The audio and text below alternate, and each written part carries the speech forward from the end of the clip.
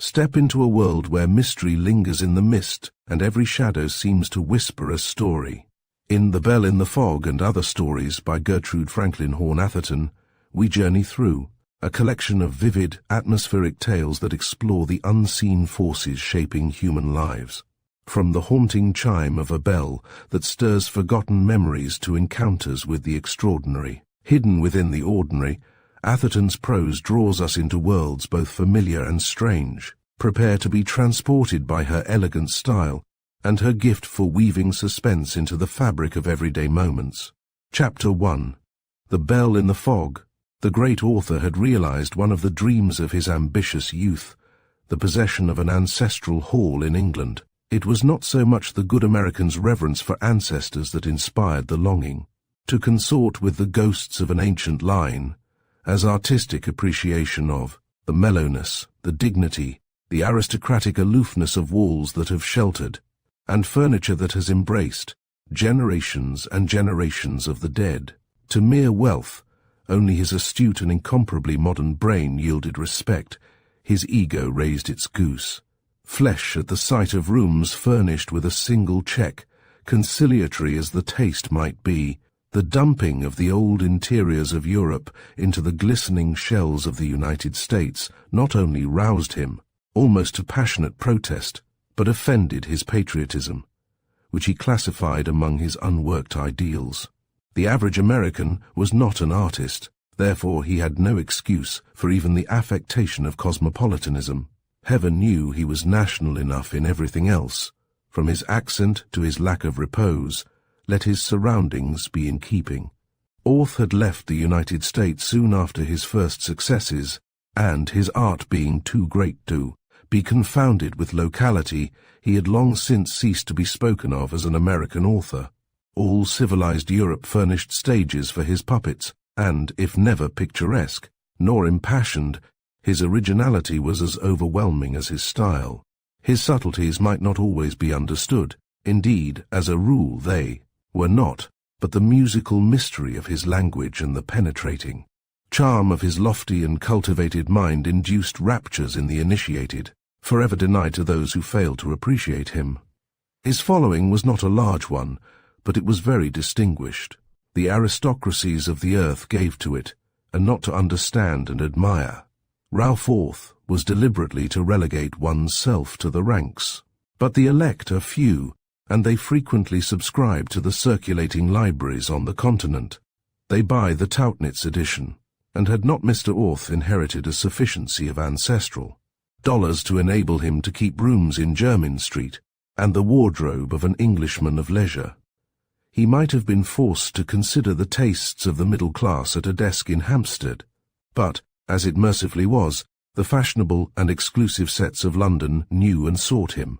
He was too wary to become a fad, and too sophisticated to grate or bore. Consequently, his popularity continued evenly from year to year, and long since he had come to be regarded as one of them. He was not keenly addicted to sport, but he could handle a gun, and all men respected his dignity and breeding. They cared less for his books than women did, perhaps because patience is not a characteristic of their sex. I am alluding, however, in this instance, to men of the world. A group of young literary men, and one or two women, put him on a pedestal and kissed the earth before it. Naturally, they imitated him, and as this flattered him, and he had a kindly heart deep among the cerecloths of his formalities, he, sooner or later, wrote appreciations of them all, which nobody living could understand, but which, owing to the subtitle and signature, answered every purpose. With all this, however, he was not utterly content. From the 12th of August until late in the winter, when he did not go to Homburg and the Riviera, he visited the best houses in England, slept in state chambers, and meditated in historic parks. But the country was his one passion, and he longed for his own acres. He was turning 50 when his great-aunt died and made him her heir, as a poor reward for his immortal services to literature. Read the will of this phenomenally appreciative relative. The estate was a large one. There was a rush for his books. New editions were announced. He smiled with cynicism, not unmixed with sadness, but he was very grateful for the money. and as soon as his fastidious taste would permit, he bought him a country seat. The place gratified all his ideals and dreams, for he had romanced about. His sometime English possession, as he had never dreamed of woman. It had once been the property of the church, and the ruin of cloister, and chapel above the ancient wood was sharp against the low pale sky. Even the house itself was Tudor, but wealth from generation to generation had kept it in repair, and the lawns were as velvety, the hedges as rigid, the trees as aged as any in his own works. It was not a castle nor a great property, but it was quite perfect, and for a long while he felt like a bridegroom on a succession of honeymoons. He often laid his hand against the rough ivied walls in a lingering caress. After a time he returned the hospitalities of his friends and his invitations, given with the exclusiveness of his great distinction, were never refused. Americans visiting England eagerly sought for letters to him, and if they were, sometimes benumbed by that cold and formal presence, and awed by the silences of Chillingsworth, the few who entered there, they thrilled in anticipation of verbal triumphs, and forthwith bought an entire set of his books. It was characteristic that they dared not ask him for his autograph. Although women invariably described him as brilliant, a few men affirmed that he was gentle and lovable, and any one of them was well content to spend weeks at Chillingsworth with no other companion. But on the whole, he was rather a lonely man. It occurred to him how lonely he was one gay June morning when the sunlight was streaming through his narrow windows, illuminating tapestries and armor. The family portraits of the young profligate from whom he had made this splendid purchase, dusting its gold on the black wood of wainscot and floor. He was in the gallery at the moment, studying one of his two favorite portraits, a gallant little lad in the green costume of Robin Hood. The boy's expression was imperious and radiant, and he had that perfect beauty which in any disposition appealed so powerfully to the author. But as Orth stared today at the brilliant youth, of whose life he knew nothing, he suddenly became aware of a human stirring at the foundations of his aesthetic pleasure. I wish he were alive and here, he thought with a sigh. What a jolly little companion he would be, and this fine old mansion would make a far more complimentary setting for him than for me. He turned away abruptly, only to find himself face to face with the portrait of a little girl who was quite unlike the boy, yet so perfect, in her own way, and so unmistakably painted by the same hand, that he had long since concluded they had been brother and sister. She was angelically fair, and young as she could not have been more than 6 years old. Her dark blue eyes had a beauty of mind which must have been remarkable 20 years later. Her pouting mouth was like a little scarlet serpent, her skin almost transparent, her pale hair fell waving, not curled with the orthodoxy of childhood, about her tender bare shoulders. She wore a long white frock, and clasped tightly against her breast a doll far more gorgeously arrayed than herself. Behind her were the ruins and the woods of Chillingsworth. Orth had studied this portrait many times, for the sake of an art which he understood, almost as well as his own, but today he saw only the lovely child. He forgot even the boy in the intensity of this new and personal absorption. Did she live to grow up, I wonder? He thought, she should have made a remarkable, even a famous woman, with those eyes and that brow. But could the spirit within that ethereal frame stand the enlightenments of maturity? Would not that mind, purged perhaps in a long probation from the dross of other existences, flee in disgust from the commonplace problems of a woman's life? Such perfect beings should die while they are still perfect. Still, it is possible that this little girl, whoever she was idealized by the artist who painted into her his own dream of exquisite childhood. Again he turned away impatiently. I believe I am rather fond of children, he admitted. I catch myself watching them on the street when they are pretty enough. Well, who does not like them? He added, with some defiance. He went back to his work. He was chiseling a story which was to be the foremost excuse of a magazine as yet unborn. At the end of half an hour, he threw down his wondrous instrument, which looked not unlike an ordinary pen, and making no attempt to disobey the desire that possessed him, went back to the gallery. The dark, splendid boy, the angelic little girl were all he saw, even of the several children in that roll call of the past, and they seemed to look straight down his eyes into depths where the fragmentary ghosts of unrecorded ancestors gave faint musical response. The dead's kindly recognition of the dead, he thought. But I wish these children were alive. For a week he haunted the gallery, and the children haunted him. Then he became impatient and angry. "I am mooning like a barren woman," he exclaimed. "I must take the briefest way of getting those youngsters off my mind." With the help of his secretary, he ransacked the library and finally brought to light the gallery catalogue which had been named in the inventory. He discovered that his children were the Viscount Tancred and the Lady Blanche Mortlake, son and daughter of the 2nd Earl of Teignmouth. Little wiser than before, he sat down at once and wrote to the present Earl, asking for some account of the lives of the children. He awaited the answer with more restlessness than he usually permitted himself, and took long walks, ostentatiously avoiding the gallery. "I believe those youngsters have obsessed me," he thought, more than once. "They certainly are beautiful enough, and the last time I looked at them in that waning light, they were fairly alive. Would that they were, and scampering about this park." Lord Teignmouth, who was intensely grateful to him, answered promptly. "I am afraid," he wrote, "that I don't know much about my ancestors, those who didn't do something or other, but I have a vague remembrance of having been told by an aunt of mine, who lives on the family traditions, she isn't married, that the little chap was drowned in the river, and that the little girl died too, I mean when she was a little girl, wasted away or something. I'm such a beastly idiot about expressing myself that I wouldn't dare to write to you at all if you weren't really great. That is actually all I can tell you, and I am afraid the painter was their only biographer. The author was gratified that the girl had died young, but grieved for the boy. Although he had avoided the gallery of late, his practised imagination had evoked from the throngs of history the high-handed and brilliant, surely adventurous career of the 3rd Earl of Teignmouth. He had pondered upon the deep delights of directing such a mind and character, and had caught himself envying the dust that was older still. When he read of the lad's early death, in spite of his regret that such promise should have come to naught, he admitted to a secret thrill of satisfaction that the boy had so soon ceased to belong to anyone. Then he smiled with both sadness and humour. "What an old fool I am," he admitted. "I believe I not only wish those children were alive, but that they were my own." The frank admission proved fatal. He made straight for the gallery.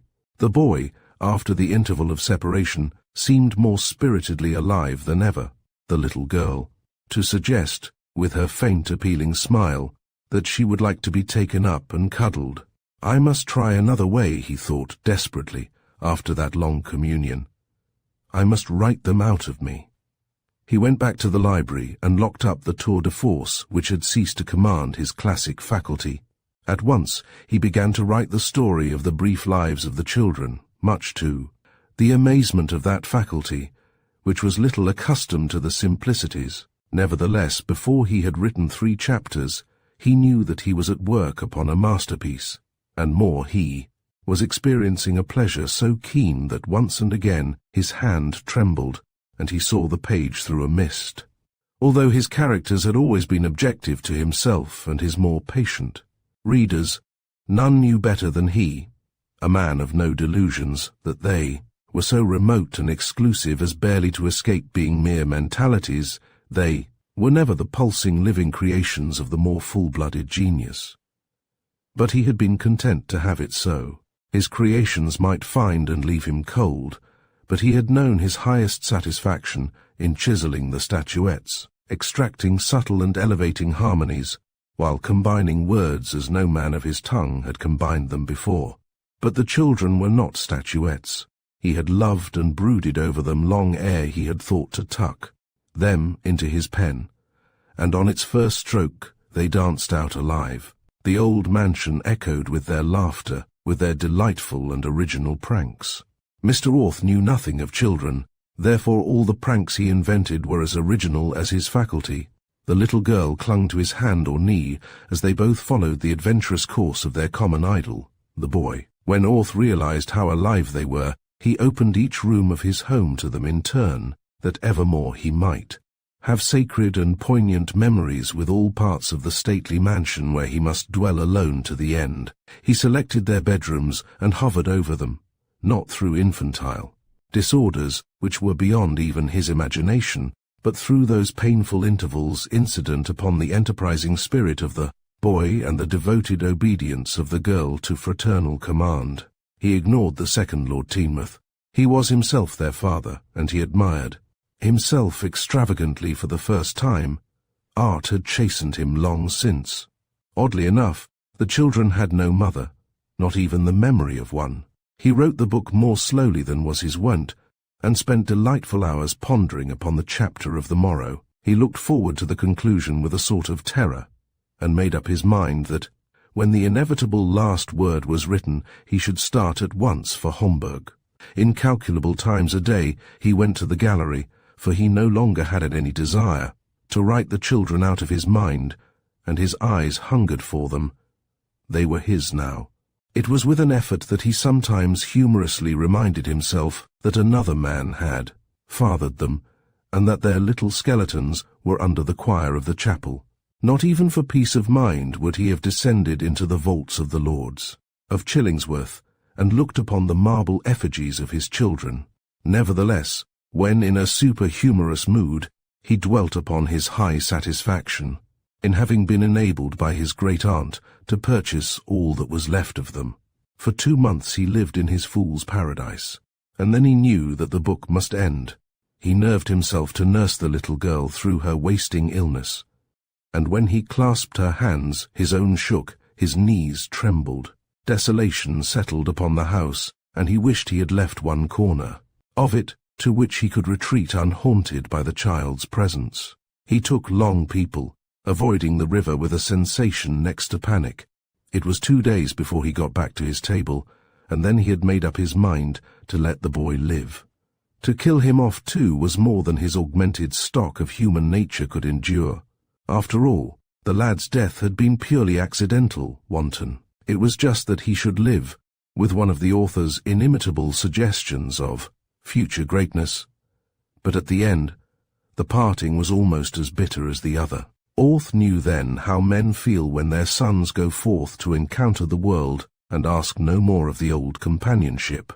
The author's boxes were packed. He sent the manuscript to his publisher an hour after it was finished. He could not have given it a final reading to have saved it from failure, directed his secretary to examine the proof under a microscope, and left the next morning for Homburg. There, in inmost circles, he forgot his children. He visited in several of the great houses of the continent until November, then returned to London to find his book the literary topic of the day. His secretary handed him the reviews, and for once in a way he read the finalities of the nameless. He found himself hailed as a genius, and compared in astonished phrases to the prodigiously clever talent which the world for 20 years had isolated under the name of Ralph Orth. This pleased him, for every writer is human enough to wish to be hailed as a genius, and immediately. Many are, and many wait. It depends upon the fashion of the moment, and the needs and bias of those who write of writers. Orth had waited 20 years, but his past was bedecked with the headstones of geniuses long since forgotten. He was gratified to come thus publicly into his estate, but soon reminded himself that all the adulation of which a belated world was capable could not give him one thrill of the pleasure which the companionship of that book had given him while creating. It was the keenest pleasure in his memory, and when a man is 50 and has written many books, that is saying a great deal. He allowed what society was in town to lavish honours upon him for something over a month, then cancelled all his engagements and went down to Chillingsworth. His estate was in Hertfordshire, that county of gentle hills and tangled lanes, of ancient oaks and wide wild heaths, of historic houses and dark woods and green fields innumerable, a Wordsworthian shire steeped in the deepest peace of England. As Orth drove towards his own gates, he had the typical English sunset to gaze upon, a red streak with a church spire against it. His woods were silent. In the fields, the cows stood as if conscious of their part. The ivy on his old grey towers had been young with his children. He spent a haunted night, but the next day stranger happenings began. Chapter 2. He rose early and went for one of his long walks. England seems to cry out to be walked upon, and Orth, like others of the transplanted, experienced to the full the country's gift of foot restlessness and mental calm. Calm flees, however, when the ego is rampant, and today, as upon others too recent, Orth's soul was as restless as his feet. He had walked for 2 hours when he entered the wood of his neighbour's estate, a domain seldom honoured by him as it, too, had been bought by an American, a flighty hunting widow who displeased the fastidious taste of the author. He heard children's voices, and turned with the quick prompting of retreat. As he did so, he came face to face, on the narrow path, with a little girl. For the moment he was possessed by the most hideous sensation which can visit a man's being, abject terror. He believed that body and soul were disintegrating. The child before him was his child, the original of a portrait in which the artist, dead 2 centuries ago, had missed exact fidelity after all. The difference, even his rolling vision took note, lay in the warm, pure living, whiteness, and the deeper spiritual suggestion of the child in his path. Fortunately for his self-respect, the surrender lasted but a moment. The little girl spoke. "You look real sick," she said. "Shall I lead you home?" The voice was soft and sweet, but the intonation, the vernacular, were American, and not of the highest class. The shock was, if possible, more agonizing than the other, but this time Orth rose to the occasion. "Who are you?" he demanded, with asperity. "What is your name? Where do you live?" The child smiled, an angelic smile, although she was evidently amused. "I never had so many questions asked me all at once," she said, "but I don't mind, and I'm glad you're not sick. I'm Mrs. Jenny Root's little girl. My father's dead." "My name is Blanche. You are sick?" "No, and I live in Rome, New York State. We've come over here to visit Pa's relations." Orth took the child's hand in his. It was very warm and soft. "Take me to your mother," he said firmly, "now, at once. You can return and play afterwards, and as I wouldn't have you disappointed for the world, I'll send to town today for a beautiful doll." The little girl, whose face had fallen, flashed her delight, but walked with great dignity beside him. He groaned in his depths as he saw they were pointing for the widow's house, but made up his mind that he would know the history of the child and of all her ancestors, if he had to sit down at table with his obnoxious neighbour. To his surprise, however, the child did not lead him into the park, but towards one of the old stone houses of the tenantry. "Pa's great-great-great-grandfather lived there," she remarked, with all the American's pride of ancestry. Orth did not smile, however. Only the warm clasp of the hand in his, the soft, thrilling voice of his still mysterious companion, prevented him from feeling as if moving through the mazes of one of his own famous ghost stories. The child ushered him into the dining room, where an old man was seated at the table reading his Bible. The room was at least 800 years old. The ceiling was supported by the trunk of a tree, black and probably petrified. The windows had still their diamond panes, separated, no doubt, by the original lead. Beyond was a large kitchen in which were several women. The old man, who looked patriarchal enough to have laid the foundations of his dwelling, glanced up and regarded the visitor without hospitality. His expression softened as his eyes moved to the child. "Who have ye brought?" he asked. He removed his spectacles. "Ah!" He rose and offered the author a chair. At the same moment, the women entered the room. "Of course you've fallen in love with Blanche, sir," said one of them. "Everybody does." "Yes, that is it. Quite so." Confusion still prevailing among his faculties, he clung to the naked truth. "This little girl has interested and startled me because she bears a precise resemblance to one of the portraits in Chillingsworth, painted about 200 years ago. Such extraordinary likenesses do not occur without reason, as a rule, and, as I admired my portrait so deeply that I have written a story about it. You will not think it unnatural, if I am more than curious to discover the reason for this resemblance. The little girl tells me that her ancestors lived in this very house, and as my little girl lived next door, so to speak, there undoubtedly is a natural reason for the resemblance. His host closed the Bible, put his spectacles in his pocket, and hobbled out of the house. "He'll never talk of family secrets," said an elderly woman, who introduced herself as the old man's daughter and had placed bread and milk before the guest. "There are secrets in every family, and we have ours, but he'll never tell those old tales.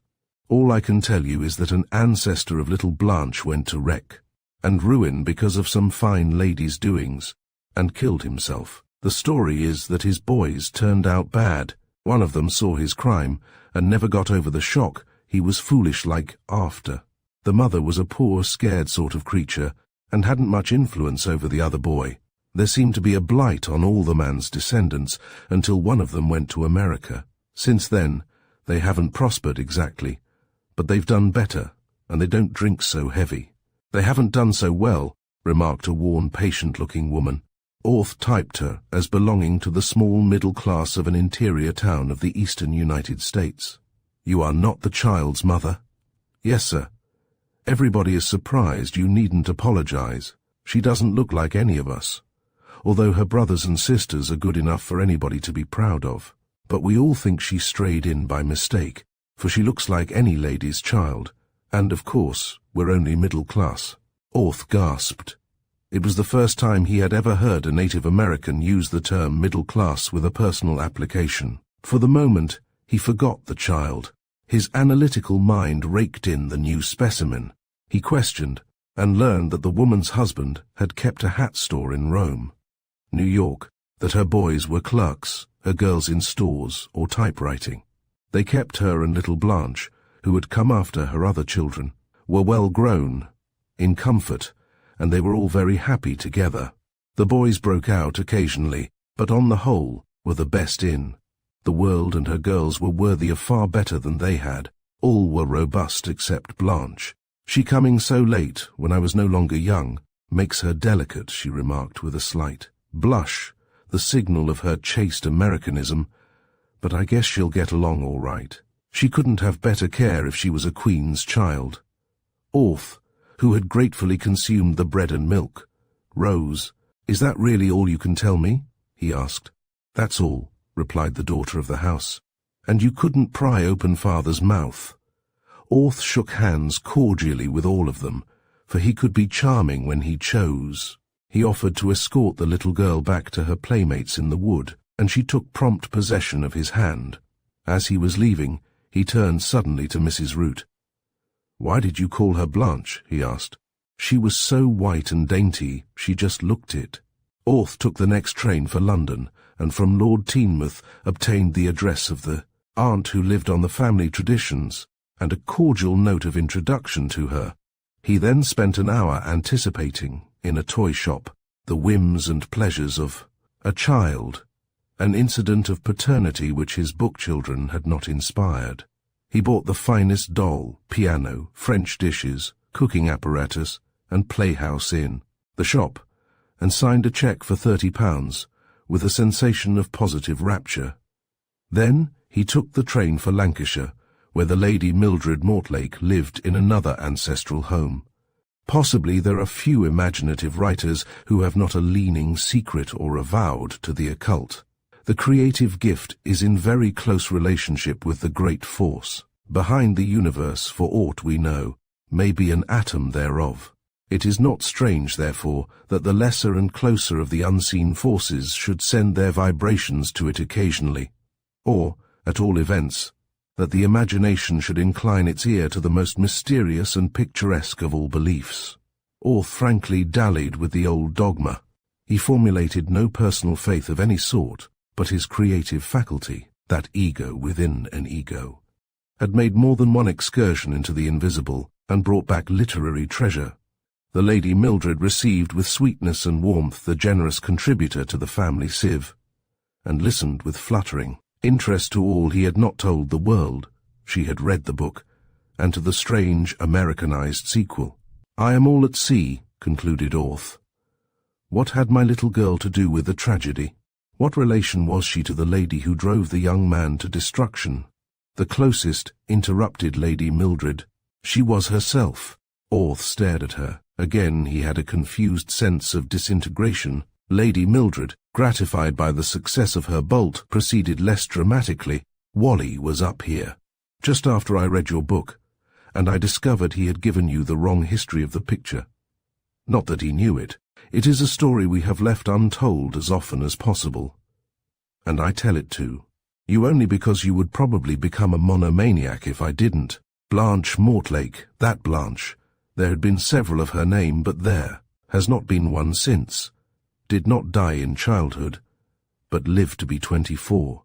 She was an angelic child, but little angels sometimes grow up into very naughty girls. I believe she was delicate as a child, which probably gave her that spiritual look. Perhaps she was spoiled and flattered, until her poor little soul was stifled, which is likely. At all events, she was the coquette of her day. She seemed to care for nothing but breaking hearts, and she did not stop when she married either. She hated her husband, and became reckless. She had no children. So far the tale is not an uncommon one, but the worst, and what makes the ugliest stain in our annals, is to come. She was alone one summer at Chillingsworth, where she had taken temporary refuge from her husband, and she amused herself, some say fell in love, with a young man of the yeomanry, a tenant of the next estate. His name was Root. He, so it comes down to us, was a magnificent specimen of his kind, and in those days the yeomanry gave us our great soldiers. His beauty of face was quite as remarkable as his physique. He led all, the rural youth in sport, and was a bit above his class in every way.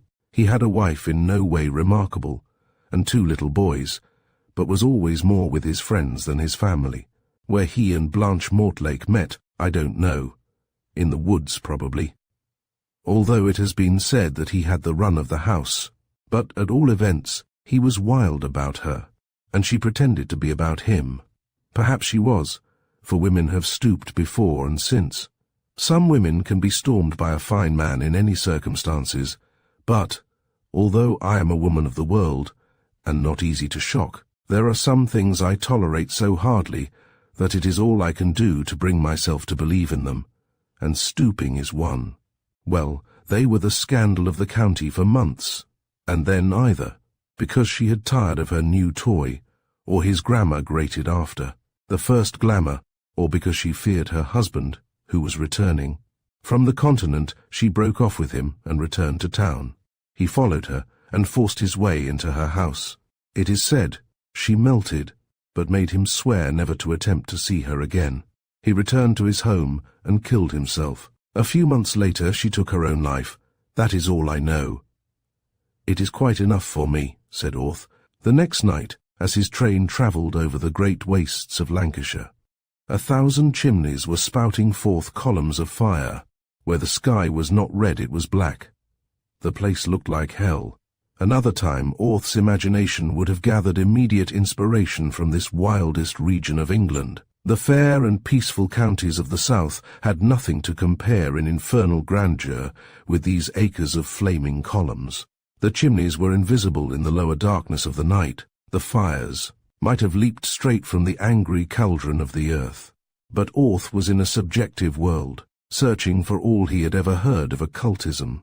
He recalled that the sinful dead are doomed, according to this belief, to linger for vast reaches of time in that borderland which is close to earth, eventually sent back to work out their final salvation, that they work it out among the descendants of the people they have wronged, that self-harm is held by the devotees of occultism to be a cardinal sin, abhorred and execrated. Authors are far closer to the truths enfolded in mystery than ordinary people, because of that very audacity of imagination which irritates their plodding critics. As only those who dare to make mistakes succeed greatly, only those who shake free the wings of their imagination brush, once in a way, the secrets of the great pale world. If such writers go wrong, It is not for the mere brains to tell them so. Upon Orth's return to Chillingsworth, he called at once upon the child, and found her happy among his gifts. She put her arms about his neck, and covered his serene, unlined face with soft kisses. This completed the conquest. Orth from that moment adored her as a child, irrespective of the psychological problem. Gradually he managed to monopolize her. From long walks it was but a step to take her home for luncheon. The hours of her visits lengthened. He had a room fitted up as a nursery, and filled with the wonders of Toyland. He took her to London to see the pantomimes, 2 days before Christmas, to buy presents for her relatives, and together they strung them upon the most wonderful Christmas tree that the old hall of Chillingsworth had ever embraced. She had a donkey cart, and a trained nurse, disguised as a maid, to wait upon her. Before a month had passed, she was living in state at Chillingsworth, and paying daily visits to her mother. Mrs. Root was deeply flattered, and apparently well content. Orth told her plainly that he should make the child independent, and educate her, meanwhile. Mrs. Root intended to spend 6 months in England, and Orth was in no hurry to alarm her by broaching his ultimate design. He reformed Blanche's accent and vocabulary, and read to her out of books which would have addled the brains of most little maids of 6, but she seemed to enjoy them, although she seldom made a comment. He was always ready to play games with her, but she was a gentle little thing, and moreover, tired easily. She preferred to sit in the depths of a big chair, toasting her bare toes, at the log fire in the hall, while her friend read or talked to her. Although she was thoughtful, and, when left to herself, given to dreaming, his patient observation could detect nothing uncanny about her. Moreover, she had a quick sense of humor. She was easily amused, and could laugh as merrily as any child in the world. He was resigning all hope of further development on the shadowy side when one day he took her to the picture gallery. It was the first warm day of summer. The gallery was not heated, and he had not dared to take his frail visitor into its chilly spaces during the winter and spring. Although he had wished to see the effect of the picture on the child, he had shrunk from the bare possibility of the very developments. The mental part of him craved, the other was warmed and satisfied for the first time, and held itself aloof from disturbance. But one day the sun streamed through the old windows, and obeying a sudden impulse, he led Blanche to the gallery. It was some time before he approached the child of his earlier love. Again he hesitated. He pointed out many other fine pictures, and Blanche smiled appreciatively at his remarks that were wise in criticism and interesting in matter. He never knew just how much she understood, but the very fact that there were depths in the child beyond his probing riveted his chains. Suddenly he wheeled about and waved his hand to her prototype. "What do you think of that?" he asked. "You remember, I told you of the likeness the day I met you." She looked indifferently at the picture, but he noticed that her color changed. Oddly, its pure white tone gave place to an equally delicate gray. "I have seen it before," she said. "I came in here one day to look at it, and I have been quite often since. You never forbade me," she added, looking at him appealingly, but dropping her eyes quickly. "And I like the little girl, and the boy, very much." "Do you? Why?" "I don't know." A formula in which she had taken refuge before. Still her candid eyes were lowered, but she was quite calm. Orth, instead of questioning, merely fixed his eyes upon her, and waited. In a moment she stirred uneasily, but she did not laugh nervously, as another child would have done.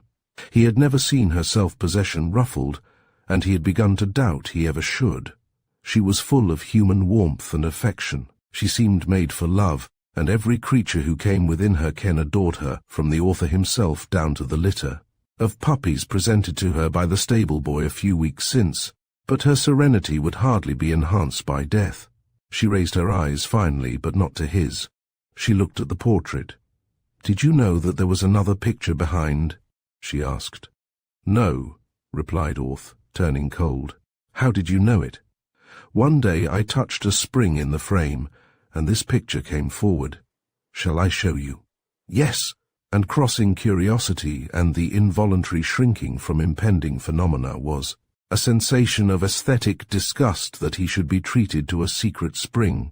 The little girl touched hers, and that other Blanche sprang aside so quickly that she might have been impelled by a sharp blow from behind. Orth narrowed his eyes and stared at what she revealed. He felt that his own Blanche was watching him, and set his features, although his breath was short. There was the Lady Blanche Mortlake in the splendor of her young womanhood, beyond a doubt. Gone were all traces of her spiritual childhood, except, perhaps, in the shadows of the mouth, but more than fulfilled were the promises of her mind. Assuredly, the woman had been as brilliant and gifted as she had been restless and passionate. She wore her very pearls with arrogance. Her very hands were tense with eager life. Her whole being breathed mutiny. Orth turned abruptly to Blanche, who had transferred her attention to the picture. "What a tragedy is there!" he exclaimed, with a fierce attempt at lightness. "Think of a woman having all that pent up within her 2 centuries ago, and at the mercy of a stupid family, no doubt, and a still stupider husband. No wonder, today, a woman like that might not be a model for all the virtues, but she certainly would use her gifts and become famous, the while living her life too fully to have any place in it for yeomen, and such, or even for the trivial business of breaking hearts." He put his finger under Blanche's chin and raised her face, but he could not compel her gaze. "You are the exact image of that little girl," he said, "except that you are even purer and finer. She had no chance, none whatever. You live in the woman's age. Your opportunities will be infinite. I shall see to it that they are. What you wish to be, you shall be. There will be no pent-up energies here to burst out into disaster for yourself and others. You shall be trained to self-control. That is, if you ever develop self-will, dear child, every faculty shall be educated. Every school of life you desire knowledge through shall be open to you. You shall become that finest flower of civilization, a woman who knows how to use her independence." She raised her eyes slowly and gave him a look which stirred the roots of sensation, a long look of unspeakable melancholy. Her chest rose once, then she set her lips tightly and dropped her eyes. "What do you mean?" he cried roughly, for his soul was chattering. "Is it, do you—" He dared not go too far, and concluded lamely. "You mean you fear that your mother will not give you to me when she goes? You have divined that I wish to adopt you. Answer me, will you?" But she only lowered her head and turned away, and he, fearing to frighten or repel her, apologized. For his abruptness restored the outer picture to its place, and led her from the gallery. He sent her at once to the nursery, and when she came down to luncheon and took her place at his right hand, she was as natural and childlike as ever. For some days he restrained his curiosity, but one evening, as they were sitting before the fire in the hall listening to the storm, and just after he had told her the story of the Errol King, he took her on his knee and asked her gently if she would not tell him what had been in her thoughts when he had drawn her brilliant future. Again her face turned grey, and she dropped her eyes. "I cannot," she said. Perhaps I don't know. Was it what I suggested?" She shook her head, then looked at him with a shrinking appeal which forced him to drop the subject. He went the next day alone to the gallery, and looked long at the portrait of the woman. She stirred no response in him, nor could he feel that the woman of Blanche's future would stir the man in him. The paternal was all he had to give, but that was hers forever. He went out into the park and found Blanche digging in her garden, very dirty and absorbed. The next afternoon, however, entering the hall noiselessly, he saw her sitting in her big chair, gazing out into nothing visible, her whole face settled in melancholy. He asked her if she were ill, and she recalled herself at once, but confessed to feeling tired. Soon after this, he noticed that she lingered longer in the comfortable depths of her chair and seldom went out, except with himself. She insisted that she was quite well, but after he had surprised her again, looking as sad as if she had renounced every joy of childhood, he summoned from London a doctor renowned for his success with children. The scientist questioned and examined her. When she had left the room, he shrugged his shoulders. She might have been born with 10 years of life in her, or she might grow up into a buxom woman," he said. "I confess I cannot tell. She appears to be sound enough, but I have no X-rays in my eyes, and for all I know she may be on the verge of decay. She certainly has the look of those who die young. I've never seen so spiritual a child, but I can put my finger on nothing.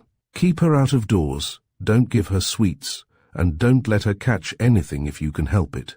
Orth and the child spent the long warm days of summer under the trees of the park, or driving in the quiet lanes. Guests were unbidden, and his pen was idle. All that was human in him had gone out to Blanche. He loved her, and she was a perpetual delight to him. The rest of the world received the large measure of his indifference. There was no further change in her, and apprehension slept and let him sleep. He had persuaded Mrs. Root to remain in England for a year. He sent her theatre tickets every week, and placed a horse and phaeton at her disposal. She was enjoying herself, and seeing less and less of Blanche. He took the child to Bournemouth for a fortnight, and again to Scotland, both of which outings benefited as much as they pleased her.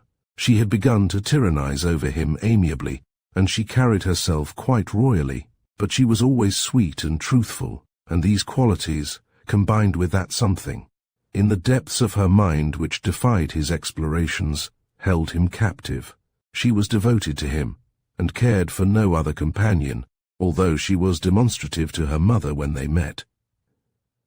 It was in the 10th month of this idyll of the lonely man and the lonely child that Mrs. Root flurriedly entered the library of Chillingsworth, where Orth happened to be alone. "Oh, sir," she exclaimed, "I must go home. My daughter Grace writes me, she should have done it before, that the boys are not behaving as well as they should. She didn't tell me. As I was having such a good time, she just hated to worry. Me, heaven knows I've had enough worry, but now I must go. I just couldn't stay. Boys are an awful responsibility. Girls ain't a circumstance to them, although mine are a handful sometimes." Orth had written about too many women to interrupt the flow. He let her talk until she paused to recuperate her forces. Then he said quietly, "I am sorry this has come so suddenly, for it forces me to broach a subject at once which I would rather have postponed until the idea had taken possession of you. By degrees, I know what it is you want to say, sir," she broke in, "and I've reproached myself that I haven't warned you before, but I didn't like to be the one to speak first. You want Blanche. Of course, I couldn't help seeing that, but I can't let her go, sir, indeed I can't." "Yes," he said firmly, "I want to adopt Blanche, and I hardly think you can refuse, for you must know how greatly it will be to her advantage. She's a wonderful child. You have never been blind to that. She should have every opportunity, not only of money, but of association. If I adopt her legally, I shall of course make her my heir, and there is no reason why she should not grow up as great a lady as any in England." The poor woman turned white and burst into tears. "I've sat up nights and nights, struggling," she said, when she could speak. "That, and missing her. I couldn't stand in her light, and I let her stay. I know I oughtn't to now. I mean, stand in her light. But, sir, she is dearer than all the others put together. Then live here in England, at least for some years longer. I will gladly relieve your children of your support, and you can see Blanche as often as you choose." "I can't do that, sir. After all, she is only one, and there are 6 others. I can't desert them. They all need me, if only to keep them together. 3 girls unmarried, and out in the world, and 3 boys just a little inclined to be wild. There is another point, sir. I don't exactly know how to say it." "Well?" asked Orth kindly. This American woman thought him the ideal gentleman, although the mistress of the estate on which she visited called him a bore and a snob. "It is, well, you must know, you can imagine, that her brothers and sisters just worship Blanche. They save their dimes to buy her everything she wants, or used to want. Heaven knows what will satisfy her now, although I can't see that she's one bit spoiled. But she's just like a religion to them. They're not much on church. I'll tell you, sir, what I couldn't say to anyone else, not even to these relations who've been so kind to me. But There's wildness, just a streak, in all my children, and I believe, I know, it's Blanche that keeps them straight. My girls get bitter sometimes, work all the week and little fun, not caring for common men, and no chance to marry gentlemen. And sometimes they break out and talk dreadful. Then, when they're over it, they say they'll live for Blanche. They've said it over and over, and they mean it. Every sacrifice they've made for her, and they've made many, has done them good. It isn't that Blanche ever says a word of the preachy sort, or has anything of the Sunday school child about her, or even tries to smooth them down when they're excited.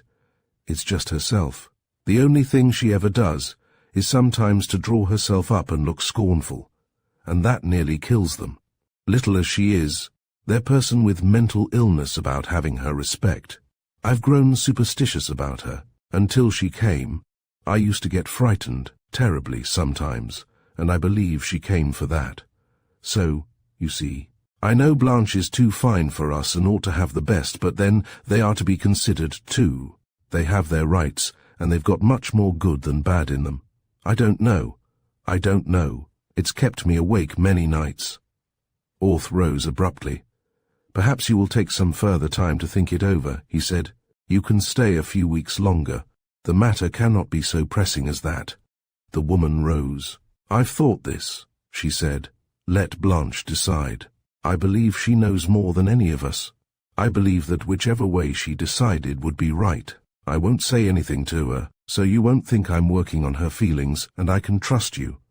But she'll know. Why do you think that? Asked Orth sharply. There is nothing uncanny about the child. She is not yet 7 years old. Why should you place such a responsibility upon her? Do you think she's like other children? I know nothing of other children. I do, sir. I've raised 6, and I've seen hundreds of others. I never was one to be a fool about my own, but Blanche isn't like any other child living. I'm certain of it. What do you think? And the woman answered, according to her lights, I think she's an angel, and came to us because we needed her. And I think she is Blanche Mortlake working out the last of her salvation, thought the author, but he made no reply, and was alone in a moment. It was several days before he spoke to Blanche, and then, one morning, when she was sitting on her mat on the lawn with the light full upon her, he told her abruptly that her mother must return home. To his surprise but unutterable delight, she burst into tears and flung herself into his arms. You need not leave me, he said, when he could find his own voice. You can stay here always and be my little girl. It all rests with you. I can't stay, she sobbed. I can't. And that is what made you so sad once or twice? He asked, with a double eagerness. She made no reply. Oh, he said passionately, give me your confidence, Blanche. You are the only breathing thing that I love. If I could, I would, she said. But I don't know. Not quite. How much do you know? But she sobbed again and would not answer. He dared not risk too much. After all, the physical barrier between the past and the present was very young. Well then, we will talk about the other matter. I will not pretend to disguise the fact that your mother is distressed at the idea of parting from you, and thinks it would be as sad for your brothers and sisters, whom she says you influence for their good. Do you think that you do? Yes. How do you know this? Do you know why you know everything? No, my dear, and I have great respect for your instincts. But your sisters and brothers are now old enough to take care of themselves. They must be of poor stuff if they cannot live properly without the aid of a child. Moreover, they will be marrying soon. That will also mean that your mother will have many little grandchildren to console her for your loss. I will be the one bereft if you leave me. I am the only one who really needs you. I don't say I will go to the bad, as you may have very foolishly persuaded yourself your family will do, without you, but I trust to your instincts to make you realize how unhappy, how inconsolable I shall be. I shall be the loneliest man on earth. She rubbed her face deeper into his flannels and tightened her embrace. Can't you come too? She asked. No, you must live with me wholly or not at all. Your people are not my people. Their ways are not my ways. We should not get along. And if you lived with me over there, you might as well stay here, for your influence over them would be quite as removed. Moreover, if they are of the right stuff, the memory of you will be quite as potent for good as your actual presence. Not unless I died. Again something within him trembled. Do you believe you are going to die young? He blurted out, but she would not answer. He entered the nursery abruptly the next day and found her packing her dolls. When she saw him, she sat down and began to weep hopelessly. He knew then that his fate was sealed, and when, a year later, he received her last little scrawl, he was almost glad that she went when she did. Chapter 3. The Striding Place Weigall. Continental and detached, tired early of Grouse' tragic event, to stand propped against a sod fence while his host's workmen routed up the birds with long poles and drove them towards the waiting guns, made him feel himself a parody on the ancestors who had roamed the moors and forests of this West Riding of Yorkshire in hot pursuit of game worth the tragic event. But when in England in August, he always accepted whatever proffered for the season, and invited his host to shoot pheasants on his estates in the south. The amusements of life, he argued, should be accepted with the same philosophy as its ills. It had been a bad day. A heavy rain had made the moor so spongy that it fairly sprang beneath the feet. Whether or not the grouse had haunts of their own, wherein they were immune from rheumatism, the bag had been small. The women, too, were an unusually dull lot, with the exception of a new-minded debutante who bothered Weigall at dinner by demanding the verbal restoration of the vague paintings on the vaulted roof above them. But it was no one of these things that sat on Weigall's mind as, when the other men went up to bed, he let himself out of the castle and sauntered down to the river. His intimate friend, the companion of his boyhood, the chum of his college days, his fellow traveller in many lands, the man for whom he possessed stronger affection than for all men, had mysteriously disappeared 2 days ago, and his track might have sprung to the upper air for all trace he had left behind him. He had been a guest on the adjoining estate during the past week, tragic event with the fervour of the true sportsman, making love in the intervals to Adeline Cavan, and apparently in the best of spirits. As far as was known, there was nothing to lower his mental mercury, for his rent roll was a large one. Miss Cavan blushed whenever he looked at her, and, being one of the best shots in England, he was never happier than in August. The self-harm theory was preposterous, all agreed, and there was as little reason to believe him murdered.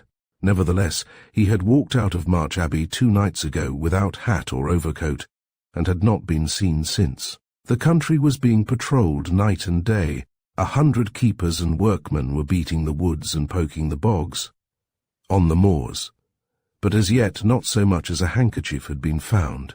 Weigall did not believe for a moment that Wyatt Gifford was dead, and although it was impossible not to be affected by the general uneasiness, he was disposed to be more angry than frightened.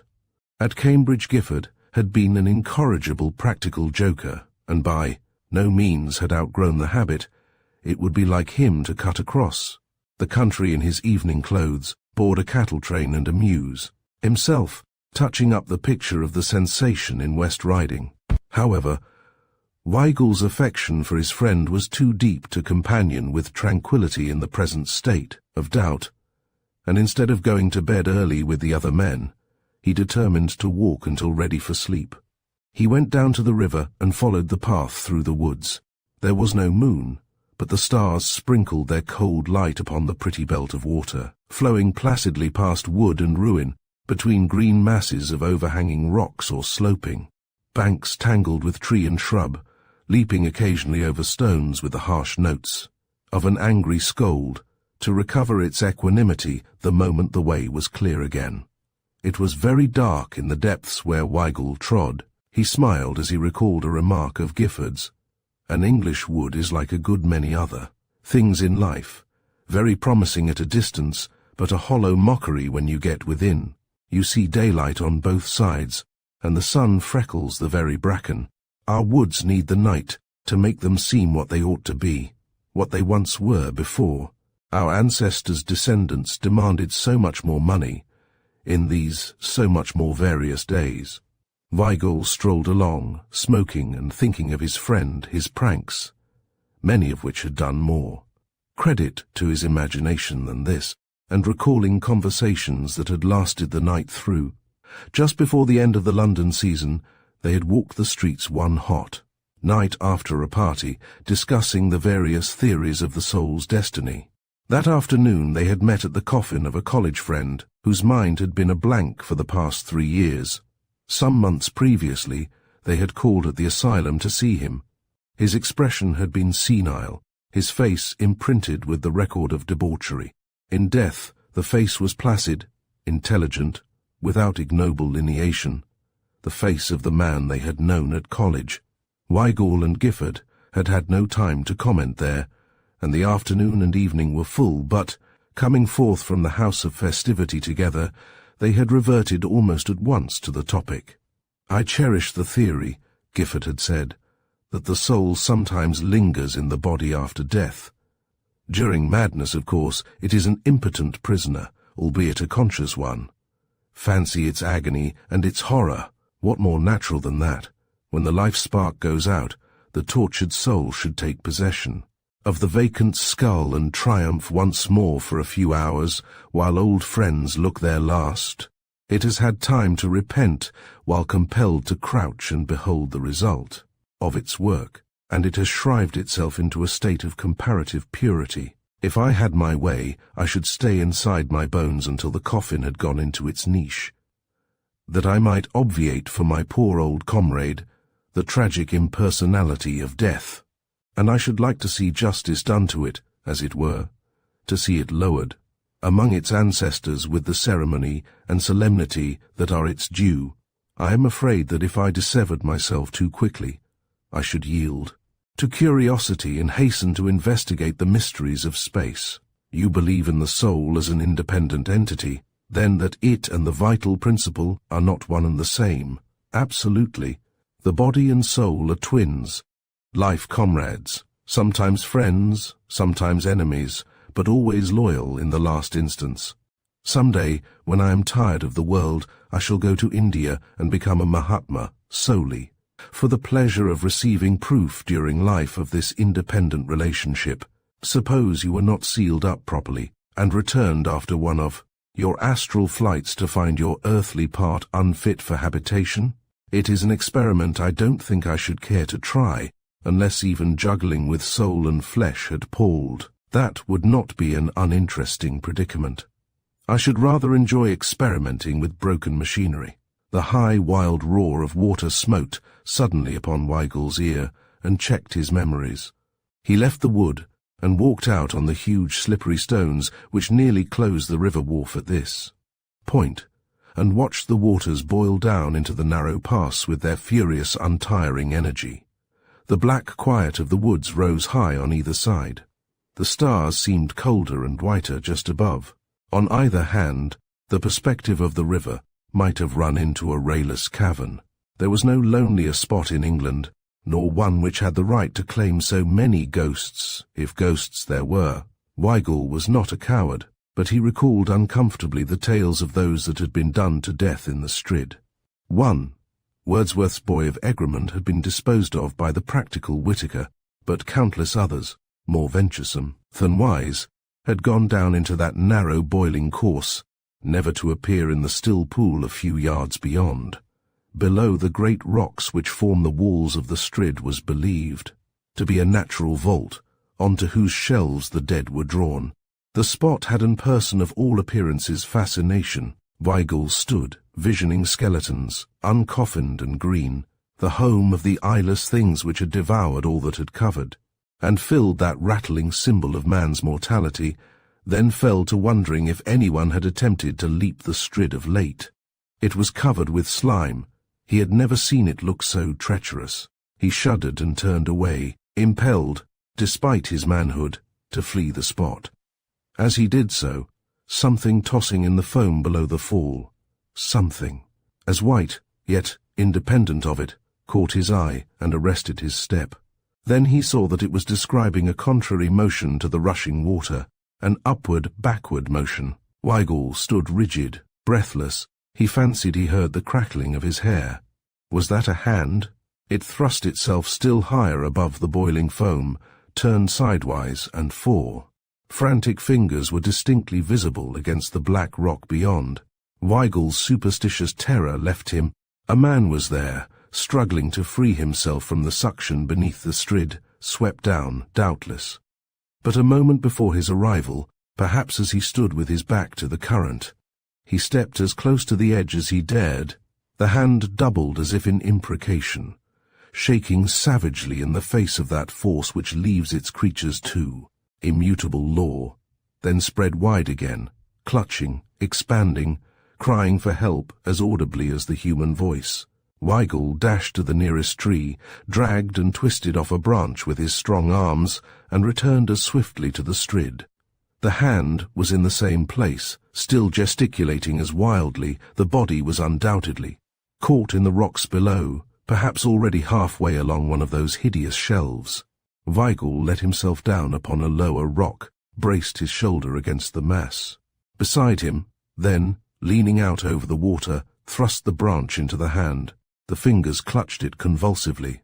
Weigel tugged powerfully, his own feet dragged perilously near the edge. For a moment he produced no impression. Then an arm shot above the waters. The blood sprang to Weigel's head. He was choked with the impression that the Strid had him in her roaring hold, and he saw nothing. Then the mist cleared. The hand and arm were nearer, although the rest of the body was still concealed by the foam. Weigel peered out with distended eyes. The meagre light revealed in the cuffs links of a peculiar device. The fingers clutching the branch were as familiar. Weigel forgot the slippery stones, the terrible death if he stepped too far. He pulled with passionate will and muscle. Memories flung themselves into the hot light of his brain, trooping rapidly upon each other's heels, as in the thought of the drowning. Most of the pleasures of his life, good and bad, were identified in some way with this friend. Scenes of college days, of travel, where they had deliberately sought adventure, and stood between one another and death upon more occasions than one, of hours, of delightful companionship among the treasures of art, and others in the pursuit, of pleasure, flashed like the changing particles of a kaleidoscope. Weigel had loved several women, but he would have flouted in these moments the thought that he had ever loved any woman as he loved Wyatt Gifford. There were so many charming women in the world, and in the 32 years of his life, he had never known another man to whom he had cared to give his intimate friendship. He threw himself on his face. His wrists were cracking, the skin was torn from his hands. The fingers still gripped the stick. There was life in them yet. Suddenly something gave way. The hand swung about, tearing the branch from Weigel's grasp. The body had been liberated and flung outward, though still submerged by the foam and spray. Weigel scrambled to his feet and sprang along the rocks, knowing that the danger from suction was over, and that Gifford must be carried straight to the quiet pool. Gifford was a fish in the water, and could live under it longer than most men. If he survived this, it would not be the first time that his pluck and science had saved him from drowning. Weigel reached the pool. A man in his evening clothes floated on it, his face turned towards a projecting rock over which his arm had fallen, upholding the body. The hand that had held the branch hung limply over the rock, its white reflection visible in the black water. Weigel plunged into the shallow pool, lifted Gifford in his arms, and returned to the bank. He laid the body down and threw off his coat, that he might be the freer to practice the methods of resuscitation. He was glad of the moment's respite. The valiant life in the man might have been exhausted in that last struggle. He had not dared to look at his face, to put his ear to the heart. The hesitation lasted but a moment. There was no time to lose. He turned to his prostrate friend. As he did so, something strange and disagreeable smote his senses. For a half-moment he did not appreciate its nature. Then his teeth clacked together, his feet, his outstretched arms pointed towards the woods. But he sprang to the side of the man and bent down and peered into his face. There was no face. Chapter 4. The Dead and the Countess, republished from the Smart Set. It was an old cemetery, and they had been long dead. Those who died nowadays were put in the new burying place on the hill, close to the Bois d'Amour, and within sound of the bells that called the living to Mass. But the little church where the Mass was celebrated stood faithfully beside the older dead. a new church indeed, had not been built in that forgotten corner of Finisterre for centuries, not since the Calvary on its pile of stones had been raised in the tiny square, surrounded then, as now perhaps, by grey naked cottages. Not since the castle with its round tower down on the river had been erected for the Counts of Croissac, but the stone walls enclosing that ancient cemetery had been kept in good repair, and there were no marijuanas within, nor toppling headstones. It looked cold and grey and desolate, like all the cemeteries of Brittany, but it was made hideous neither by tawdry gewgaws nor the license of time, and sometimes it was close to a picture of beauty. When the village celebrated its yearly pardon, a great procession came out of the church, priests in glittering robes, young men in their gala costume of black and silver, holding flashing standards aloft, and many maidens in flapping white, headdress and collar, black frocks and aprons flaunting with ribbons and lace. They marched, chanting, down the road beside the wall of the cemetery where lay the generations that in their day had held the banners and chanted the service of the pardon. For the dead were peasants and priests. The Croissacs had their burying place in a hollow of the hills behind the castle, old men and women, who had wept and died for the fishermen that had gone to the Grande Pêche and returned no more, and now and again a child slept there.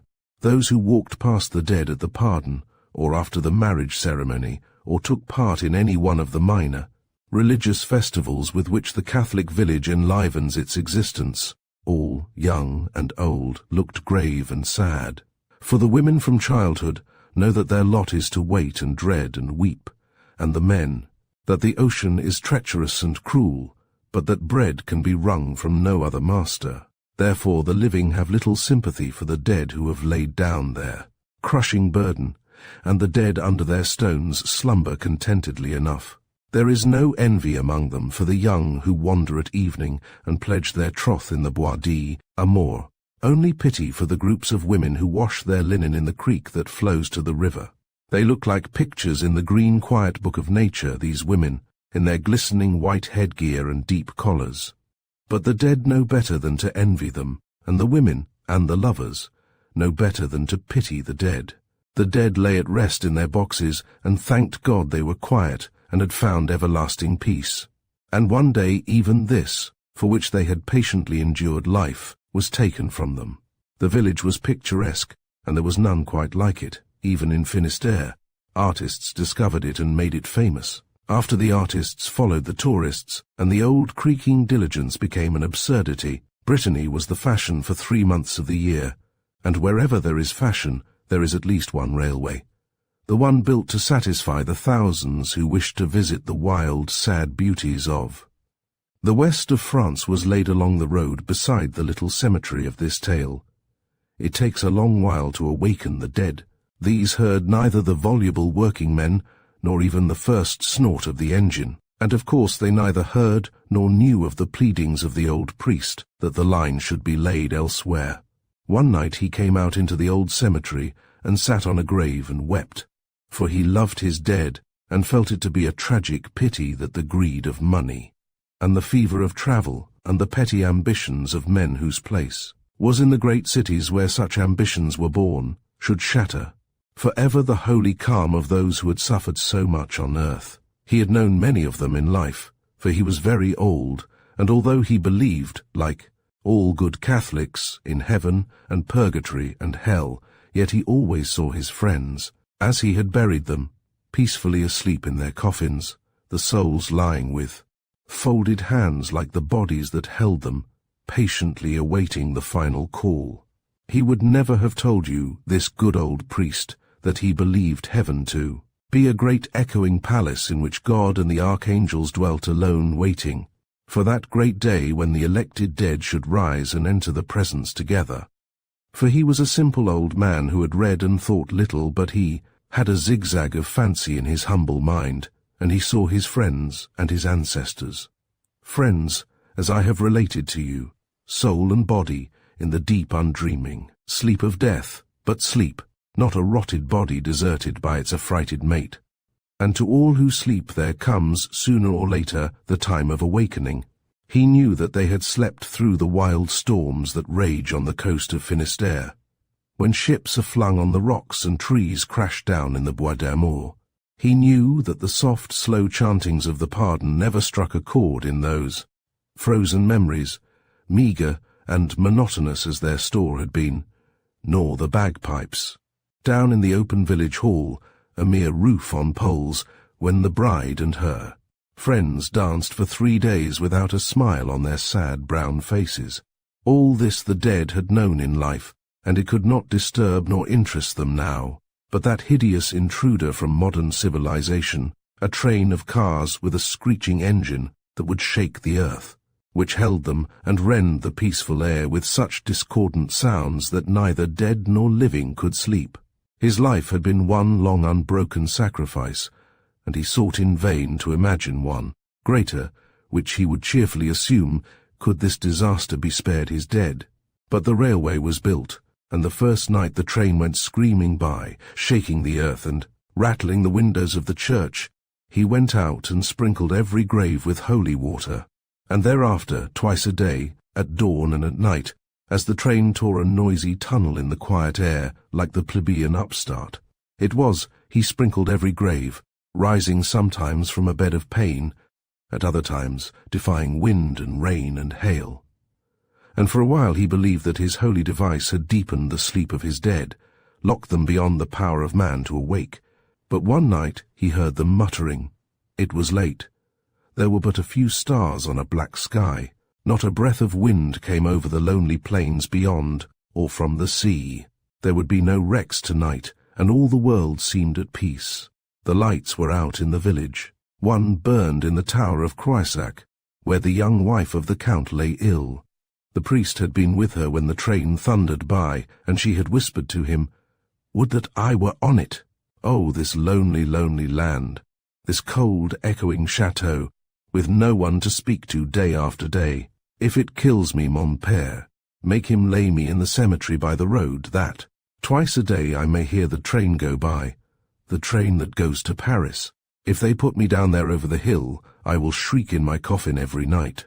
The priest had ministered as best he could to the ailing soul of the young, noble woman, with whose like he seldom dealt, and hastened back to his dead. He mused, as he toiled along the dark road with rheumatic legs, on the fact that the woman should have the same fancy as himself. If she is really sincere, poor young thing, he thought aloud, I will forbear to sprinkle holy water on her grave. For those who suffer while alive should have all they desire after death, and I am afraid the Count neglects her. But I pray God that my dead have not heard that monster tonight. And he tucked his gown under his arm and hurriedly told his rosary. But when he went about among the graves with the holy water, he heard the dead muttering. "Jean-Marie," said a voice, fumbling among its unused tones for forgotten notes. "Art thou ready? Surely that is the last call." "Nay, nay," rumbled another voice. "That is not the sound of a trumpet, François. That will be sudden and loud and sharp, like the great blasts of the north, when they come plunging over the sea from out the awful gorges of Iceland. Dost thou remember them, François? Thank the good God they spared us to die in our beds with our grandchildren. About us, and only the little wind sighing in the Bois d'Amour. Ah, the poor comrades that died in their manhood, that went to the Grand Péché once too often. Dost thou remember when the great wave curled round Ignace like his poor wife's arms, and we saw him no more? We clasped each other's hands, for we believed that we should follow, but we lived and went again and again to the Grand Péché, and died in our beds. Grace à Dieu. Why dost thou think of that now, here in the grave where it matters not, even to the living? I know not, but it was of that night when Ignace went down, that I thought as the living breath went out of me. Of what didst thou think as thou layest dying? Of the money I owed to Dominique and could not pay. I sought to ask my son to pay it, but death had come suddenly and I could not speak. God knows how they treat my name today in the village of Saint-Hilaire. Thou art forgotten, murmured another voice. I died 40 years after thee, and men remember not so long in Finistère. But thy son was my friend, and I remember that he paid the money. And my son, what of him? Is he too here? Nay, he lies deep in the northern sea. It was his second voyage, and he had returned with a purse for the young wife, the first time.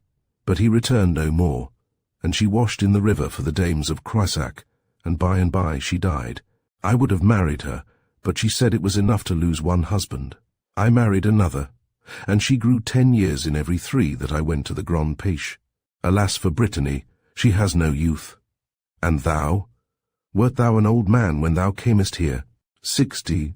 My wife came first, like many wives. She lies here. Jeanne, is thy voice my husband, not the Lord Jesus Christ's? What miracle is this? I thought that terrible sound was the trump of doom. It could not be, old Jeanne, for we are still in our graves. When the trump sounds, we shall have wings and robes of light, and fly straight up to heaven. Hast thou slept well? Aye, but why are we awakened? Is it time for purgatory, or have we been there? The good God knows. I remember nothing. Art frightened? Would that I could hold thy hand, as when thou didst slip from life into that long sleep thou didst fear, yet welcome. I am frightened, my husband, but it is sweet to hear thy voice, hoarse and hollow as it is from the mould of the grave. Thank the good God thou didst bury me with the rosary in my hands. And she began telling the beads rapidly.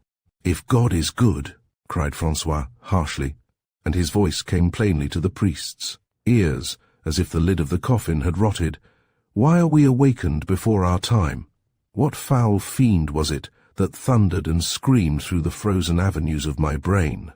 Has God, perchance, been vanquished, and does the evil one reign in his stead? Tut, tut, thou blasphemest! God reigns, now and always. It is but a punishment he has laid upon us for the sins of earth. Truly, we were punished enough before we descended to the peace of this narrow house. Ah, but it is dark and cold. Shall we lie like this for an eternity, perhaps? On earth we longed for death, but feared the grave. I would that I were alive again, poor and old, and alone and in pain. It were better than this. Curse the foul fiend that woke us. Curse not my son, said a soft voice, and the priest stood up and uncovered, and crossed himself, for it was the voice of his aged predecessor. I cannot tell thee what this is that has rudely shaken us in our graves, and freed our spirits of their blessed thraldom, and I like not the consciousness of this narrow house, this load of earth on my tired heart. But it is right, it must be right, or it would not be at all. Ah, me! For a baby cried softly, hopelessly, and from a grave beyond came a mother's anguished attempt to still it. Ah, the good God! She cried. I too thought it was the great call, and that in a moment I should rise and find my child and go to my Ignace whose bones lie white on the floor of the sea. Will he find them, my father, when the dead shall rise again? To lie here and doubt, that were worse than life. Yes, yes, said the priest, all will be well, my daughter. But all is not well, my father, for my baby cries, and is alone in a little box in the ground. If I could claw my way to her with my hands, but my old mother lies between us. Tell your beads, commanded the priest sternly, tell your beads, all of you. All ye that have not your beads, say the Hail Mary. 100 times. Immediately a rapid, monotonous muttering arose from every lonely chamber of that desecrated ground. All obeyed but the baby, who still moaned with the hopeless grief of deserted children. The living priest knew that they would talk no more that night, and went into the church to pray till dawn. He was sick with horror and terror, but not for himself. When the sky was pink and the air full of the sweet scents of morning, and a piercing scream tore a rent. In the early silences he hastened out and sprinkled his graves with a double allowance of holy water. The train rattled by with 2 short derisive shrieks, and before the earth had ceased to tremble the priest laid his ear to the ground. Alas, they were still awake. The fiend is on the wing again, said Jean-Marie, but as he passed I felt as if the finger of God touched my brow. It can do us no harm. I too felt that heavenly caress, exclaimed the old priest. And I, and I, and I, came from every grave but the babies. The priest of earth, deeply thankful that his simple device had comforted them, went rapidly down the road to the castle. He forgot that he had not broken his fast, nor slept. The Count was one of the directors of the railroad, and to him he would make a final appeal. It was early, but no one slept at Croissac. The young countess was dead. A great bishop had arrived in the night and administered extreme unction. The priest hopefully asked if he might venture into the presence of the bishop. After a long wait in the kitchen, he was told that he could speak with Monsieur l'Évêque. He followed the servant up the wide spiral stair of the tower, and from its 28th step entered a room hung with purple cloth stamped with golden fleur-de-lis. The bishop lay 6 feet above the floor on one of the splendid carved cabinet beds that are built against the walls in Brittany. Heavy curtains shaded his cold white face. The priest, who was small and bowed, felt immeasurably below that august presence and sought for words. "What is it, my son?" asked the bishop, in his cold, weary voice. "Is the matter so pressing?" "I am very tired." Brokenly, nervously, the priest told his story, and as he strove to convey the tragedy of the tormented dead, he not only felt the poverty of his expression, for he was little used to narrative, but the torturing thought assailed him that what he said sounded wild and unnatural, real as it was to him. But he was not prepared for its effect on the bishop. He was standing in the middle of the room, whose gloom was softened and gilded. By the waxen lights of a huge candelabra, his eyes, which had wandered, unseeingly, from one massive piece of carved furniture to another, suddenly lit on the bed, and he stopped abruptly, his tongue rolling out.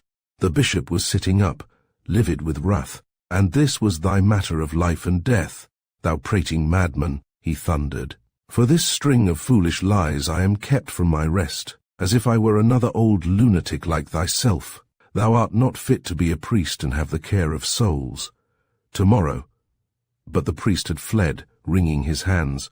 As he stumbled down the winding stair, he ran straight into the arms of the Count. Monsieur de Croissac had just closed a door behind him. He opened it, and leading the priest into the room, pointed to his dead countess, who lay high up against the wall, her hands clasped, unmindful forevermore of the 6 feet of carved cupids and lilies that upheld her. On high pedestals at head and foot of her magnificent couch, the pale flames rose from tarnished golden candlesticks. The blue hangings of the room, with their white fleurs-de-lis, were faded, like the rugs, on the old dim floor, for the splendor of the Croissacs had departed with the Bourbons. The Count lived in the old chateau because he must, but he reflected bitterly tonight that if he had made the mistake of bringing a young girl to it, there were several things he might have done to save her from despair and death. "Pray for her," he said to the priest, "and you will bury her in the old cemetery." It was her last request. He went out, and the priest sank on his knees and mumbled his prayers for the dead. But his eyes wandered to the high, narrow windows, through which the Countess had stared for hours and days. Stared at the fishermen sailing north for the Grande Pêche, followed along the shore of the river by wives and mothers, until their boats were caught in the great waves of the ocean beyond, often at naught more animate than the dark flood, the wooded banks, the ruins, the rain driving like needles through the water. The priest had eaten nothing since his meagre breakfast at 12 the day before, and his imagination was active. He wondered if the soul up there rejoiced in the death of the beautiful, restless body, the passionate, brooding mind. He could not see her face from where he knelt, only the waxen hands clasping a crucifix. He wondered if the face were peaceful in death, or peevish and angry as when he had seen it last. If the great change had smoothed and sealed it, then perhaps the soul would sink deep under the dark waters, grateful for oblivion, and that cursed train could not awaken it for years to come. Curiosity succeeded wonder. He cut his prayers short, got to his weary, swollen feet and pushed a chair to the bed. He mounted it, and his face was close to the dead woman's. Alas, it was not peaceful. It was stamped with the tragedy of a bitter renunciation. After all, she had been young, and at the last had died unwillingly. There was still a fierce tenseness about the nostrils, and her upper lip was curled as if her last word had been an imprecation. But she was very beautiful, despite the emaciation of her features. Her black hair nearly covered the bed, and her lashes looked too heavy for the sunken cheeks. Pauvre petite, thought the priest. No, she will not rest, nor would she wish to. I will not sprinkle holy water on her grave. It is wondrous that monster can give comfort to anyone, but if he can, so be it. He went into the little oratory adjoining the bedroom and prayed more fervently. But when the watchers came an hour later, they found him in a stupor, huddled at the foot of the altar. When he awoke, he was in his own bed, in his little house beside the church. But it was 4 days before they would let him rise to go about his duties. And by that time the Countess was in her grave. The old housekeeper left him to take care of himself. He waited eagerly for the night. It was raining thinly, a grey, quiet rain that blurred the landscape and soaked the ground in the Bois d'Amour. It was wet about the graves too, but the priest had given little heed to the elements in his long life of crucified self, and as he heard the remote echo of the evening train, he hastened out with his holy water, and had sprinkled every grave but one when the train sped by. Then he knelt and listened eagerly. It was 5 days since he had knelt there last. Perhaps they had sunk again to rest. In a moment he wrung his hands and raised them to heaven. All the earth beneath him was filled with lamentation. They wailed for mercy, for peace, for rest. They cursed the foul fiend, who had shattered the locks of death, and among the voices of men and children the priest distinguished the quavering notes of his aged predecessor, not cursing, but praying with bitter entreaty. The baby was screaming with the accents of mortal terror, and its mother was too frantic to care. Alas, cried the voice of Jean-Marie, that they never told us what purgatory was like. What do the priests know? When we were threatened with punishment of our sins, not a hint did we have of this. To sleep for a few hours, haunted with the moment of awakening, then a cruel insult from the earth that is tired of us, and the orchestra of hell. Again, and again, and again, O God, how long, how long? The priest stumbled to his feet and ran over graves and paths to the mound above the Countess. There he would hear a voice praising the monster of night and dawn, a note of content, in this terrible chorus of despair which he believed would drive him mad. He vowed that on the morrow he would move his dead, if he had to unbury them, with his own hands, and carry them up the hill to graves of his own making. For a moment he heard no sound. He knelt and laid his ear to the grave, then pressed it more closely and held his breath. A long rumbling moan reached it, then another and another. But there were no words. Is she moaning in sympathy with my poor friends, he thought, or have they terrified her? Why does she not speak to them? Perhaps they would forget their plight were she to tell them of the world they have left so long. But it was not their world. Perhaps that it is which distresses her, for she will be lonelier here than on earth. Ah! A sharp, horrified cry pierced to his ears, then a gasping shriek, and another, all dying away in a dreadful smothered rumble. The priest rose and wrung his hands, looking to the wet skies for inspiration. Alas! He sobbed. She is not content. She has made a terrible mistake. She would rest in the deep, sweet peace of death, and that monster of iron and fire, and the frantic dead about her are tormenting a soul so tormented in life. There may be rest for her in the vault behind the castle, but not here. I know, and I shall do my duty, now, at once. He gathered his robes about him, and ran as fast as his old legs and rheumatic feet would take him towards the chateau, whose lights gleamed through the rain. On the bank of the river he met a fisherman, and begged to be taken by boat. The fisherman wondered, but picked the priest up in his strong arms, lowered him into the boat, and rowed swiftly towards the chateau. When they landed he made fast.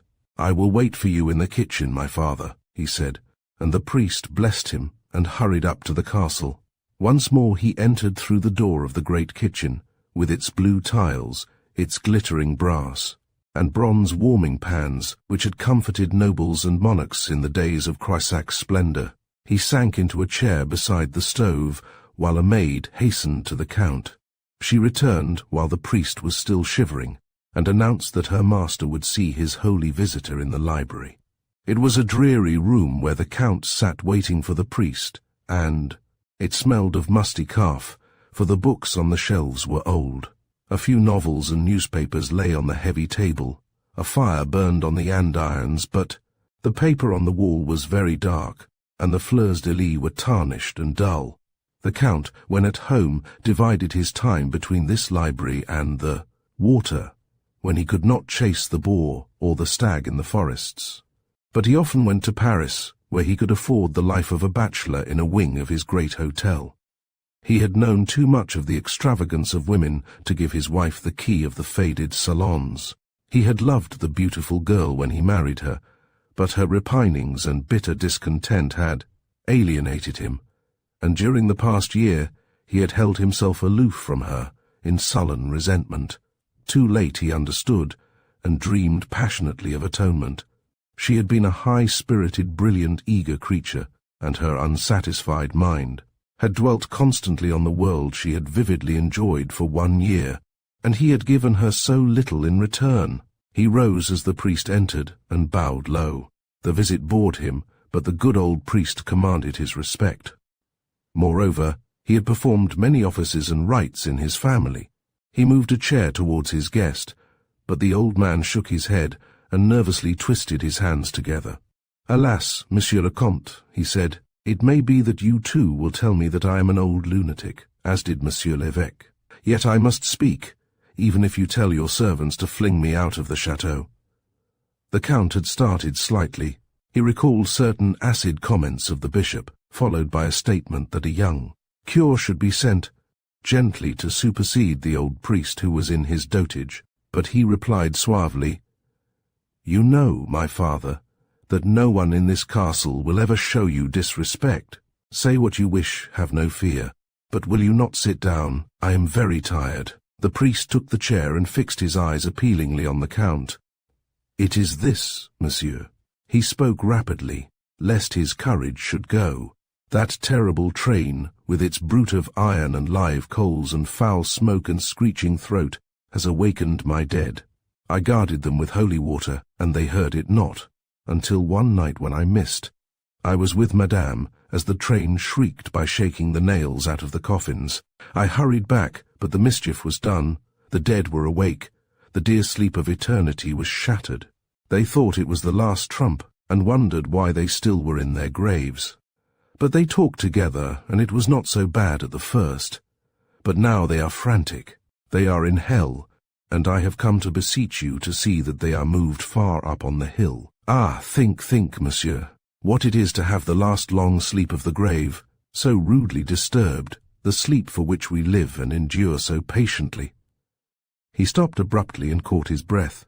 The Count had listened without change of countenance, convinced that he was facing a madman, but the farce wearied him, and involuntarily his hand had moved towards a bell on the table. "Ah, monsieur, not yet, panted the priest. "It is of the Countess I came to speak. I had forgotten. She told me she wished to lie there and listen to the train go by to Paris, so I sprinkled no holy water on her grave. But she too is wretched and horror-stricken, monsieur. She moans and screams. Her coffin is new and strong, and I cannot hear her words, but I have heard those frightful sounds from her grave tonight, monsieur. I swear it on the cross. Ah, monsieur, thou dost believe me at last for the Count, as white as the woman had been in her coffin, and shaking from head to foot, had staggered from his chair, and was staring at the priest as if he saw the ghost of his Countess. "You heard," he gasped. "She is not at peace, monsieur. She moans and shrieks in a terrible smothered way, as if a hand were on her mouth." But he had uttered the last of his words. The Count had suddenly recovered himself and dashed from the room. The priest passed his hand across his forehead and sank slowly to the floor. "He will see that I spoke the truth," he thought, as he fell asleep, "and tomorrow he will intercede for my poor friends. The priest lies high on the hill, where no train will ever disturb him, and his old comrades of the violated cemetery are close about him. for the Count and Countess of Crussac, who adore his memory, hastened to give him in death what he most had desired in the last of his life, and with them all things are well, for a man too may be born again, and without descending into the grave. Chapter 5. The Greatest Good of the Greatest Number. Morton Blaine returned to New York from his brief vacation to find awaiting him a frantic note from John Schuyler, the man nearer to him than any save himself, imploring him to come at once. The appeal was supplemented with the usual intimation that the service was to be rendered to God rather than to man. The note was 24 hours old. Blaine, without changing his traveling clothes, rang for a cab and was driven rapidly up the avenue. He was a man of science, not of enthusiasms, cold, unerring, brilliant, a superb intellectual machine, which never showed a fleck of rust, unremittingly polished and enlarged with every improvement. But for one man he cherished an abiding sympathy. To that man he hastened on the slightest summons, as he hastened now. They had been intimate in boyhood, then in later years, through mutual respect for each other's high abilities and ambitions. As the cab rolled over the asphalt of the avenue, Blaine glanced idly at the stream of carriages returning from the park, lifting his hat to many of the languid, pretty women. He owed his minor fame to his guardianship of fashionable nerves. He could calm hysteria with a pressure of his cool, flexible hand or a sudden modulation of his harsh voice. And women dreaded his wrath. There were those who averred that his eyes could smoke. He leaned forward and raised his hat with sudden interest. She who returned his bow was as cold in her colouring as a winter night, but possessed a strength of line and depth of eye which suggested to the analyst her power to give the world a shock, did circumstance cease to run abreast of her. She was leaning back indolently in the open carriage, the sun slanting into her luminous skin and eyes, her face locked for the benefit of the chance observer, although she conversed with the faded individual at her side. As her eyes met those of the doctor, her mouth convulsed suddenly, and a glance of mutual understanding passed between them. Then she raised her head with a defiant, almost reckless movement. Blaine reached his friend's house in a moment. The man who had summoned him was walking aimlessly up and down his library. He was unshaven, his hair and his clothing were disordered.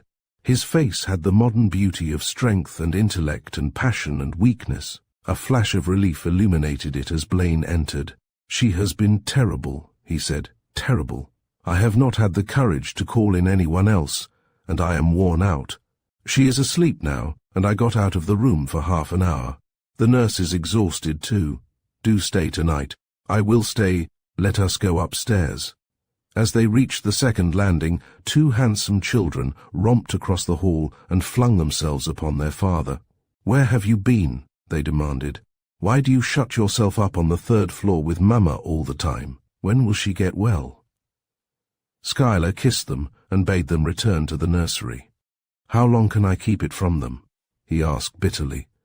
"What an atmosphere for children, my children, to grow up in, if you would do as I wish and send her where she belongs." "I shall not. She is my wife. Moreover, concealment would then be impossible." They had reached the third floor. He inserted a key in a door, hesitated a moment, then said abruptly, "I saw in a paper that she had returned. Can it be possible? I saw her on the avenue a few moments ago. Was it the doctor's imagination, or did the goaded man at his side flash him a glance of appeal?" They entered a room whose doors and windows were muffled. The furniture was solid, too solid to be moved, except by muscular arms. There were no mirrors nor breakable articles of any sort. On the bed lay a woman with ragged hair and sunken yellow face, but even in her ruin indefinably elegant. Her parted lips were black and blistered within. Her shapely person, of all body types, hands clutched the quilt with the tenacious suggestion of the eagle, that long-lived defiant bird. At the bedside sat a vigorous woman, the pallor of fatigue on her face. The creature on the bed opened her eyes.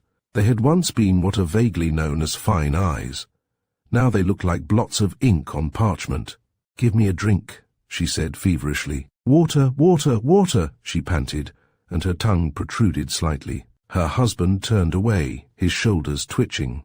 The nurse held a silver goblet to the woman's lips. She drank greedily, then scowled up at the doctor. "You missed it," she said. "I should be glad, for I intolerance you, only you give me more relief than they. They are afraid. They tried to fool me, the idiots, but they didn't try it twice." "I bit." She laughed and threw her arms above her head. The loose sleeves of her gown fell back, and disclosed arms speckled as if from an explosion of gunpowder.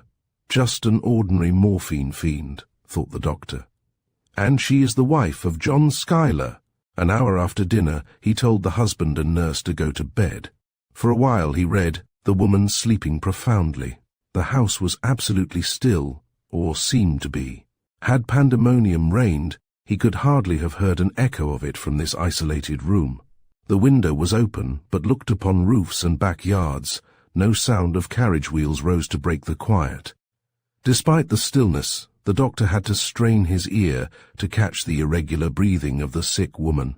He had a singular feeling, although the most unimaginative of men, that this third floor, containing only himself and the woman, had been sliced from the rest of the house and hung suspended in space, independent of natural laws. It was after the book had ceased to interest him that the idea shaped itself, born of another, as yet unacknowledged, skulking in the recesses of his brain. At length he laid aside the book, and going to the bed, looked down upon the woman, coldly, reflectively, exactly as he had often watched the quivering of an animal, dissected alive in the cause of science. Studying this man's face, it was impossible to imagine it agitated by any passion, except thirst for knowledge.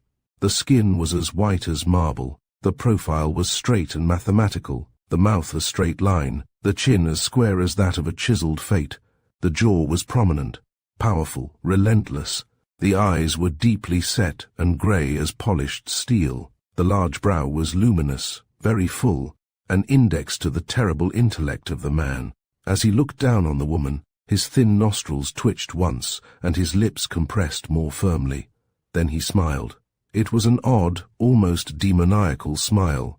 "A physician," he said half aloud, "has almost as much power as God.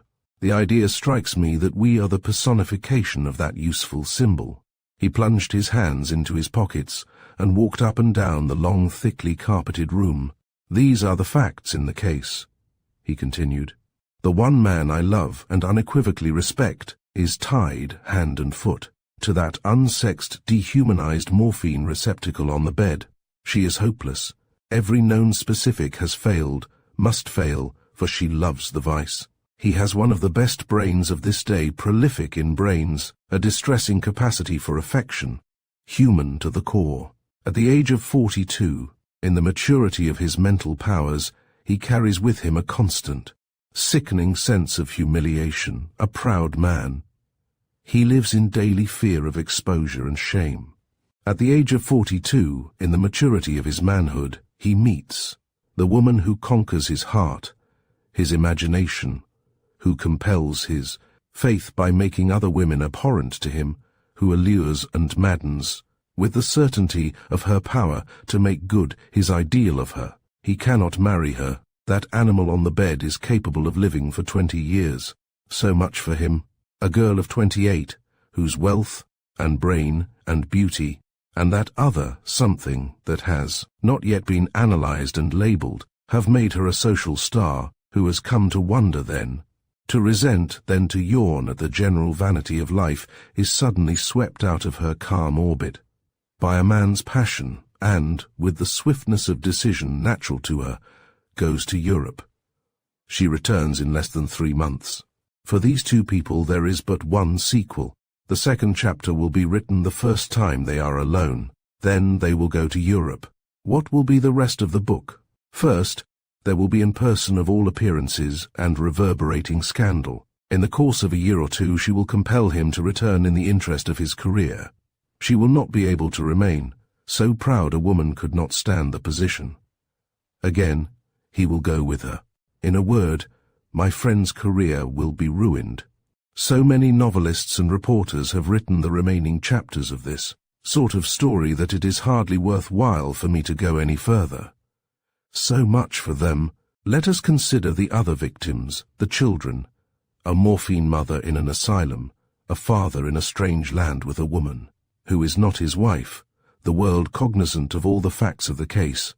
They grow up at odds with society. Result, they are morbid, warped, unnormal. In trite old English, their lives are ruined, as are all lives that have not had a fair chance. He returned abruptly to the bedside. He laid his finger on the woman's pulse. No morphine tonight and she dies. A worthless wretch is sent where she belongs. 4 people are saved. His breast swelled. His grey eyes seemed literally to send forth smoke. They suggested some noiseless, deadly weapon of battle. He exclaimed aloud, "My God, what a power to lie in the hands of one man! I stand here the arbiter of 5 destinies. It is for me to say whether 4 people shall be happy or wretched, saved or ruined. I might say with Nero, I am God." He laughed. "I am famed for my power to save where others have failed. I am famed in the comic weeklies for having ruined the business of more undertakers than any physician of my day. That has been my role, my professional pride. I have never felt so proud as now." The woman, who had been moving restlessly for some time, twitched suddenly and uncontrollably. She opened her eyes. "Give it to me, quick!" she demanded. Her voice, always querulous, was raucous. Her eyes were wild. "No," he said deliberately, "you will have no more morphine, not a drop." She stared at him incredulously, then laughed. "Stop joking," she said roughly. "Give it to me, quick, quick. I am very weak." "No," he said. Then, as he continued to hold her eyes, her own gradually expanded with terror. She raised herself on one arm. "You mean that?" she asked. "Yes." He watched her critically. "She would be interesting. You are going to cure me with drastic measures, since others have failed?" "Possibly." Her face contracted with hatred. She had been a rather clever woman, and she believed that he was going to experiment with her. But she had also been a strong-willed woman, and used to command since babyhood. "Give me that morphine," she said imperiously. "If you don't, I'll be dead before morning." He stood imperturbable. She sprang from the bed and flung herself upon him, strong with anger and apprehension. "Give it to me!" she screamed. "Give it to me!" And she strove to bite him. He caught her by the shoulder and held her at arm's length. She writhed and struggled and cursed. Her oaths might have been learned in the gutter. She kicked at him and strove to reach him with her nails, clawing the air. She looked like a witch on a broomstick. What an exquisite bride she was, he thought, and what columns of rubbish have been printed about her and her entertainments. The woman was shrieking and struggling. "Give it to me, you brute, you fiend! I always hated you. Give it to me. I am dying. I am dying. Help! Help!" But the walls were padded, and she knew it. He permitted her to fling herself upon him, easily brushing aside her jumping fingers and snapping teeth. He knew that her agony was frightful. Her body was a network of hungry nerves. The diseased pulp of her brain had ejected every thought but one. She squirmed like an old autumn leaf about to fall. Her person, of all appearances, face became tragic. The words shot from her dry, contracted throat. "Give me the morphine! Give me the morphine!" Suddenly realizing the immutability of the man in whose power she was, she sprang from him and ran frantically about the room, uttering harsh, bleat-like cries. She pulled open the drawers of a chest, rummaging among its harmless contents, gasping, quivering, bounding, as her tortured nerves commanded. When she had littered the floor with the contents of the chest, she ran about screaming hopelessly. The doctor shuddered, but he thought of the 4 innocent people in her power and in his. She fell in a heap on the floor, biting the carpet, striking out her arms aimlessly, tearing her nightgown into strips. Then lay quivering, a hideous, speckled, uncanny thing, who should have been embalmed and placed beside the Venus of Milo. She raised herself on her hands and crawled along the carpet, casually at first, as a man stricken in the desert may, half-consciously, continue his search for water. Then the doctor, intently watching her, saw an expression of hope leap into her bulging eyes.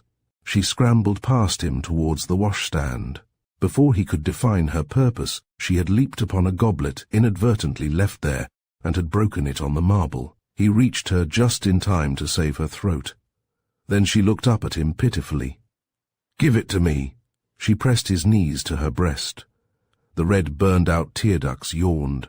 The tortured body stiffened and relaxed. Poor wretch, he thought.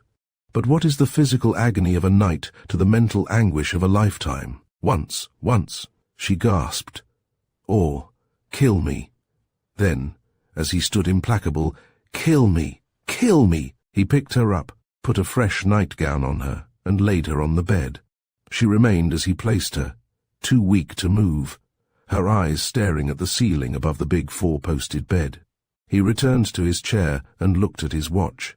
She may live 2 hours, he thought, possibly 3. It is only 12. There is plenty of time.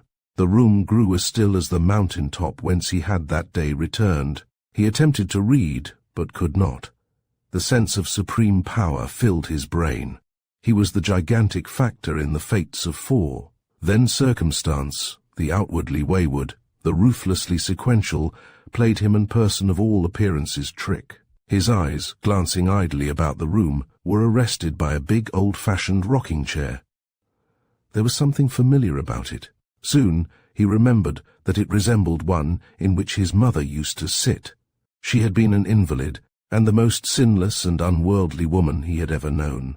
He recalled, with a touch of the old impatience, how she had irritated his active, aspiring, essentially modern mind with her cast-iron precepts of right and wrong. Her conscience flagellated her, and she had striven to develop her sons to the goodly proportion of her own. As he was naturally a truthful and upright boy, he resented her homilies mightily. Conscience, he once broke out impatiently, has made more women bores, more men failures than any 10 vices in the rogue's calendar. She had looked in pale horror and taken refuge in an axiom: conscience makes cowards of us all. He moved his head with involuntary pride. The greatest achievement of civilization was the triumph of the intellect over inherited impressions. Every normal man was conscientious by instinct, however he might outrage the sturdy little judge clinging tenaciously to his bench in the victim's brain. It was only when the brain grew big with knowledge, and the will clasped it, with fingers of steel, that the little judge was throttled, then cast out. Conscience. What was it like? The doctor had forgotten. He had never committed an incident nor a dishonorable act. Had the impulse of either been in him, his cleverness would have put it aside with a smile of scorn. He had never scrupled to thrust from his path whoever or whatever stood in his way, and had stridden on without a backward glance. His profession had involved many experiments that would have made quick havoc of even the ordinary man's conscience. Conscience, an awkward guest for an unsuspected murderer, for the groundling whose heredity had not been conquered by brain. Fancy being pursued by the spectre of the victim. The woman on the bed gave a start and groan that recalled him to the case in hand. He rose and walked quickly to her side. Her eyes were closed, her face was black with congested blood. He laid his finger on her pulse. It was feeble. It will not be long now, he thought. He went toward his chair. He felt a sudden distaste for it, a desire for motion. He walked up and down the room, rather more rapidly than before. If I were an ordinary man, he thought, I suppose that tortured creature on the bed would haunt me to my death. Rot. A murderer I should be called if the facts were known, I suppose. Well, she is worse. Did I permit her to live, she would make the living hell of 4 people. The woman gave a sudden awful cry, the cry of a lost soul shot into the night of eternity. The stillness had been so absolute, the cry broke that stillness so abruptly and so horridly, that the doctor, strong-brained, strong-nerved as he was, gave a violent start, and the sweat started from his body. I am a fool, he exclaimed angrily, welcoming the sound of his voice. But I wish to God it were day and there were noises outside. He strode hurriedly up and down the room, casting furtive glances at the bed. The night was quiet again, but still that cry rang through it and lashed his brain. He recalled the theory that sound never dies. The waves of space had yielded this to him. Good God, he thought, am I going to pieces? If I let this wretch, this criminal, die, I save 4 people. If I let her live, I ruin their lives. The life of a man of brain and pride and heart, the life of a woman of beauty and intellect and honor. The lives of 2 children of unknown potentialities for whom the world has now a warm heart. The greatest good of the greatest number, the principle that governs civil law. Has not even the worthy individual been sacrificed to it again and again? Does it not hang the criminal dangerous to the community? And is that called incident? What am I at this moment but law epitomized? Shall I hesitate? My God, am I hesitating? Conscience, is it that? A superfluous instinct, transmitted by my ancestors and coddled by a woman. Is it that which has sprung from its grave, rattling its bones? Conscience makes, oh, shame that I should succumb when so much is at stake, that I should hesitate when the welfare of 4 human beings trembles in the balance. Conscience, that in the moment of my supreme power I should falter. He returned to the woman. He reached his finger toward her pulse, then hurriedly withdrew it and resumed his restless march. This is only a nightmare, born of the night and the horrible stillness. Tomorrow in the world of men it will be forgotten, and I shall rejoice. But there will be recurring hours of stillness, of solitude. Will this night repeat itself? Will that thing on the bed haunt me? Will that cry shriek in my ears? Oh, shame on my selfishness! What am I thinking of? To let that base, degraded wretch exist, that I may live peaceably with my conscience. To let 4 others go to their ruin, that I may escape a few hours of torment, that I should come to this, the greatest good of the greatest number, the greatest. Conscience makes cowards of us all. To his unutterable self-contempt and terror, he found his will for once, powerless to control the work of the generations that had preceded him. His iron jaw worked spasmodically, his grey eyes looked frozen. The marble pallor of his face was suffused with a tinge of green. I despise myself, he exclaimed with fierce emphasis. I loathe myself. I will not yield. Conscience, they shall be saved, and by me. The greatest, I will maintain my intellectual supremacy, that, if nothing else, she shall die. He halted abruptly. Perhaps she was already dead. Then he could reach the door in a bound and run downstairs and out of the house. To be followed, he ran to the bed. The woman still breathed faintly. Her mouth was twisted into a sardonic and pertinent expression. His hand sought his pocket and brought forth a case. He opened it and stared at the hypodermic syringe. His trembling fingers closed about it and moved toward the woman. Then, with an effort so violent, he fancied he could hear his tense muscles creak. He straightened himself and turned his back upon the bed. At the same moment, he dropped the instrument to the floor and set his heel upon it. Chapter 6. A monarch of a small survey. The willows haunted the lake more gloomily, trailed their old branches more dejectedly than when Dr. Hiram Webster had, 40 years before, bought the ranchos surrounding them from the Moreno grandees. Gone were the Morenos from all but the archives of California, but the Willows and Dr. Hiram Webster were full of years and honors. The ranchos were ranchos no longer.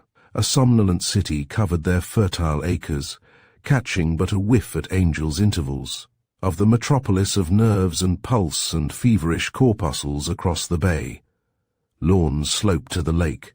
At the head of the lawns were large imposing mansions, the homes of the aristocracy of the city, all owned by Dr. Webster, and leased at high rental to a favored few. To dwell on Webster Lake was to hold proud and exclusive position in the community, well worth the attendant ills. To purchase of those charmed acres was as little possible as to induce the government to part with a dwelling site in Yosemite Valley. Webster Hall was 20 years older than the tributary mansions. The trees about it were large and densely planted. When storms tossed the lake, they whipped the roof viciously, or held the wind in longer wails. There was an air of mystery about the great, rambling, somber house, and yet no incident had been done there, no traveller, had disappeared behind the sighing trees to be seen no more. No tale of horror claimed it as birthplace. The atmosphere was created by the footprints of time on a dwelling old in a new land. The lawns were unkempt. The bare windows stared at the trees like unlidded eyes. Children ran past it in the night. The unwelcomed of the spreading city maintained that if nothing ever had happened there, something would, that the place spoke its manifest destiny to the least creative mind. The rain poured down one Sunday morning, splashing heavily on the tin of the oft-mended roof, hurling itself noisily through the trees. The doctor sat in his revolving chair before the desk in his study. His yellow face was puckered. Even the wrinkles seemed to wrinkle as he whirled about every few moments and scowled through the trees at the flood, racing down the lawn to the lake. His thin mouth was a trifle relaxed. His clothes hung loose upon him. But the eyes, black and sharp as a ferret's, glittered undimmed. He lifted a large bell that stood on the desk and rang it loudly. A maidservant appeared. "Go and look at the barometer," he roared. "See if this damned rain shows any sign of letting up." The servant retired, reappeared, and announced that the barometer was uncompromising. "Well, see that the table is set for 20, nevertheless, do you hear? If they don't come, I'll raise their rents. Send Miss Webster here." His sister entered in a few moments. She was nearly his age, but her faded face showed wrinkles only on the brow and about the eyes. It wore a look of haunting youth, the expression of a woman who has grown old unwillingly, and still hopes, against reason, that youth is not a matter of a few years at the wrong end of life. Her hair was fashionably arranged, but she was attired in a worn black silk, her only ornament a hair brooch. Her hands were small and well kept, although the skin hung loose upon them, spotted with the moth patches of age. Her figure was erect but stout. "What is it, brother?" she asked softly, addressing the back of the autocrat's head. He wheeled about sharply. "Why do you always come in like a cat? Do you think those people will come today? It's raining cats and dogs. Certainly they always come, and they have their carriages, that's just it. They're getting so damned high-toned that they'll soon feel independent of me, but I'll turn them out, bag and baggage. They treat you exactly as they have treated you for 30 years and more, brother. Do you think so? Do you think they'll come today?" "I am sure they will, Hiram." He looked her up and down, then said, with a startling note of tenderness, in his ill-used voice, "You ought to have a new frock, Marion. That is looking old." Had not Dr. Webster been wholly deficient in humor, he would have smiled at his sister's expression of terrified surprise. She ran forward and laid her hand on his shoulder. "Hiram," she said, You do not look well today." "Oh, I am well enough," he replied, shaking her off. "But I have noticed of late that you and Abigail are looking shabby, and I don't choose that all these fine folks shall criticize you." He opened his desk and counted out 4 double eagles. "Will this be enough?" "I don't know anything about women's things." Miss Webster was thankful to get any money without days of expostulation, and assured him that it was sufficient. She left the room at once and sought her companion, Miss Williams. The companion was sitting on the edge of the bed in her small ascetic chamber, staring, like Dr. Webster downstairs, through the trees at the rain. So she had sat the night of her arrival at Webster Hall, then a girl of 18, and dreams. So she had sat many times, feeling youth slip by her, lifting her bitter protest against the monotony and starvation of her existence, yet too timid and ignorant to start forth in search of life. It was her birthday, this gloomy Sunday. She was 42. She was revolving a problem she had revolved many times before. For what had she stayed? Had there been an unadmitted hope that these old people must soon die and leave her with an independence with which she could travel and live? She loved Miss Webster, and she had gladly responded to her invitation to leave the New England village, where she was dependent on the charity of relatives, and make her home in the new country. Miss Webster needed a companion and housekeeper. There would be no salary, but a comfortable home and clothes that she could feel she had earned. She had come full of youth and spirit and hope, Youth and hope and spirit had dribbled away, but she had stayed and stayed. Today, she wished she had married any clod in her native village that had been good enough to address her. Never for one moment had she known the joys of freedom, of love, of individuality. Miss Webster entered abruptly. "Abby," she exclaimed, "Hiram is ill," and she related the tale of his unbending. Miss Williams listened indifferently. She was very tired of Hiram. She accepted with a perfunctory expression of gratitude the gold piece allotted to her. "You are 42, you are old, you are nobody," was knelling through her brain. "What is the matter?" asked Miss Webster sympathetically. "Have you been crying? Don't you feel well? You'd better dress, dear, they'll be here soon." She sat down suddenly on the bed and flung her arms about her companion, the tears starting to her kindly eyes. "We are old women," she said. "Life has not meant much to us. You are younger in years, but you have lived in this dismal old house so long that you have given it and us your youth. You have hardly as much of it now as we have. Poor girl." The two women fondled each other, Abby appreciating that, although Miss Webster might not be a woman of depths, she too had her regrets, her yearnings for what had never been. "What a strange order of things it is," continued the older woman, "that we should have only one chance for youth in this life. It comes to so many of us when circumstances will not permit us to enjoy it. I drudged when I was young. Now that I have leisure and opportunity to meet people, at least, every chance of happiness has gone from me. But you are comparatively young yet, really. Hope on. The grave will have me in a few years, but you can live and be well for 30 yet. Ah, if I had those 30 years, I would give them to you gladly for 1 year of happiness, of youth." Miss Webster rose and dried her eyes. "Well," she said, philosophically, "regrets won't bring things. We've people to entertain today, so we must get out of the dumps. Put on your best frock, like a good child, and come down." She left the room.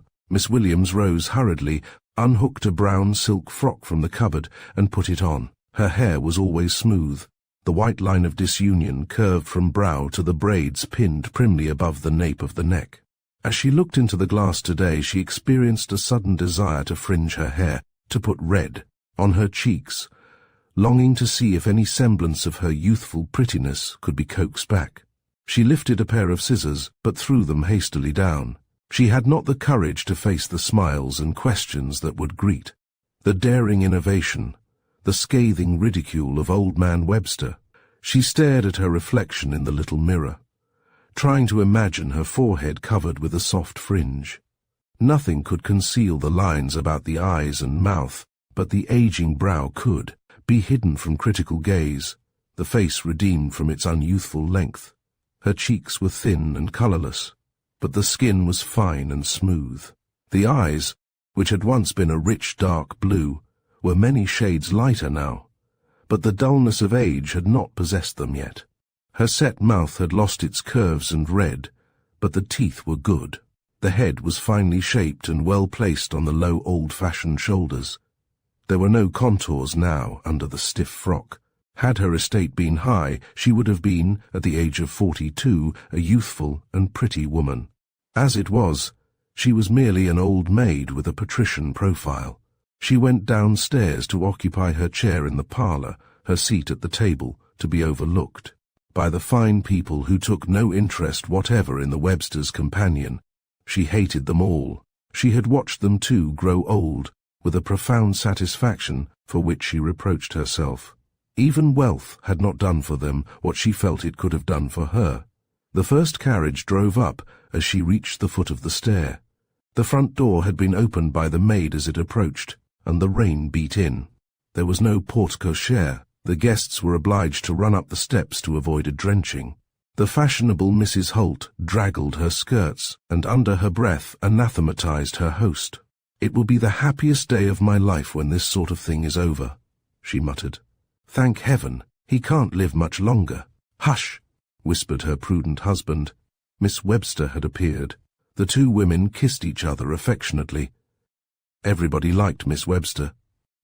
Mrs. Holt an imposing person with the rigid backbone of the newly rich, held her hostess's hand in both her own as she assured her that the storm had not visited California, which could keep her from one of dear Dr. Webster's delightful dinners. As she went upstairs to lay aside her wrappings, she relieved her feelings by a facial pucker, directed at a painting on a matting panel of the doctor in the robes of Japan. The other guests arrived, and after making the pilgrimage upstairs, seated themselves in the front parlor to slide up and down the horsehair furniture and await the entrance of the doctor. The room was funereal. The storm-ridden trees lashed the bare, dripping windows. The carpet was threadbare. White crocheted tidies lent their emphasis to the hideous black furniture. A table, with marble top, like a graveyard slab, stood in the middle of the room. On it was a bunch of wax flowers in a glass case. On the white plastered walls hung family photographs in narrow gilt frames. In a conspicuous place was the doctor's diploma. In another, Miss Webster's first sampler. The first piano ever brought to California stood in a corner, looking like the ghost of an ancient spinet. Miss Williams half expected to find it someday standing on 3 legs, resting the other. Miss Webster sat on a high-backed chair by the table, nervously striving to entertain her fashionable guests. The women huddled together to keep warm, regardless of their expensive raiment. The men stood in a corner, reviling the midday dinner in prospect. Miss Williams drifted into a chair and gazed dully on the accustomed scene. She had looked on it weekly, with barely an intermission, for a quarter of a century. With a sensation of relief, so sharp that it seemed to underscore the hateful monotony of it all, she observed that there was a young person in the company. As a rule, neither threats nor bribes could bring the young to Webster Hall. Then she felt glad that the young person was a man. She was in no mood to look on the blooming, hopeful face of a girl. He was a fine young fellow, with the supple, lean figure of the college athlete, and a frank, attractive face. He stood with his hands plunged into his pockets, gazing on the scene with an expression of ludicrous dismay. In a moment he caught the companion's eye. She smiled involuntarily, all that was still young in her leaping to meet that glad symbol of youth. He walked quickly over to her. "I say," he exclaimed, apologetically, "I haven't been introduced, but do let ceremony go and talk to me. I never saw so many old fogies in my life, and this room is like a morgue. I almost feel afraid to look behind me." She gave him a grateful heartbeat for all that his words implied. "Sit down," she said, with a vivacity she had not known was left in her sluggish currents. "How did you come here?" "Why, you see, I'm visiting the Holts. Jack Holt was my chum at college, and when they asked me if I wanted to see the oldest house in the city and meet the most famous man on this side of the bay, why, of course I said I'd come. But gods, I didn't know it would be like this." Although Jack said the tale of a wild Mustang couldn't get him through the front door. "Being on my first visit to the widely renowned California, I thought it my duty to see all the sights." "Where did you come from?" "Oh, I live here. I've lived here for 24 years. Great Scott!" His eyes bulged. "You've lived in this house for 24 years. 24 years, and you're not dead yet." "I beg pardon," hastily. "I'm afraid you think me very rude." "No, I do not. I am glad you realize how dreadful it is. Nobody else ever does. These people have known me for most of that time, and it has never occurred to them to wonder how I stood it. Do you know that you are the first young person I have spoken with for years and years?" "You don't mean it." His boyish soul was filled with pity. "Well, I should think you'd bolt and run." "What use?" "I've stayed too long. I'm an old woman now, and may as well stay till the end." The youth was beginning to feel embarrassed, but was spared the effort of making a suitable reply by the entrance of Dr. Webster. The old man was clad in shining broadcloth, whose maker was probably dead these many years. He leaned on a cane heavily mounted with gold. "Howdy, howdy, howdy," he cried, in his rough but hospitable tones. "Glad to see you. Didn't think you'd come." "Yes, I did, though," with a chuckle.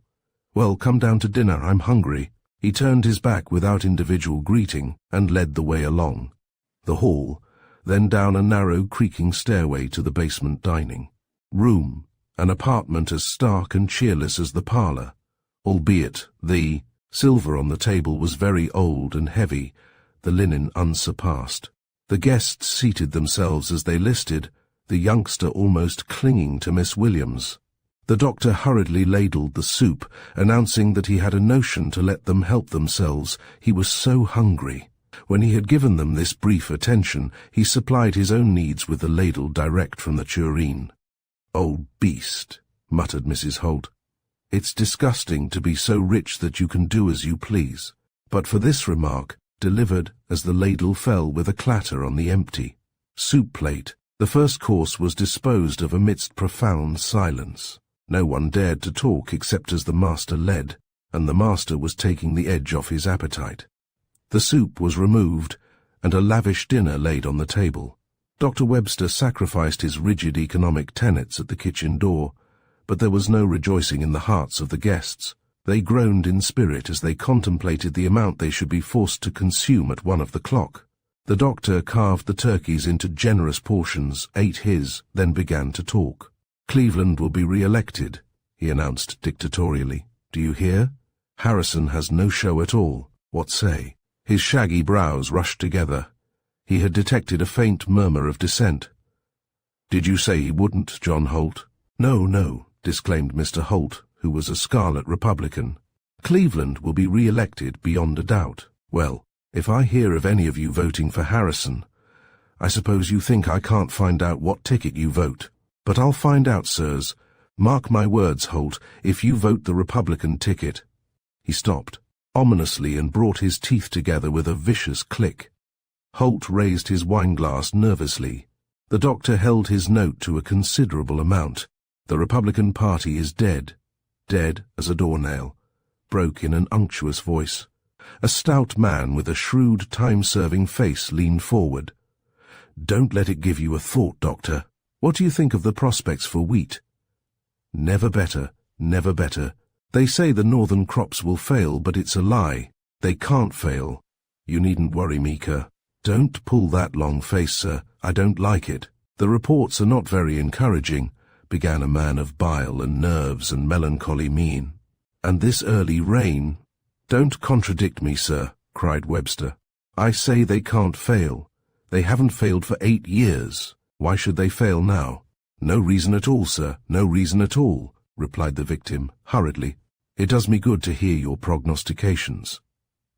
"I hear there is a slight rise in Virginia," interposed Mrs. Holt, who had cultivated tact. "Nonsense!" almost shouted the tyrant. The heavy silver fork of the Morenos fell to his plate with a crash. "The mine's as rotten as an old lung. There isn't a handful of decent ore left in her. No more clodhoppers'll get rich out of that mine. You haven't been investing, have you?" His ferret eyes darted from one face to another. "If you have, don't you ever darken my doors again. I don't approve of stock gambling, and you know it." The guests, one and all, assured him that not one of their hard-earned dollars had gone to the stock market. "Great Scott," murmured the youth to Miss Williams. "Is this the way he always goes on? Have these people no self-respect? They're used to him. This sort of thing has gone on ever since I came here. You see, he has made this lake the most aristocratic part of the city, so that it gives one great social importance to live here, and, as he won't sell the houses, they have to let him trample on their necks, and he loves to do that better than he loves his money. But that is not the only reason. They hope he will leave them those houses when he dies. They certainly deserve that he should. For years before they owned carriages, they would person through wind and rain every Sunday in winter to play billiards with him, to say nothing of the hot days of summer. They have eaten this midday dinner that they intolerance time out of mind. They have listened to his interminable yarns, oft repeated, about early California. In all these years they have never contradicted him. Not once. They thought he'd die long ago, and now they're under his heel, and they couldn't get up and assert themselves if they tried. All they can do is to abuse him behind his back. It all seems disgusting to me.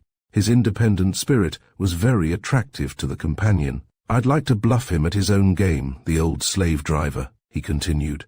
"Oh, don't. Don't, she quavered. She was, in truth, anxiously awaiting the moment when Dr. Webster should see fit to give his attention to the stranger. He laughed outright. Why? What makes you so afraid of him? He doesn't beat you, does he? It isn't that. It's the personality of the man, added to force of habit.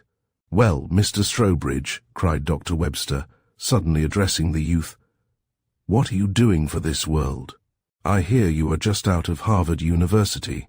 University men never amount to a row of pins. Strobridge flushed and bit his lip, but controlled himself. Never amount to a row of pins, roared the doctor, irritated by the haughty lifting of the young man's head. Don't even get any more book learning now, I understand. Nothing but football and boat racing. Think that would make a fortune in a new country. Got any money of your own?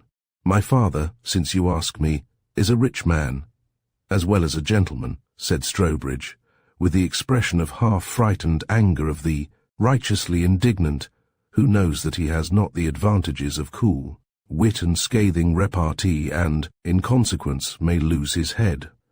He inherited his money and was not forced to go to a new country and become a savage, he blurted out. Mr. Holt extended himself beneath the table and trod with terrified significance on Strobridge's foot. Miss Williams fluttered with terror and admiration. The other guests gazed at the youth in dismay. For the first time in the history of Webster Hall, the grizzly had been bearded in his lair. "Sir! Sir!" spluttered Webster. Then he broke into a roar. "Who asked this cub here anyway? Who said you could write and ask permission to bring your friends to my house? How dare you, how dare you, how dare you, sir, speak to me like that? Do you know, sir?"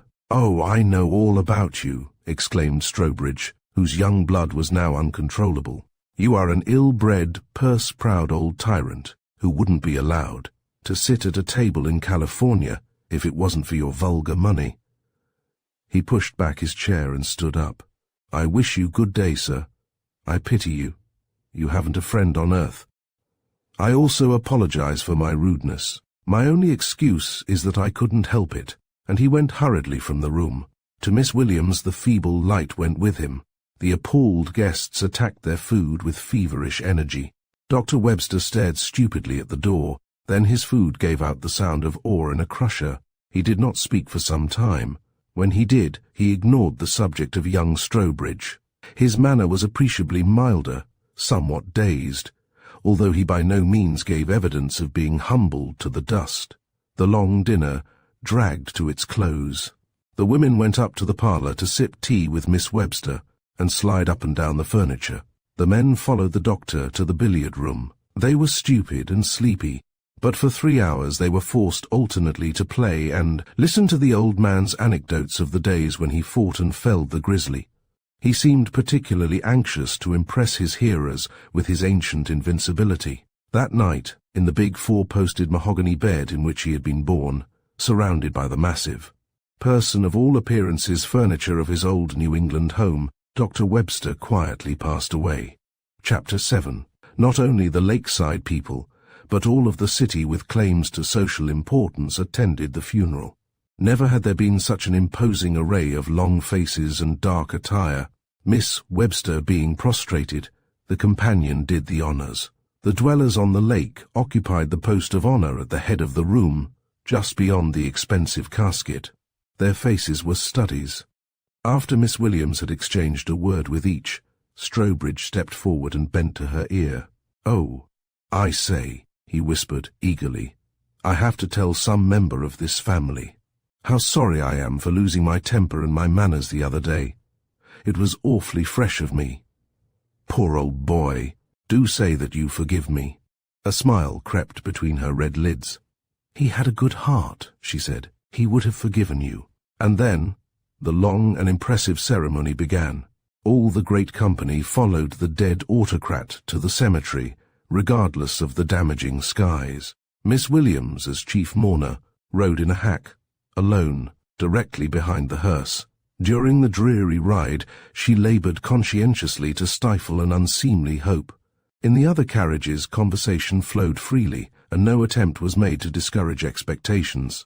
2 evenings later, as the crowd of weary businessmen boarded the train that met the boat from the great city across the bay.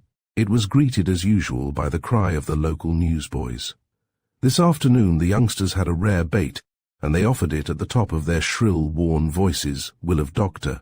Hiram Webster.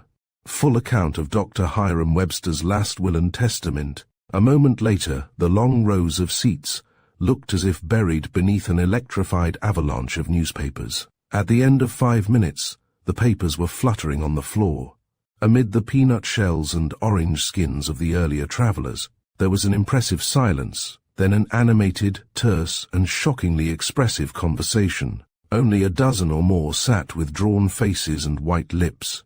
They were the dwellers by the lake. Hiram Webster had left every cent of his large fortune to his sister. For 2 weeks, Webster Lake did not call on the heiress. It was too sore. At the end of that period, philosophy and decency came to the rescue. Moreover, cupidity. Miss Webster too must make a will, and before long, they called. Miss Webster received them amiably. Her eyes were red, but the visitors observed that her mourning was very rich. They had never seen richer. They also remarked that she held her grey old head with a loftiness that she must have acquired in the past 2 weeks. No one of them had ever seen it before. She did not exactly patronize them, but that she appreciated her 4 millions there could be no doubt. Strobridge glanced about in search of Miss Williams. She was not in the room. He sauntered out to the garden and saw her coming from the dairy. She wore a black alpaca frock and a dark apron. Her face was weary and sad. Could anyone look more hopeless? He thought. The selfish old curmudgeon not to leave her independent. How her face can light up. She looks almost young, for she had seen him and hastened down the path. As he asked after her health and said that he had been looking for her, she smiled and flushed a little. They sat down on the steps and chatted until approaching voices warned them that both pleasure and duty were over. She found herself admitting that she had been bitterly disappointed to learn that. She was still a dependent, still chained to the gloomy mansion by the lake. Yes, she should like to travel, to go to places she had read of in the doctor's library, to live. She flushed with shame later when she reflected on her confidences, she who was so proudly reticent, and to a stranger. But she had never met anyone so sympathetic. Many were the comments of the visitors as they drove away. "Upon my word," exclaimed Mrs. Holt, "I do believe Marian Webster will become stuck up in her old age." 4 millions are a good excuse, said Mrs. Meeker with a sigh. That dress did not cost a cent under $300, remarked a third, with energy, and it was tried on 4 times if it was once. She is evidently open to consolation, but Miss Webster had by no means ceased to furnish material for comment. A month later, Mrs. Meeker burst in on Mrs. Holt. "What do you think?" she cried. "Old Miss Webster is refurnishing the house from top to bottom. I ran in just now and found everything topsy-turvy. Thompson's men are there frescoing. All the carpets have been taken up and are not in sight. Miss Webster informed me that she would show us what she could do if she was 70. Odd, but that she didn't want anyone to call until everything was finished. Think of that house being modernized, that old whited sepulchre." Mrs. Holt had dropped the carriage blanket she was embroidering for her daughter's baby. "Are you dreaming?" she gasped. "Hiram will haunt the place. Just you wait. Miss Webster hasn't waited all these years for nothing, nor had she.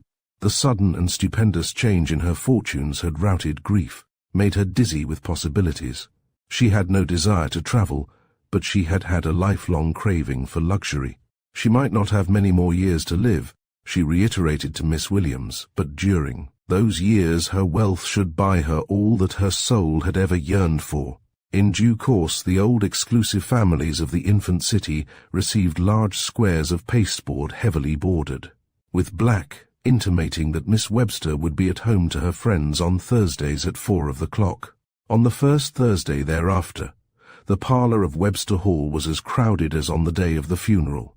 But who would ever know the old barrack, as the visitors whispered? Costly lace hid the window panes, heavy pale blue satin the ancient frames. The walls were frescoed with pink angels rising from the tinting clouds of dawn. The carpet was of light blue velvet, the deep luxurious chairs and divans and the portieres were of blue satin. The woodwork was enamelled with silver. Out in the wide hall, Persian rugs lay on the inlaid floors. Tapestry cloth hid the walls. Carved furniture stood in the niches and the alcoves. Through the open doors of the library the guests saw walls upholstered with leather, low bookcases, busts of marble and bronze. An old laboratory off the doctor's study had been transformed into a dining room, as expensive and conventional as the other rooms. There a dainty luncheon was spread. Miss Webster led the lakeside people upstairs. The many spare bedrooms had been handsomely furnished, each in a different colour.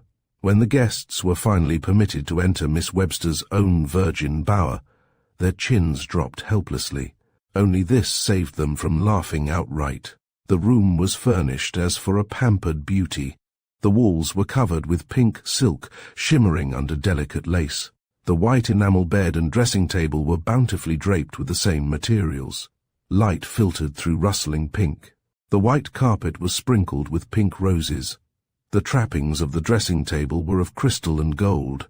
In one corner stood a Psyche mirror. 2 tall lamps were hooded with pink. All saw the humour, none the pathos. The doctor's room had been left untouched. Sentiment and the value of the old mahogany had saved it. Miss Williams's room was also the same little cell. She assisted to receive the guests in a new black silk gown. Miss Webster was clad from head to foot in English crepe, with deep collar and girdle of dull jet. That was a memorable day in the history of the city. Thereafter, Miss Webster gave an elaborate dinner party every Sunday evening at 7 o'clock. No patient groans greeted her invitations. Never did a lone woman receive such unflagging attentions. At each dinner she wore a different gown. It was at the third that she dazzled her guests with an immense pair of diamond earrings. At the fourth, they whispered that she had been having her nails manicured. At the fifth, it was painfully evident that she was laced. At the sixth, they stared and held their breath. Miss Webster was unmistakably painted, but it was at the 10th dinner that they were speechless and stupid. Miss Webster wore a blonde wig. "They can just talk all they like," said the lady to her companion last night, as she sat before her mirror regarding her aged charms. "I have 4 millions, and I shall do as I please. It's the first time I ever could, and I intend to enjoy every privilege that wealth and independence can give." "Whose business is it anyway?" she demanded querulously. "No one's, but it is a trifle ridiculous, and you must expect people to talk. They'd better talk." There was a sudden suggestion of her brother's personality, never before apparent. "But why is it ridiculous, I should like to know? Hasn't a woman the right to be young if she can? I loved Hiram. I was a faithful and devoted sister, but he took my youth, and now that he has given it back, as it were, I'll make the most of it. You can't be young again. Perhaps not in years, but I'll have all that belongs to youth." "Not all. No man will love you." Miss Webster brought her false teeth together with a snap. "Why not? I should like to know. What difference do a few years make? 70 is not much, in any other calculation. Fancy if you had only $70 between you and starvation. Think of how many thousands of years old the world is.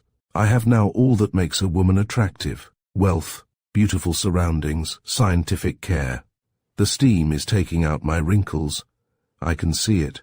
She turned suddenly from the glass and flashed a look of resentment on her companion. "But I wish I had your 30 years' advantage." I do. Then they'd see. The 2 women regarded each other in silence for a long moment. Love had gone from the eyes and the hearts of both. Intolerance, unacknowledged as yet, was growing. Miss Webster bitterly envied the wide gulf between old age and her quarter-century companion and friend. Abigail bitterly envied the older woman's power to invoke the resemblance, and appurtenances of youth, to indulge her lifelong yearnings. When the companion went to her pillow that night, she wept passionately. "I will go," she said. "I'll be a servant, but I'll stay here no longer." The next morning she stood on the veranda and watched Miss Webster drive away to market. The carriage and horses were unsurpassed in California. The coachman and footman were in livery. The heiress was attired in lustreless black silk, elaborately trimmed with jet.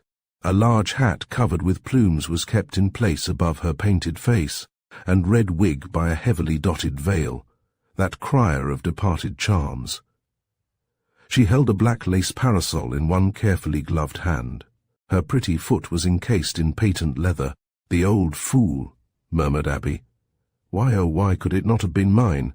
I could make myself young without being ridiculous." She let her duties go and sauntered down to the lake. Many painted boats were anchored close to ornamental boathouses. They seemed strangely out of place beneath the sad old willows. The lawns were green with the green of spring. Roses ran riot everywhere. The windows of the handsome old-fashioned houses were open, and Abby was afforded glimpses of fluttering white gowns, heard the tinkle of the mandolin, the cold, precise strains of the piano, the sudden uplifting of a youthful soprano. After all, it only makes a little difference to them that they got nothing, thought the companion with a sigh. A young man stepped from one of the long windows of the Holt mansion and came down the lawn. Miss Williams recognized Strobridge. She had not seen him for several weeks, but he had had his part in her bitter moments, and her heart beat at sight of him today. I, too, am a fool, she thought. Even with her money, my case would be hopeless. I am nearly double his age. He jumped into a boat and rowed down the lake. As he passed the Webster grounds, he looked up and saw Abby standing there. "Halloa," he called, as if he were addressing a girl of 16. "How are you all these years? Jump in and take a row." He made his landing, sprang to the shore, and led her to the boat with the air of one who was not in the habit of being refused. Abby had no inclination to suppress him. She stepped lightly into the boat, and a moment later was gliding down the lake, looking, with admiring eyes, on the strong young figure in its sweater and white trousers. A yachting cap was pulled over his blue eyes. His face was bronzed. Abby wondered if many young men were as handsome as he. As a matter of fact, he was merely a fine specimen of young American manhood, whose charm lay in his frank manner and kindness of heart. "Like this?" he asked, smiling into her eyes.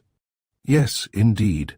Hiram used to row us sometimes, but the boat lurched so when he lost his temper that I was in constant fear of being tipped over. Hiram must have been a terror to cats." "A what?" "Beg pardon. Of course you don't know much slang. Beastly habit." He rowed up and down the lake many times, floating idly in the long recesses where the willows met overhead. He talked constantly, told her yarns of his college life, described boat races and football matches in which he had taken part. At first his only impulse was to amuse the lonely old maid, but she proved such a delighted and sympathetic listener that he forgot to pity her. An hour passed, and with it her bitterness. She no longer felt that she must leave Webster Hall, but she remembered her duties and regretfully asked him to land her. "Well, if I must," he said, "but I'm sorry, and will do it again some day. I'm awfully obliged to you for coming." "Obliged to me, you?" she said, as he helped her to shore. "Oh, you don't know." And laughing lightly, she went rapidly up the path to the house. Miss Webster was standing on the veranda. Her brows were together in an person of all appearances scowl. "Well," she exclaimed, "so you go gallivanting about with boys in your old age. Aren't you ashamed to make such an exhibition of yourself?" Abby felt as if a hot palm had struck her face. Then a new spirit, born of caressed vanity, asserted itself. "Wouldn't you have done the same if you had been asked?" she demanded. Miss Webster turned her back and went up to her room. She locked the door and burst into tears. "I can't help it," she sobbed helplessly. "It's dreadful of me to intolerance Abby after all these years, but those terrible 30. I'd give 3 of my millions to be where she is. I used to think she was old too, but she isn't. She's young, a baby compared to me. I could more than be her mother.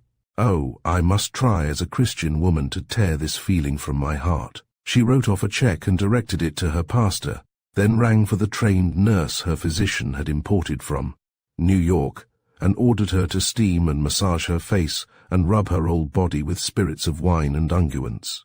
Strawbridge acquired the habit of dropping in on Miss Williams at all hours. Sometimes he called at the dairy and sat on a corner of the table while she superintended the butter-making. He liked her old-fashioned music and often persuaded her to play for him on the new grand piano in the sky-blue parlour. He brought her many books by the latter-day authors, all of them stories by men, about men. He had a young contempt for the literature of sentiment and sex. Even Miss Webster grew to like him, partly because he ignored the possibility of her doing otherwise, partly because his vital, frank personality was irresistible. She even invited him informally to dinner, and after a time he joked and guyed her as if she were a schoolgirl, which pleased her mightily. Of Miss Williams he was sincerely fond. "You are so jolly companionable, don't you know?" he would say to her. "Most girls are bores, don't know enough to have anything to talk about, and want to be flattered and flirted with all the time. But I feel as if you were just another fellow, don't you know?" "Oh, I am used to the role of companion," she would reply. With the first days of June he returned to Boston, and the sun turned grey for one woman. Life went its way in the old house. People became accustomed to the spectacle of Miss Webster rejuvenated, and forgot to flatter. It may be added that men forgot to propose, in spite of the 4 millions. Deeper grew the gulf between the two women. Once in every week, Abby vowed she would leave, but habit was too strong. Once in every week, Miss Webster vowed she would turn the companion out, but dependence on the younger woman had grown into the fibres of her old being. Strawbridge returned the following summer. Almost immediately he called on Miss Williams. "I feel as if you were one of the oldest friends I have in the world. Don't you know," he said, as they sat together on the veranda. "And I've brought you a little present, if you don't mind. I thought maybe you wouldn't." He took a small case from his pocket, touched a spring, and revealed a tiny gold watch and fob. "You know," he had said to himself apologetically as he bought it, "I can give it to her because she's so much older than myself. It's not vulgar, like giving handsome presents to girls. And then we are friends. I'm sure she won't mind, poor old thing." Nevertheless, he looked at her with some apprehension. His misgivings proved to be vagaries of his imagination. Abby gazed at the beautiful toy with radiant face. "For me?" she exclaimed. "That lovely thing. And you really bought it for me?" "Why, of course I did," he said, too relieved to note the significance of her pleasure. "And you'll take it?" "Indeed, I'll take it." She laid it on her palm and looked at it with rapture. She fastened the fob in a buttonhole of her blouse, but removed it with a shake of the head. "I'll just keep it to look at, and only wear it with my black silk. It's out of place on this rusty alpaca. What a close-fisted old girl the circus must—" "Oh, hush, hush, she might hear you." Abby rose hastily. "Let us walk in the garden." They sauntered between the now well-kept lawns and flower-beds and entered a long avenue of fig trees. The purple fruit hung abundantly among the large green leaves. Miss Williams opened one of the figs and showed Strawbridge the red luscious pith. "You don't have these over there. We don't— Are they good to eat this way?" She held one of the oval halves to his mouth. "Eat," she said, and he did. Then he ate a dozen more that she broke for him. "I feel like a greedy schoolboy," he said. "But they are good, and no mistake. You have introduced me to another pleasure. Now let us go and take a pull." All that afternoon there was no mirror to tell her that she was not the girl who had come to Webster Hall a quarter of a century before. That night she knelt long by her bed, pressing her hands about her face. "I am a fool, I know," she thought, "but such things have been. If only I had a little of her money." The next day she went down to the lake, not admitting that she expected him to take her out. It would be enough to see him. She saw him. He rode past with Eleanor Holt, the most beautiful girl of the lakeside. His gaze was fixed on the flushed face, the limpid eyes.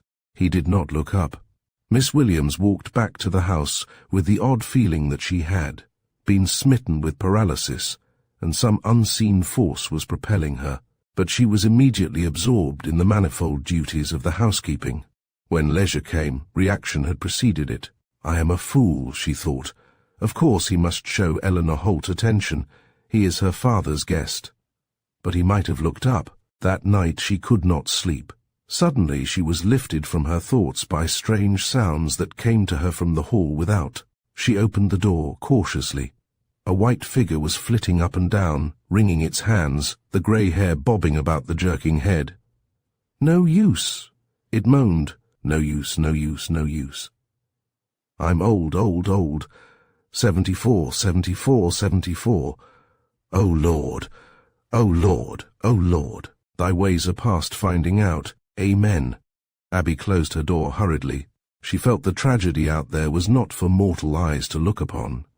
In a few moments she heard the steps pause before her door. Hands beat lightly upon it. "Give me back those 30 years, whimpered the old voice. "They are mine. You have stolen them from me." Abby's hair rose. Is Marian going mad? She thought. But the next morning Miss Webster looked as usual when she appeared, after her late breakfast in bed, bedecked for her drive to market. She had modified her mourning, and wore a lavender cheviot, and the parasol and hat were in harmony with all but herself. "Poor old caricature," thought Abby. "She makes me feel young." A week later, when the maid entered Miss Webster's bedroom at the accustomed morning hour, she found that the bed had not been occupied. Nor was her mistress visible. The woman informed Miss Williams at once, and together they searched the house. They found her in her brother's room, in the old mahogany bed in which she too had been born. She was dead. Her grey hair was smooth under her lace nightcap. Her hands were folded, the nails glistening in the dusky room. Death had come peacefully, as to her brother. What had taken her there to meet it was the last mystery of her strange old soul. Chapter 8. Again. A funeral in the old house. Again, a crowd of mourners.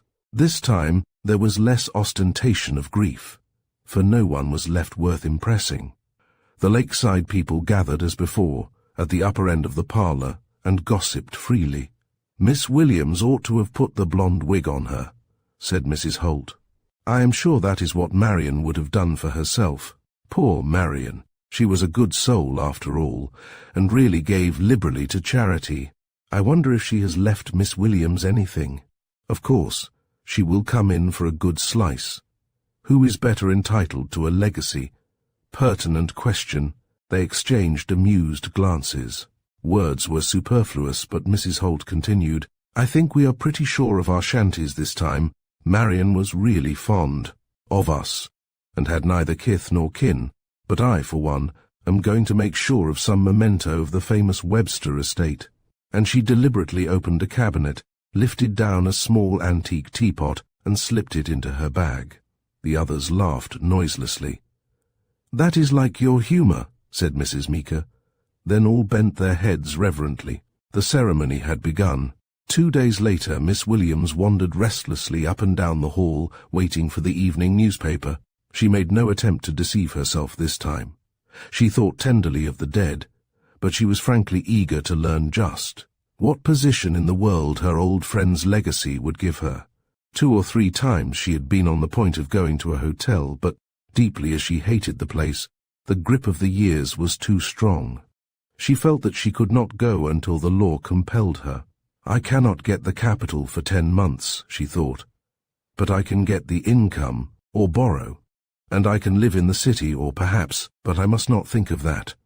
A boy appeared at the end of the walk. His arms were full of newspapers, and he rolled one with expert haste. Miss Williams could contain herself no further. She ran down the walk. The boy gave the paper a sudden twist and threw it to her. She caught it and ran upstairs to her room and locked the door. For a moment she turned faint. Then she shook the paper violently apart. She had not far to search. The will of so important a personage as Miss Webster was necessarily on the first page. The story occupied a column, and the contents were set forth in the headlines. The headlines read as follows: "Will of Miss Marian Webster.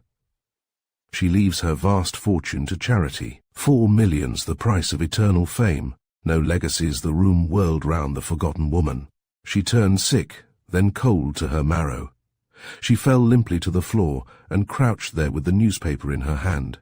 After a time, she spread it out on the floor and spelled through the dancing characters in the long column. Her name was not mentioned. Those 30 years had outweighed the devotion of more than half a lifetime. It was the old woman's only revenge, and she had taken it. No tears came to Miss Williams's relief. She gasped occasionally. How could she? How could she? How could she? Her mind reiterated. What difference would it have made to her after she was dead? And I, oh God, what will become of me? For a time she did not think of Strobridge. When she did, it was to see him smiling into the eyes of Eleanor Holt. Her delusion fell from her in that hour of terrible realities. Had she read of his engagement in the newspaper before her, she would have felt no surprise. She knew now what had brought him back to California. Many trifles that she had not noted at the time linked themselves symmetrically together, and the chain bound the two young people. Fool, fool, she exclaimed. But no, thank heaven, I had that one little dream, the only one in 43 years. The maid tapped at her door and announced dinner. She bade her go away. She remained on the floor, in the dark, for many hours. The stars were bright, but the wind lashed the lake, whipped the trees against the roof. When the night was half done, she staggered to her feet. Her limbs were cramped and numbed. She opened the door and listened. The lights were out. The house was still. She limped over to the room which had been Miss Webster's. That, too, was dark. She lighted the lamps and flooded the room with soft pink light. She let down her hair, and with the old lady's long scissors cut a thick fringe. The hair fell softly, but the parting of years was obtrusive. A bottle of gum tragacanth stood on one corner of the dressing table, and with its contents, Abby matted the unneighbourly locks together. The fringe covered her careworn brow, but her face was pallid, faded. She knew where Miss Webster had kept her cosmetics. A moment later, an array of bottles, jars, and rouge pots stood on the table before her. She applied the white paint, then the red. She darkened her eyelashes, drew the lip salve across her pale mouth. She arranged her soft, abundant hair in a loose knot. Then she flung off her black frock, selected a magnificent white satin dinner gown from the wardrobe, and put it on. The square neck was filled with lace, and it hid her person of all body types' throat. She put her feet into French slippers and drew long gloves up to her elbows. Then she regarded herself in the Psyche mirror. Her eyes glittered. The cosmetics in the soft pink light were the tintings of nature and youth. She was almost beautiful. That is what I might have been without aid of art had wealth been mine from the moment. That care of nature's gifts was necessary, she said, addressing her image. I would not have needed paint for years yet, and when I did, I should have known how to use it. I need not have been old and worn at 43. Even now, if wealth were mine, and happiness. She leaned forward, and pressing her finger against the glass, spoke deliberately. There was no passion in her tones when that letter came 25 years ago offering me a home. I wish I had flouted it, although I did not have $5 in the world. I wish I had become a harlot. A harlot, do you hear? Nothing. Nothing in life can be as bad as life empty, wasted, emotionless, stagnant. I have existed 43 years in this great, beautiful, multiform world, and I might as well have died at birth for all that it has meant to me. Nature gave me abundantly of her instincts. I could have been a devoted wife, a happy mother, a gay and careless harlot. I would have chosen the first, but failing that, rather the last 1,000 times than this, for then I should have had some years of pleasure, excitement, knowledge. She turned abruptly, and started for the door, stopped, hesitated, then walked slowly to the wardrobe. She unhooked a frock of nun's veiling and tore out the back breadths. She returned to the mirror and fastened the soft flowing stuff to her head with several of the dead woman's ornamental pins. For a few moments longer she gazed at herself, this time silently. Her eyes had the blank look of introspection. Then she went from the house and down to the lake. The next day, the city on the ranchos was able to assure itself comfortably that Webster Lake had had its tragedy. Of the tragedy, it knew nothing. Chapter 9. The Tragedy of a Snob. The first 23 years of Andrew Webb's life were passed in that tranquility of mind and body induced by regular work, love of exercise, and a good digestion. He lived in a little flat in Harlem with his widowed mother and a younger sister who was ambitious to become an instructor of the young and to prove that woman may be financially independent of man. At that time, Andrew's salary of $30 a week, earned in a large savings bank of which he was one of many bookkeepers, covered the family's needs. Mr. Webb had died when his son was 16, leaving something under $2,000 and a furnished flat in Harlem. For a time the outlook was gloomy.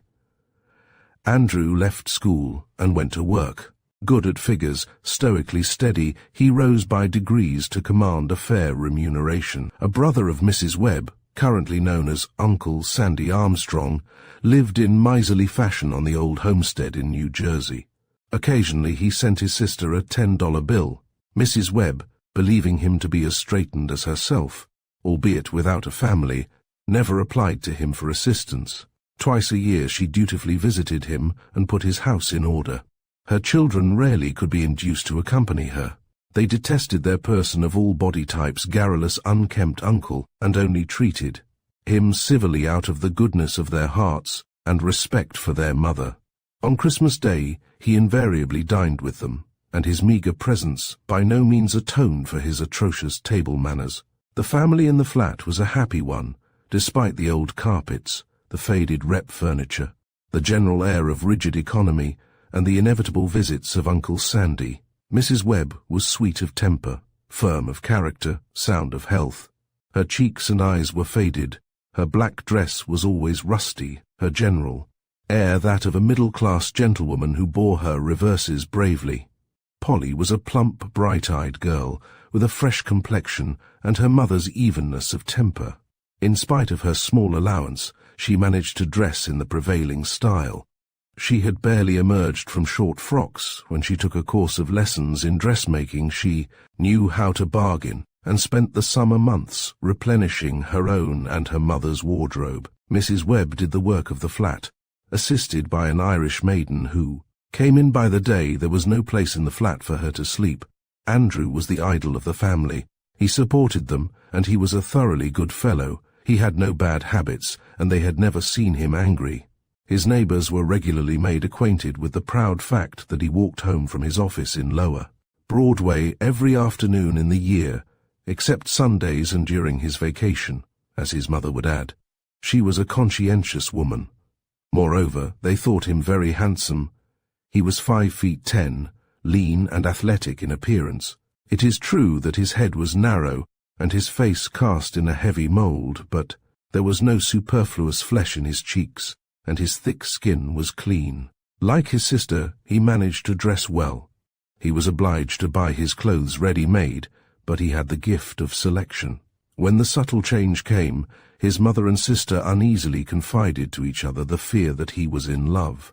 As the years passed, however, and he brought them no new demand upon their affections and resources, they ceased to worry, and finally to wonder.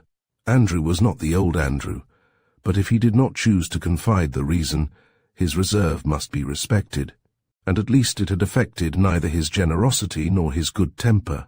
He still spent his evenings at home, listened to his mother or Polly read aloud, and never missed the little supper of beer and crackers and cheese before retiring. Chapter 10.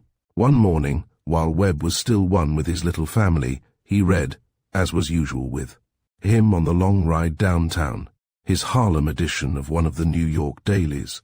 He finished the news, the editorials, the special articles. Nothing was there to upset the equilibrium of his life. His attention was attracted, as he was about to close the paper, by a long, leaded story of a ball given the night before by some people named Webb. Their superior social importance was made manifest by the space and type allotted them, by the fact that their function was not held over for the Sunday issue, and by the imposing rhetoric of the headlines. Andrew read the story with a feeling of personal interest. From that moment, unsuspected by himself, the readjustment of his mind to other interests began, the divorce of his inner life from the simple conditions of his youth. Thereafter, he searched the society columns for accounts of the doings of the Webb folk. Thence, by a natural deflection, he became generally interested in the recreations of the great world. He acquired a habit, much to his sister's delight, of buying the weekly chronicles of society and all the Sunday issues of the important dailies. At first the sparkle and splendor, the glamour and mystery of the world of fashion dazzled and delighted him. It was to him what fairy tales of prince and princess are to children. For even he, prosaic, phlegmatic, with nerves of iron and brain of shallows, had in him that germ of the picturesque which in some natures shoots to high and full-flowered ideals, in others to lofty or restless ambitions, coupled with a true love of art, and yet again develops a marijuana of tenacious root and coarse enduring fibre, which a clever maker of words has named snobbery. Gradually, within Andrew's slow mind, grew a dull resentment against fate for having played him so sinister a trick, as to give him the husk without the kernel, a title without a story that anyone would ever care to read. Why, when one of those Webb babies was due, the family appeared to be a large one, could not his little wandering ego have found its way into that person of all appearances but notable mansion on Fifth Avenue, instead of having been spitefully guided to a New Jersey farm? Not that Andrew expressed himself in this wise. Had he put his thoughts into words, he would probably have queried in good terse English, "Why in thunder can't I be Schuyler Churchill Webb instead of a nobody in Harlem? He's just my age, and I might as well have been he as not." His 23rd birthday cake, prepared by loving hands, had scarcely been eaten when the waves of snobbery first lapped his feet. At 25, they had broken high above his head, and the surge was ever in his ears. He was not acutely miserable. His health was too perfect, his appetite too good.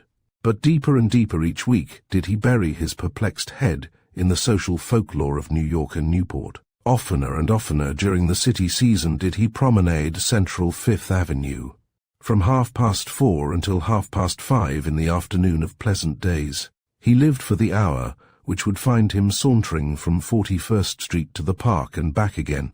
He knew all the fashionable men and women by sight. There was no one to tell him their names, but the names themselves were more familiar than the rows of figures in his books downtown. He fitted them to such presences as seemed to demand them as their right. He grew into a certain intimacy with the slender, trimly accoutred girls who held themselves so erectly and wore their hair with such maidenly severity. They were so different in appearance from all the women he had known or seen, and from the languishing creatures in his mother's cherished book of beauty, that he came to look upon them as a race apart, which they were as something not quite human, which was a slander. As they stalked along so briskly in their tailor-made frocks, their cheeks and eyes brilliant with health, the average observer would have likened them to healthy, high-bred young racehorses. On the whole, however, Andrew gave the full measure of his admiration to the women who took their exercise less violently. When the spring came, and the park was green, he would stand in the plaza, surrounded by its great hotels, the deep rumble of the avenue behind him, forgetting even the phalanxes of tramping girls with their accessories of boys and poodles. Before him were the wide gates of the park, the green wooded knolls rolling away, almost to his home in Harlem. Just beyond the gates was a bend in the driveway, and he never tired of watching. The stream of carriages wind as from a cavern and roll out to the avenue. The vivid background claimed as its own those superb traps with their dainty burdens, of women who held their heads so haughtily, whose plumage was so brilliant. The horses glittered and pranced. The parasols fluttered like butterflies above the flower faces beneath. Webb would stand entranced, bitterly thankful that there was such a scene for him to look upon, choking back a sob that he had no part in it. When summer came and society flitted to Newport, that paradise inn, which he only half believed, he was more lonely and glum than the loneliest and glummest and most blasé clubman who clung to his window because he hated Newport and could not afford London. Quite accidentally, when his infatuation was about 3 years old, he came into a singular compensation In the summer, during his 10 days vacation, when he was tramping through the woods, he fell in with a party of Western people who manifested much interest in New York. To Andrew, there was only one New York, and with that his soul was identified. Insensibly, he began to talk of New York society as if it were part of his daily experience. His careful, if restricted, study of its habits had made him sufficiently familiar with it to enable him to deceive the wholly ignorant. He described the people, their brilliant functions, the individualities of certain of its members. He talked freely of Ward MC Allister, and imitated that gentleman's peculiarities of thought and speech, so familiar to the newspaper reader. For the time he deceived himself as well as his hearers, and so fascinating did he find this delusion, that he remained with the inquisitive and guileless party until the end of his vacation. After that, he made it a point each year to attach himself to some party of tourists and to tell them of New York society plus Andrew Webb. He was not a liar in the ordinary sense of the word. In his home and in the bank where he played his daily game of give and take, his reputation for veracity was enviable. Every mortal, not an idiot, has his daydreams. Webb merely dreamed his aloud to an audience. And these summers were the oases of his life. He had one other pleasure, equally keen. On the first day of each month, he dined at Delmonico's. In the beginning it meant the forfeit of his usual stand-up luncheon, but he had decided that the cause was worthy of the sacrifice. One evening, however, he lingered on Upper Fifth Avenue longer than usual and entered late. The restaurant was crowded. He stood at the door, hesitating, knowing that he would not be permitted to seat himself at a table already occupied by even one person. Suddenly, a small, common-looking little man came forward and touched his arm. "Won't you share my table?" he said, effusively. "My name's Slocum, and I've seen you here often. You mustn't go away. Come in." Andrew gratefully accepted, and followed Mr. Slocum over to the little table on the other side of the room. "I say," said Slocum, after Webb had ordered his dinner, "I've hit on a plan. It's been in my head for some time. How often do you come here?" "Once a month." "That's my game exactly. I'm a clerk on a small salary, but I must have one good dinner a month, if I don't have my hair cut. Now, suppose we dine together. One portion's enough for two, and the same dinner'll only cost each of us half what it does now. See?" Andrew did not take kindly to Mr. Slocum. The vulgar young man was so different from the magnificent creatures about him, but the offer was not to be ignored, and he closed with it. For the following 3 years, until he was 28, he dined regularly at Delmonico's, and in that rarefied atmosphere his head gently swam. He forgot the flat in Harlem, forgot that he was Andrew, not Schuyler Churchill Webb. Chapter 11. One day word came that Uncle Sandy Armstrong was dead. Andrew could not get away, nor Polly, who was then a teacher, but Mrs. Webb hastily packed an old carpet-bag and went over to superintend her brother's funeral. That evening, the young people discussed the death of their relative in a business-like manner, which their mother would have resented, but which was justifiable from their point of view. "I suppose Ma will have the farm," remarked Polly, still a plump, rosy and well-dressed. Polly, albeit with an added air of importance and a slightly didactic enunciation. "How much do you suppose it's worth?" Andrew, who was lying on the sofa smoking a pipe, protruded his upper lip. 4,000, not a cent more. The orchard's all gone to seed, and the house too. We might mortgage the land and fit the house up for summer boarders. Andrew frowned heavily. His sister was absently tapping a pile of compositions on the table beside her and did not see the frown. She would not have suspected the cause if she had. "As well that as anything," he replied indifferently. "No one will buy it, that's positive, with all that marsh." 2 days later, he returned home to find the very atmosphere of the place quivering with excitement. Bridget stood in the doorway of the kitchen, which faced the end of the narrow hallway personal to the Webb abode. Her round eyes glittered in a purple face. She waved her arms wildly. "Oh, Mr. Webb," she began. "Andrew, come here," shrieked Polly from the other end of the hall. "Come here, quick!" It was not Webb's habit to move rapidly, but fearing that his mother was ill, he walked briskly to the parlour.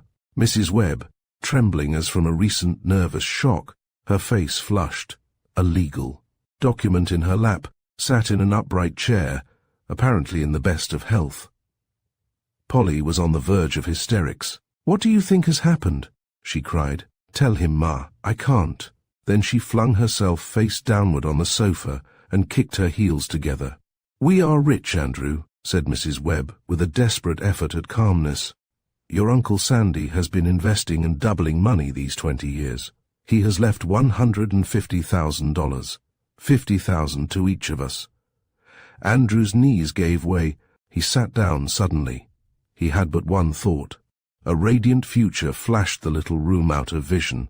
That would be his which, for 5 years, he had desired with all the insidious force of a fixed idea. "Say something, Andrew, for heaven's sake," cried Polly, "or I shall scream. $50,000 all my own. No more school, no more dressmaking.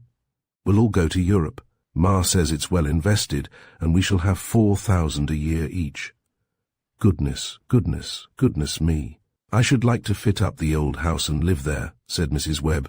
"But yes, I should like to see Europe first. That was one of the dreams of my youth. And I'll have a sealskin. At last, you shall have a magnificent black silk and a pair of diamond earrings." "Polly," exclaimed her mother, "what should I do with diamonds? A new black silk, a rich one. Yes, I shall like that." Poor Sandy. Andrew leaned forward and took the document and laid it on his knee. He stroked it as tenderly as if it had been a woman's head, and he another man. There was no sentiment in his nature, although he was an admirer of beauty. New York beauty. After a time he detached himself from his thoughts and talked the matter over with his mother and sister. When they asked him what he should do, he replied confusedly that he did not know. But the plans of neither were so well defined as his. All that night he sat on the edge of his bed, staring at the worn outlines of the boy and the dog on the rug under his feet. $50,000. It seemed a great fortune to him.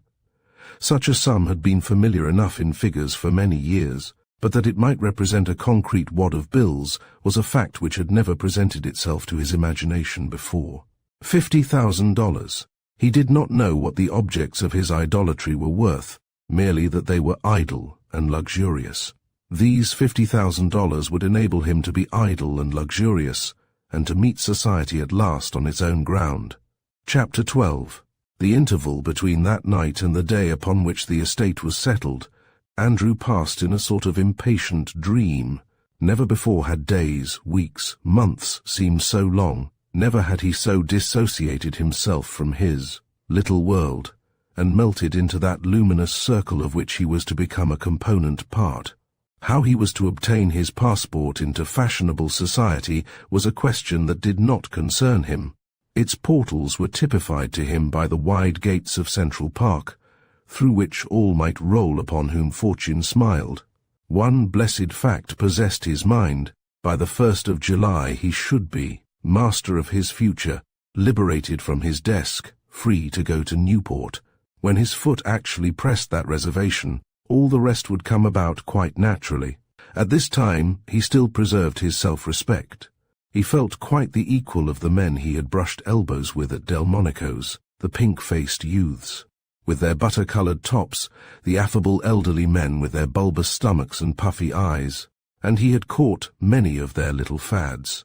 He had risen in the night, and opening the door connecting the kitchen and dining room, that he might have sufficient scope, he had practised the remarkable gait of the New York youth of fashion, that slight, forward inclination of the shoulders, that slighter crab-like angle of the body, that ponderous, thoughtful tread, the only difference from the walk of the tough being in the length of the step.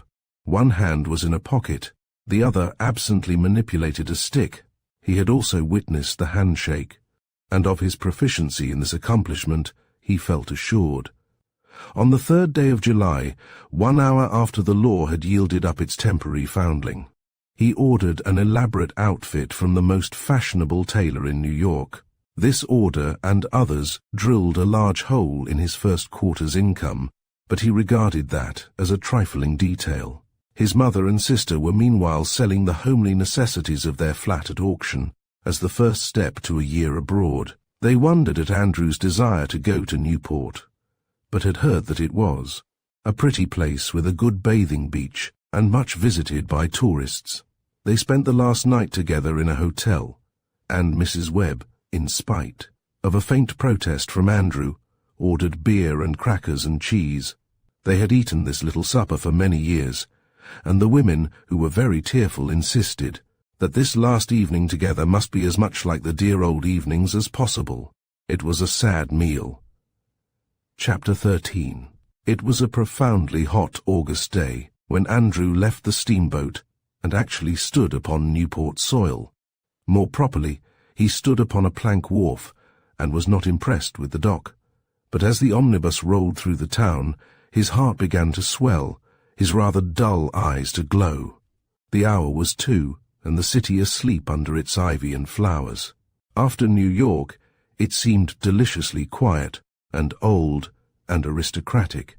The pounding of the horses' hoofs, the voices of the people in the omnibus were desecrating. He had glimpses of long avenues, dark, green, dim, a flash of villa top or imposing gateway behind the stately trees. He felt that he was in paradise. He was in a mood to admire the hotel, plain and unpretending structure. As it was so old and still and highly respectable. He descended from the omnibus nervously and went into the office. A clerk handed him a pen, and he registered his name in a clerkly hand, Armstrong Webb. He had decided to acknowledge his debt to his uncle and add a cubit to his stature at the same time. The clerk wheeled the book round, glanced indifferently at the name, and handed a key to a bellboy. Webb, conscious of a faint chill, followed the boy upstairs. The room to which he was conducted was an ordinary one overlooking the area. He had been treated as any commonplace and unknown traveller would be. The thought increased the chill. Then he philosophically concluded that a nobleman travelling incognito would be treated in the same way, and went downstairs to the dining room. There he was somewhat surprised to find that dinner was being served instead of luncheon. He had supposed that dinner in a Newport hotel would be served at 8 o'clock. After dinner, he went out to the veranda, sat himself on one of the chairs by the railing, and smoked an expensive cigar. He was beginning to feel strangely lonely. There seemed to be very few people in the hotel, and he experienced his first pang of helplessness, of doubt. He had supposed that the hotel would be full of great people. As he glanced down the avenue, those big houses seemed like tombs, buried themselves under a rank growth of foliage. And it was so wondrous quiet. His cigar cheered him somewhat, and he sauntered back to the office and entered into conversation with the clerk, a good-humoured little Englishman with cheeks like his own apples. The clerk knew at a glance that the stranger was neither a swell nor a frequenter of Newport, but he liked his manly appearance and readily met his advances. To his dismay, Webb learned that the swells no longer went to the hotels or, if obliged to do so for a short period, secluded themselves in their rooms. They lived in cottages. Oh, yes, all those fine houses were called cottages. It was a sort of fad, American modesty, the clerk supposed. There was not much run of any sort at the hotel until the 15th, when a good many tourists came. Oh, yes, there were some people there, mostly old ones, who had come every season for many years, he believed. Rather depressing parties, these. They looked so old-fashioned, and didn't do much to brighten up things. Webb, with growing dejection, left the hotel and strolled up the avenue. There his spirits revived. The avenue was so beautiful, so gloomy, so old. He drew in deep inhalations of its unmistakably aristocratic atmosphere. He felt its subtle possessing influence. Once more his imagination awakened. He leaned on a Gothic gateway and gazed upon a superb Queen Anne cottage with Tudor towers. Incongruities in architecture mattered nothing to him.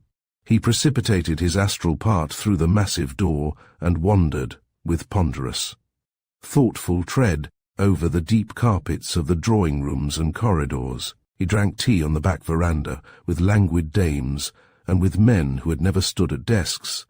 He threw himself into an armchair and listened to a slim-waisted, smooth-haired girl coquetting with the piano. He sat with the haughty chatelaine and talked of. There his imagination failed him. He hardly knew what these people talked of, although he had read many society novels. As far as his memory served him, they talked of nothing in particular. He wandered down the avenue, dreaming his dream at many gate-posts. He saw no one, but thereby was the illusion deepened. Newport for the hour was his. He returned to the hotel veranda, lit another cigar, and was about to meditate upon some plan of campaign, when suddenly an odd and delightful thing happened. It was 4:30 of the clock. As if to the ringing of a bell and the rising of a curtain, Bellevue Avenue became suddenly alive with carriages. The big gates seemed to yawn simultaneously and discharge their expensive freight.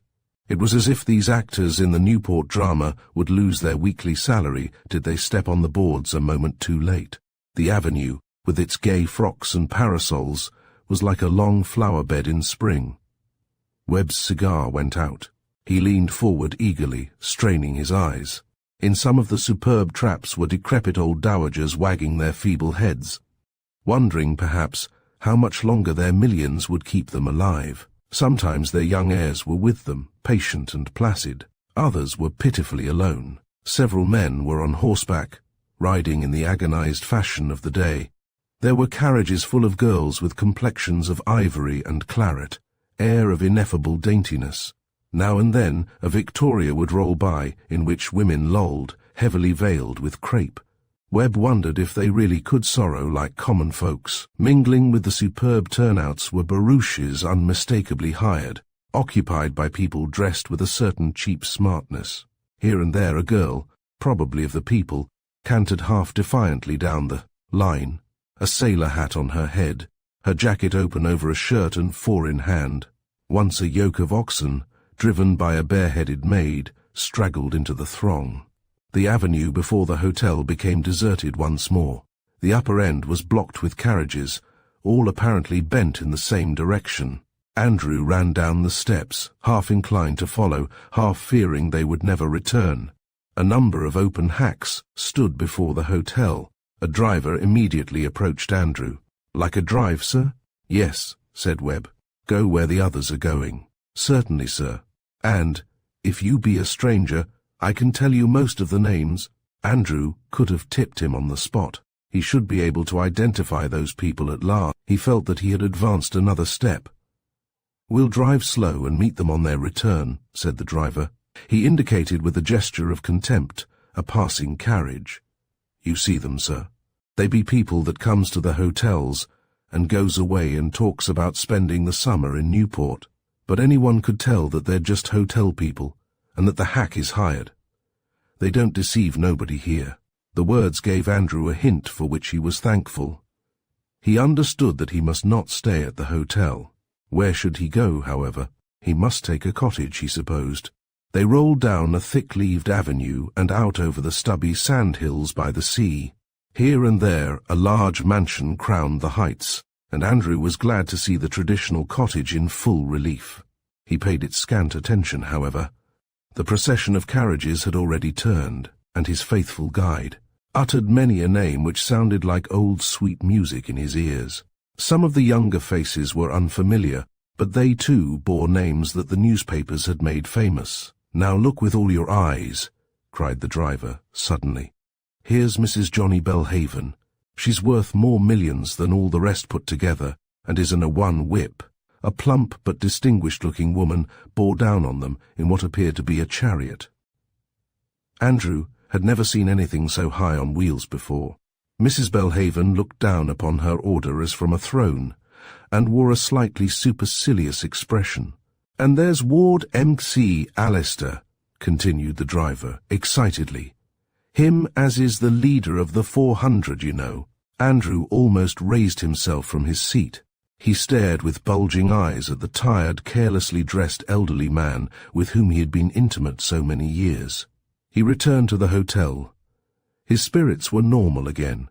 He had taken his part in a fragment of the daily life of Newport, As he passed through the office on his way to the elevator, the clerk beckoned to him. "As you seem a stranger, sir," he said apologetically, "I thought I would introduce you to Mr. Chapman. He's the correspondent of several New York papers, and could tell you how to amuse yourself." A short, thick-set, amiable young man shook Andrew's hand heartily. Mr. Chapman was not the sort of person Andrew had gone to Newport to meet, but he was glad of any friendship temporarily. The two young men went out to the veranda. Andrew proffered his new cigar case. The other accepted gratefully. He was the freelance correspondent of several New York weekly papers, and his salary was not large. He tipped his chair back, put his feet on the railing, and confided to Webb that he hated Newport. "I wouldn't have come here this summer if I could have got out of it," he said gloomily. "It's my third year, and the place gets worse every season. These people are so stuck up there's no approaching them for news. Even Lancaster, who has a sort of entree because he is connected with a swagger family, admits that it's as much as his life is worth to get anything out of them.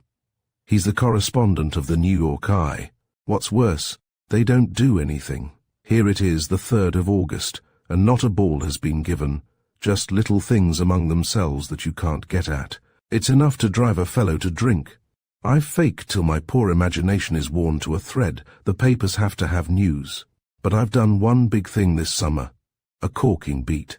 Did you notice halfway down the avenue a new house surrounded by a big stone wall? That's the new Belhaven house. They'd sworn that no reporter should so much as pass the gates, no paper, should ever show an eager world the interior of that marble mausoleum.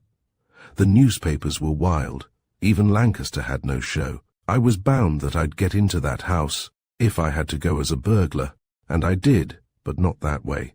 I bribed their butcher to let me dress up as his boy, took a camera, and photographed the house and grounds from the seclusion of the meat wagon. I flirted with the cook and got her to show me the drawing rooms. It was early, and the family wasn't up. I dodged the butler and took snapshots. The other newspaper men were ready to brain me.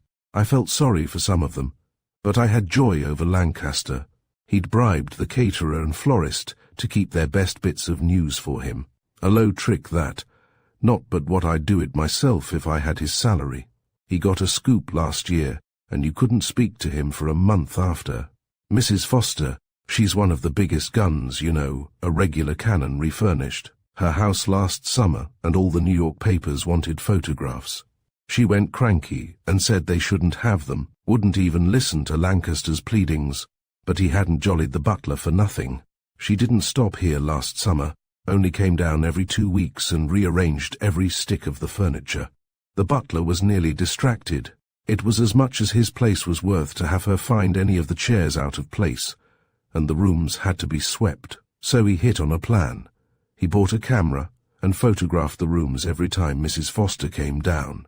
One day he met Lancaster on the avenue and confided his method of keeping up with the old lady. You may be sure Lancaster was not long getting a set of those photos. It cost the newspaper a pot of money, for the butler was no fool. But there they were next Sunday, and Mrs. Foster doesn't know to this day how it was done. Webb listened with mingled amusement and dismay. He was slowly beginning to realize the determined segregation from the common herd of these people to whom he had come so confidently to offer homage. He changed the subject. "I don't want to stay here, don't you know," he said, glancing scornfully over his shoulder at the hotel which in its day had housed the most distinguished in the land. "What would you advise? Take a cottage?" "Take a cottage!" Mr. Chapman fairly gasped. "Are you a millionaire in disguise? If you were, I don't believe you could get one. The swells shut up theirs when they don't come, or let them to their friends. The others are mostly taken year after year by the same people. No, I'll tell you what you want, a bachelor's apartment. They are not so easy to get either, but I happen to know of one. It was rented 4 years ago by Jack Delancey, but he blew in most of his money, and then tried to recuperate on cordage. The bottom fell out of that, and now goodness knows where he is. At all events, his apartment is to let. Suppose we go now and see it. There's no time to lose." Andrew assented willingly, profoundly thankful that he had met Mr. Chapman. The apartment was near the hotel.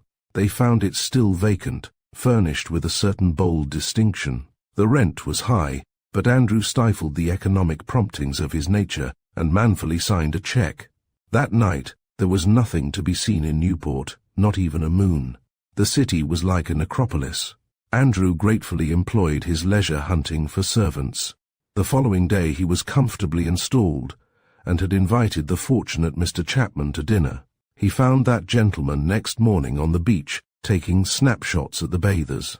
"This sort of thing goes," Chapman said, "although these people are just plain tourists. I label them the beautiful Miss Brown, or the famous Miss Jones, and the average reader swallows it. To say nothing of the fact that it makes the paper look well. The swells won't go in with the common herd, and want the ocean fenced in too, as it were. There are some of them over there in their carriages, taking a languid interest in the scene because they've nothing better to do. But they'd no more think of getting out and sitting on this balcony, as they do at Narragansett, than they'd ride in a streetcar. Want to go up to the casino and see the stage go off? That's one of the sights." Andrew had spent a half-hour the evening before, gazing at the graceful brown building which had long been a part of his dreams. He welcomed the prospect of seeing a phase of its brilliant life. They reached the casino a few minutes before the coach started. A large, round-shouldered man, with face and frame of phlegmatic mould, occupied the seat and swung his whip with a bored and absent air.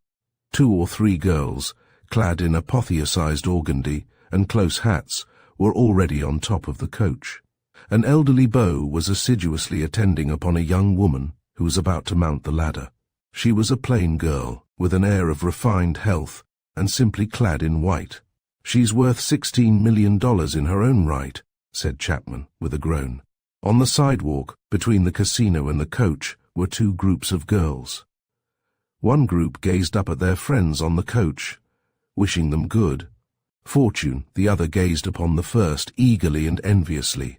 Andrew looked from one to the other. The girls who talked to those on the coach wore organdie frocks of simple but marvelous construction.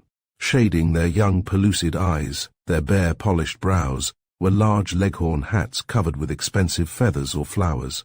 Air, carriage, complexion, manner, each was a part of the unmistakable uniform of the New York girl of fashion. But the others? Andrew put the question to Chapman. "Oh, they're natives. We call them that to distinguish them from the cottagers. They get close whenever they get a chance, and copy the cottagers' clothes and manners, but it doesn't take a magnifying glass to see the difference." Andrew looked with a pity he did not admit was fellow-feeling at the pretty girls with their bright complexions. They're merely stylish clothes, which reminded him of Polly's, the inferior feathers in their chip hats. The sharp contrast between the 2 groups of girls was almost painful. "I've got to leave you," said Chapman, "but I'll see you later. Take care of yourself." The horn tooted, the whip cracked, the coach started. The men on the club balcony above the casino watched it lazily. The street between the coach and the green wall opposite had been blocked with carriages that now rolled away. Webb turned his attention to the group of cottagers. One of the girls wore a yellow organdie trimmed with black velvet ribbons, a large leghorn covered with yellow feathers and black velvet. She was not pretty, but she had an air, and that was supremest beauty in Andrew's eyes. Another was in lilac, another in pink. Each had the same sleek brown hair, the same ivory complexion. In attendance was a tall, clumsily built but very imposing young man with sleepy blue eyes and a mighty mustache. The girls paid him marked attention. They chatted for a few moments, then walked through the entrance of the casino. Over the lawn, towards the lower balcony of the horseshoe surrounding it. Andrew followed, fascinated. The young man in attendance walked after the manner of his kind, and Andrew, unconsciously imitating him, ascended the steps, seated himself with an air of elaborate indifference opposite the party in the narrow semicircle, and composed his face into an expression of blank abstraction. His trouble was wasted. They did not see him. They had an air of seeing no one in the world but their kind. One of the girls, to Andrew's horror, crossed her knees and swung her foot airily. The young man sank into a slouching position. Another girl joined the group, but he did not rise when introduced, nor offer to get her a chair. She was obliged to perform that office, at some difficulty, for herself. The band began to play. Andrew leaned forward, gazing at the floor, intent upon hearing these people actually converse. But their talk only came to him in snatches between the rise and fall of the music. Like many other New Yorkers, he had a deaf ear. "My things disappear, so, from the yellow girl, I suspect my maid wears them. Don't really know what I have. Don't dare say anything." This was said with a languid drawl which Andrew thought delicious. All laughed. "Shall you go to Paris this year?" "I don't know. Till time comes. Then we keep 4 servants up all night packing. Must have some new gowns. You know how you have to talk to Doucette and Paquin yourself." The young man went to sleep. The girls put their heads together and whispered.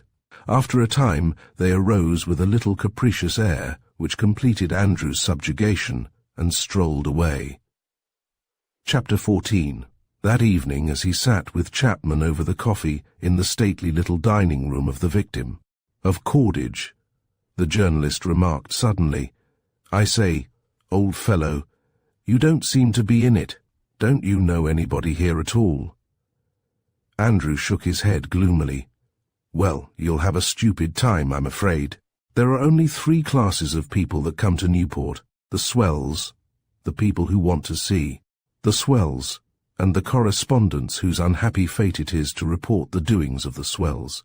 Now, what on earth did you come here for?" Andrew had not a confiding nature, but he could not repress a dark flush. The astute little journalist understood it.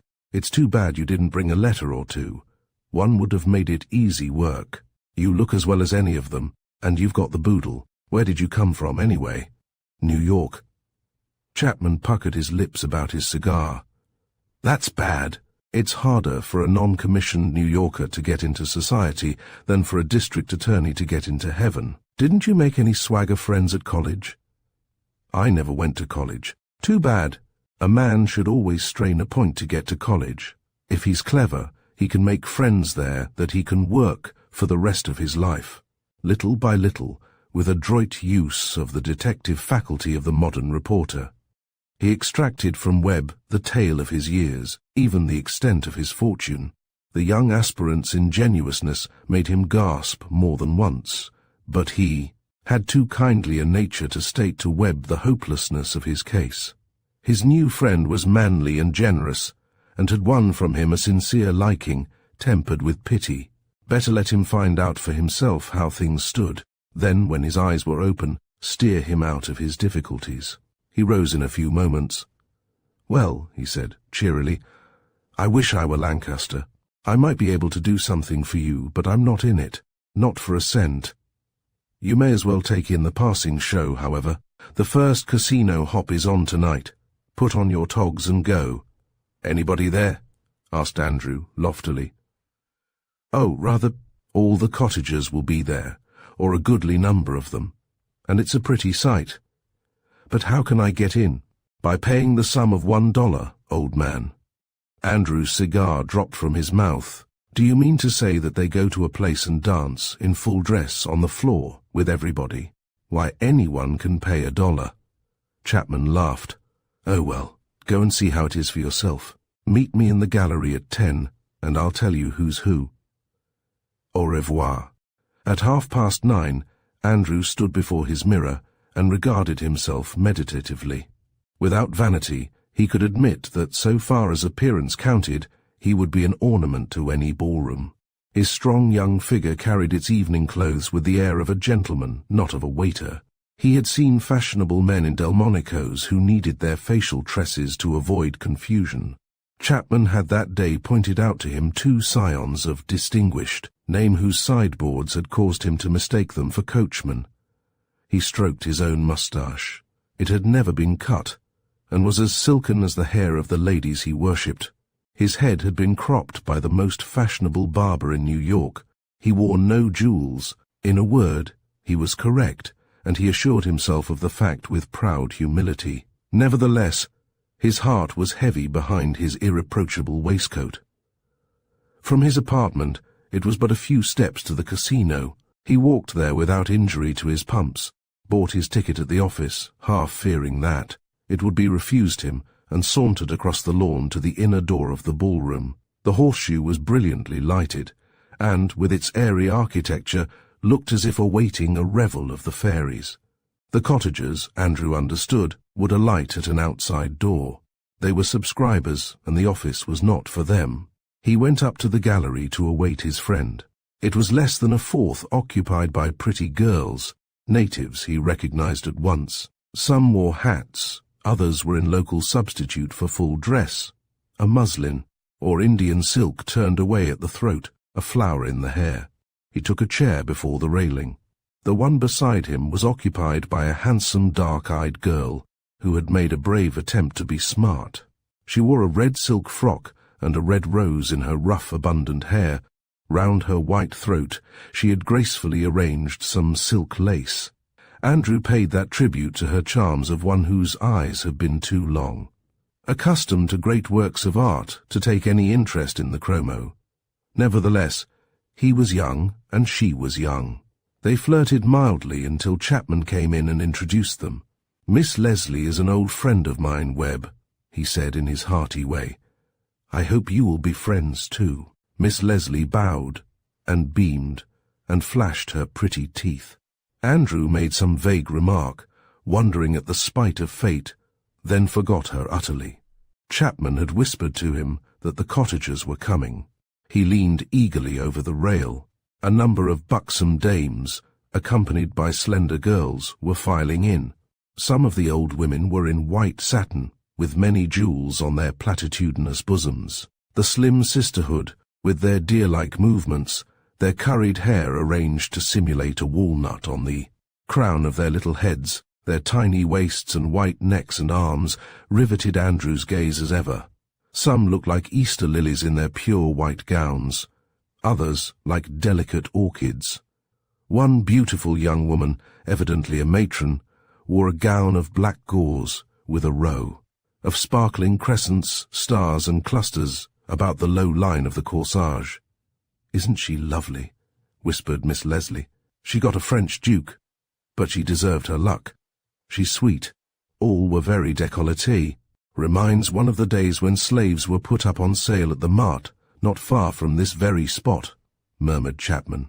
One sprightly matron entered with an imperious air and was immediately surrounded. "Who's she?" inquired Andrew scornfully. "Why, her frock and gloves are soiled, and her hair's dyed." "Oh, she's out of sight, my boy. Once in a while they do look like that. She's going to lead things this summer. Wish she'd hurry up." Then he named a number of people to Webb. The band on the platform facing the triple row of seats at the far end began a waltz. Most of the men were elderly and well-preserved. They danced with the girls. The half-dozen youths improved their chances by assiduous attentions to the unwieldy dames. Andrew thought that his princesses danced very badly. Many of them were taller than the men, and looked about to go head first over the shoulders whose support they seemed to disdain. The little ones bounded like rubber balls. The old women formed groups and gossiped. A number sat about a plethoric lady whose diamonds made her look like a crystal chandelier. Chapman informed Webb that she was a duchess. "You see that fellow over there?" he exclaimed, suddenly, indicating with the point of his lead pencil a young man with a vulgar, vacuous face and a clumsy assumption of the grand air. Well, he was nobody a year ago, a distant connection of the Webbs, but they never recognized his existence until he came into some money. Then they took him up, and now he's out of sight. It's too bad you didn't happen to be that kind of Webb. You look a long sight more of a gentleman than he does." "Are any of the Webbs here?" asked Andrew, choking with bitterness. "There's the old girl over there. Regular old ice chest. Is Schuyler Churchill Webb here. He's just come in. He is talking to the Duchess, the French one." Andrew gazed with dull hatred at the plain, amiable-looking young man, whose air of indefinable elegance seemed to reach forth and smite him in the face. The gulf, which had been a gradually widening rift, seemed suddenly to yawn. "Well, I must go," said Chapman. "I have to get my stuff off, you know. We'll see you in the morning." As he left, Miss Leslie renewed her pleasantries. hoping that Andrew would ask her to go down and dance. She was terribly afraid of the great folk, poor little soul, but she felt that this strong, self-reliant young man would protect her. Andrew excused himself in a few moments, however, and went downstairs. He had bought the right to be in the same room with those people, and he would claim it. The treble row of seats was evidently reserved for strangers. No cottagers were at that end of the room. They sat about the other three sides, with an air of being on their own ground. Andrew walked resolutely into the room, and took possession of one of the chairs reserved for his kind. He had only 3 or 4 neighbours. Most of the tourists had gone upstairs, and were darkly surveying the scene. There were no decorations, but the dowagers were a jewelled dado, the girls an animated bed of blossoms. Chapter 15. For 1 hour Andrew sat there, and at its end he comprehended why the cottagers did not concern themselves about the tickets sold. Not one icy glance had been directed at the treble row of seats, not one inquiring stare bent upon the occasional tourist couple who summoned courage to take a whirl. He and his companions might have been invisible intruders on a foreign planet, for all the notice the elect took of them. There was nothing overt, nothing unkind, but the stranger was as effectually frozen out as if he had fled before a battery of lorgnettes. The cottagers were like one large family. There was no more reserve among the young people than if they had been a party of happy, well-trained schoolchildren. What wonder that the stranger within their gates felt his remoteness. During the Lancers they almost romped. They might have been on the lawn of one of their own cottages, and these outsiders hanging on the fence. To any and all without their world, they were unaffectedly oblivious. At the end of the hour Andrew rose heavily and left his seat. His face was grey, his knees shook a little. He understood, but his cup of bitterness was not yet full. As he made his way down the passage behind one of the rows of chairs, reserved for the cottagers, he beheld a girl who had just entered. He stood still and stared at her, wondering that he had ever thought other women beautiful. If those he had worshipped were princesses, this was a goddess. Only New York could give her that nameless distinction, so curiously unlike the graceful breeding of older lands, the difference between the hothouse orchid and the lily of ancient parks. This girl's figure was more Juno-esque than was usual with her kind, her waist larger. She was very tall. Her carriage was one of regal simplicity, as if she were wont to walk on stars. Her shining brown hair was gathered into a knot at the base of her classic head. Her brow and chin and throat were perfect in their modelling. Her skin, of a marvellous whiteness, seemed to shed a light of its own. One might surely examine it with a microscope and find no flaw. Her mouth and nose were irregular, but her large blue-grey eyes shone triumphant, and she had beautiful ears. She wore a simple gown of pale blue organdie, clinging to her faultless figure, even at the throat and wrists. At her right was the new-found relative of the Webbs, half a head too short to reach that exquisite ear with his mumblings. About her were several other men. Andrew's capacity for love may not have been very profound, but he loved this woman at once and finally. It was a love that would have delighted the cynical Schopenhauer and the philosophical Darwin. The instinct of selection had never been more spontaneously and unerringly exercised. He was conscious of neither passion nor sentiment, however. She hovered in his visions as a companion at great functions, his possession whom all the world would envy. It was not so much she he loved as what she represented. His attention was momentarily distracted by the remarkable antics of an elderly man. This person was bowing and genuflecting before the goddess, rolling his eyes upward, throwing out his hands, clasping and wringing them. A pantomime of speechless admiration. To Andrew, he looked like an elderly billy goat with a thorn in its hoof. The goddess looked down upon him with an expression of good-natured contempt. The men applauded heartily. Andrew once more riveted his gaze on the face which had completed his undoing. In a moment, the girl's clear eyes met his, then moved past as indifferently as if she had gazed upon space. Andrew turned, forgetting his hat, and almost ran from the house, down the street, and up the stairs to his apartment. He flung himself into a chair, buried his face in his hands, and groaned aloud. The hopelessness of his case surged through his brain with pitiless reiteration.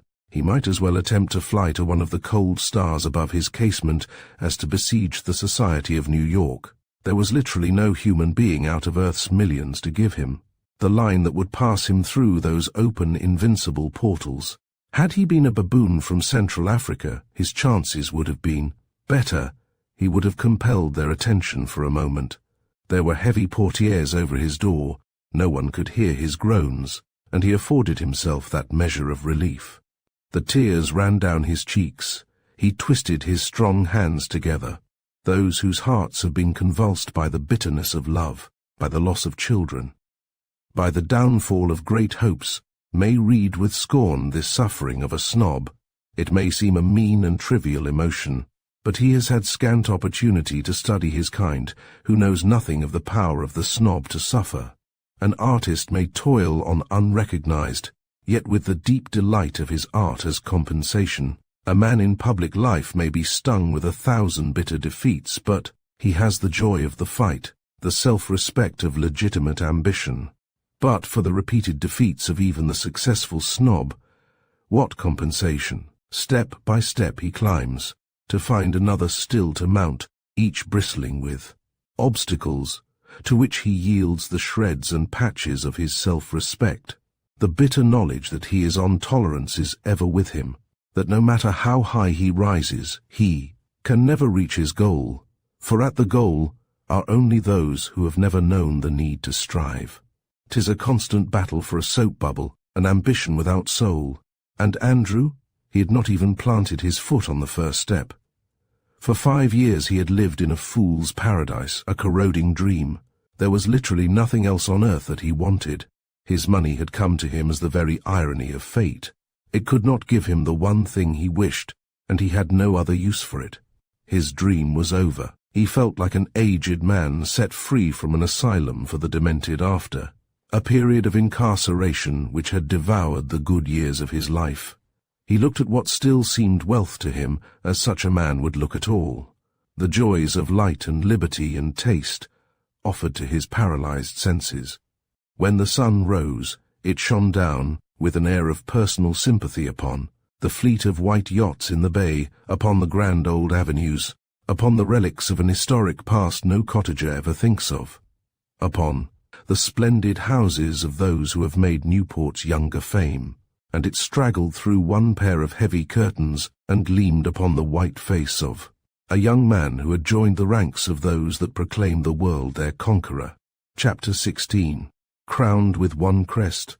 Published in Vanity Fair, London in 1895, people were beginning to wonder if an American, having captured a title and worn it for 5 years, would renounce it for mere good looks and brains. In other words, if Lady Carnath, formerly Miss Edith Ingoldsby of Washington, and still earlier, before her father had found leisure to crown a triumphant financial career with the patriotic labors of a United States Senator of Boone, Iowa, would marry Butler Hedworth, MP, a gentleman of some fortune and irreproachable lineage who had already made himself known on the floor of the House, but was not so much as heir presumptive to a title. So many American maidens had placidly stood by while their mammas arranged a marriage between their gold-banked selves and the impecunious scion of an historical house, that the English, when forced to admit them well-bred, found solace in the belief that these disgustingly rich and handsome girls were without heart. Nevertheless, Lady Carnath, who had worn her marijuanas but a year, permitted Butler Hedworth to pay her attentions, so pronounced that her world was mildly betting on his possible acceptance as husband or lover. It was argued that during the life of Lord Carnath, his wife's demeanour had been above comment. But a cynic remarked that women had all sorts of odd ideals, and was widely quoted. Edith Ingoldsby had bought her earl and paid a high price for him. Nevertheless, she had liked him better than any man but one that she had ever known, and they had been the best of friends. When she met him, she was in the agonies of her only passion, and had clutched the first opportunity to bury alive the love that was destroying her beauty and her interest in life. The passion had lingered for a time, then gone the way of all passions, unfed by a monotonous environment and too much leisure.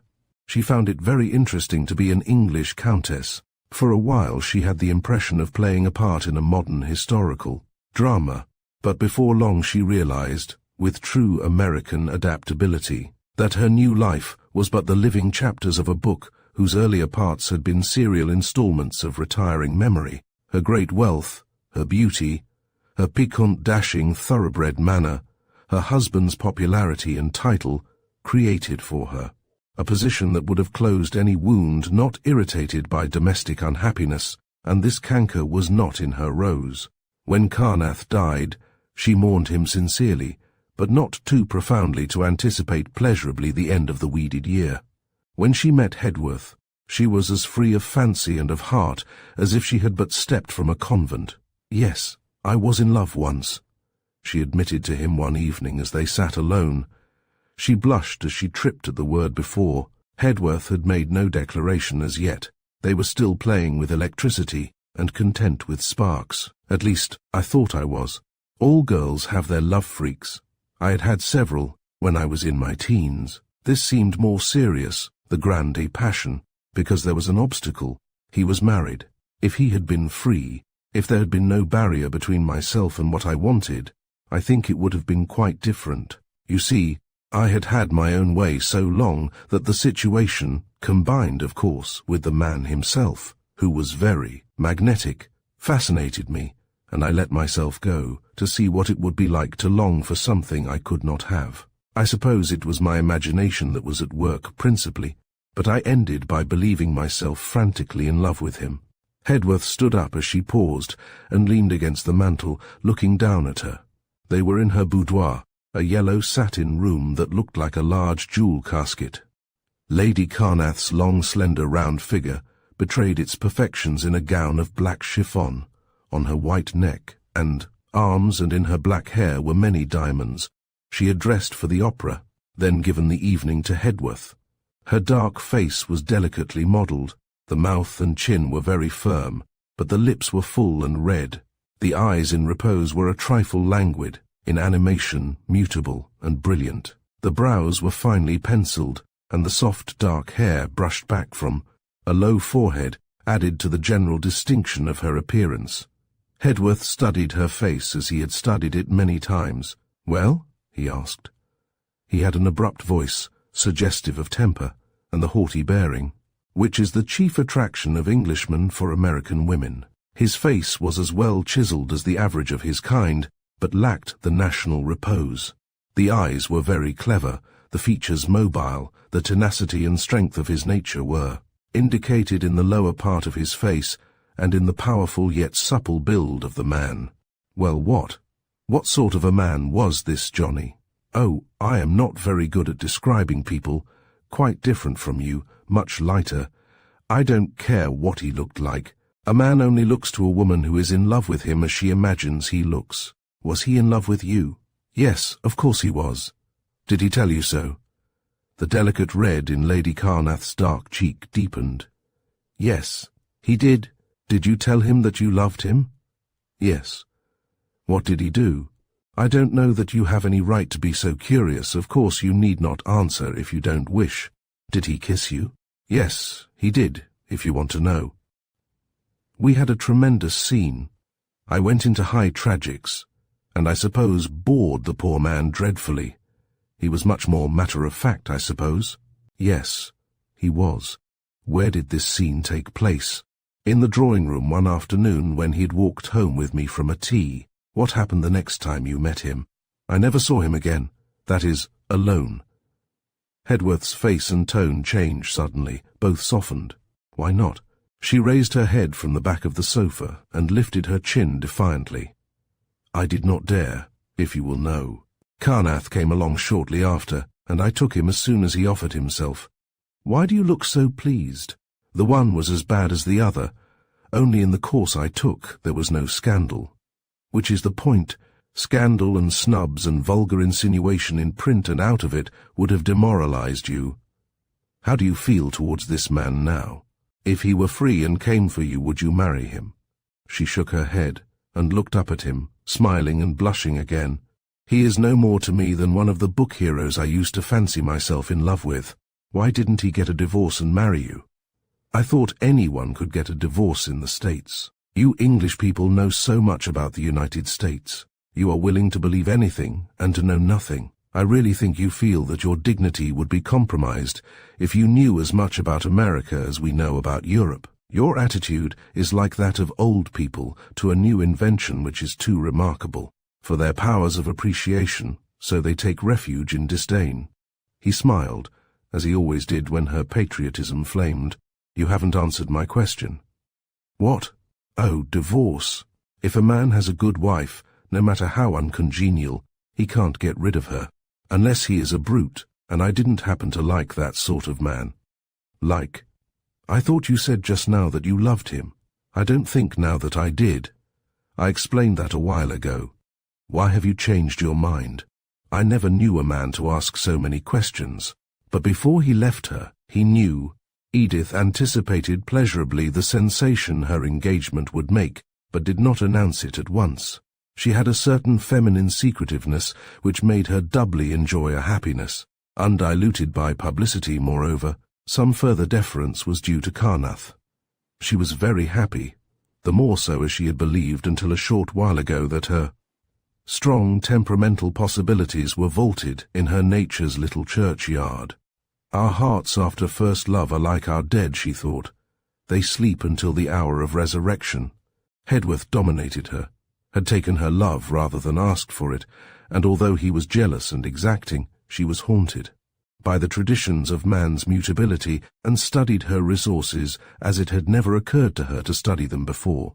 She found that the outer envelopes of her personality could be made to shift with kaleidoscopic brilliancy. And except when Hedworth needed repose, she had much tact. She treated him to these many moods in turn. It is possible that she added to her fascination, but, having won him without effort, she might have rested on her laurels.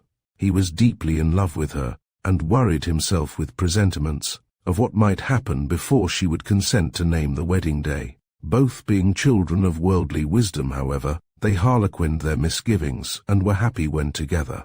Fortunately for both, she was heavy-laden with femininity, and was content to give all and receive the little that man in the nature of his life and inherited particles has to offer.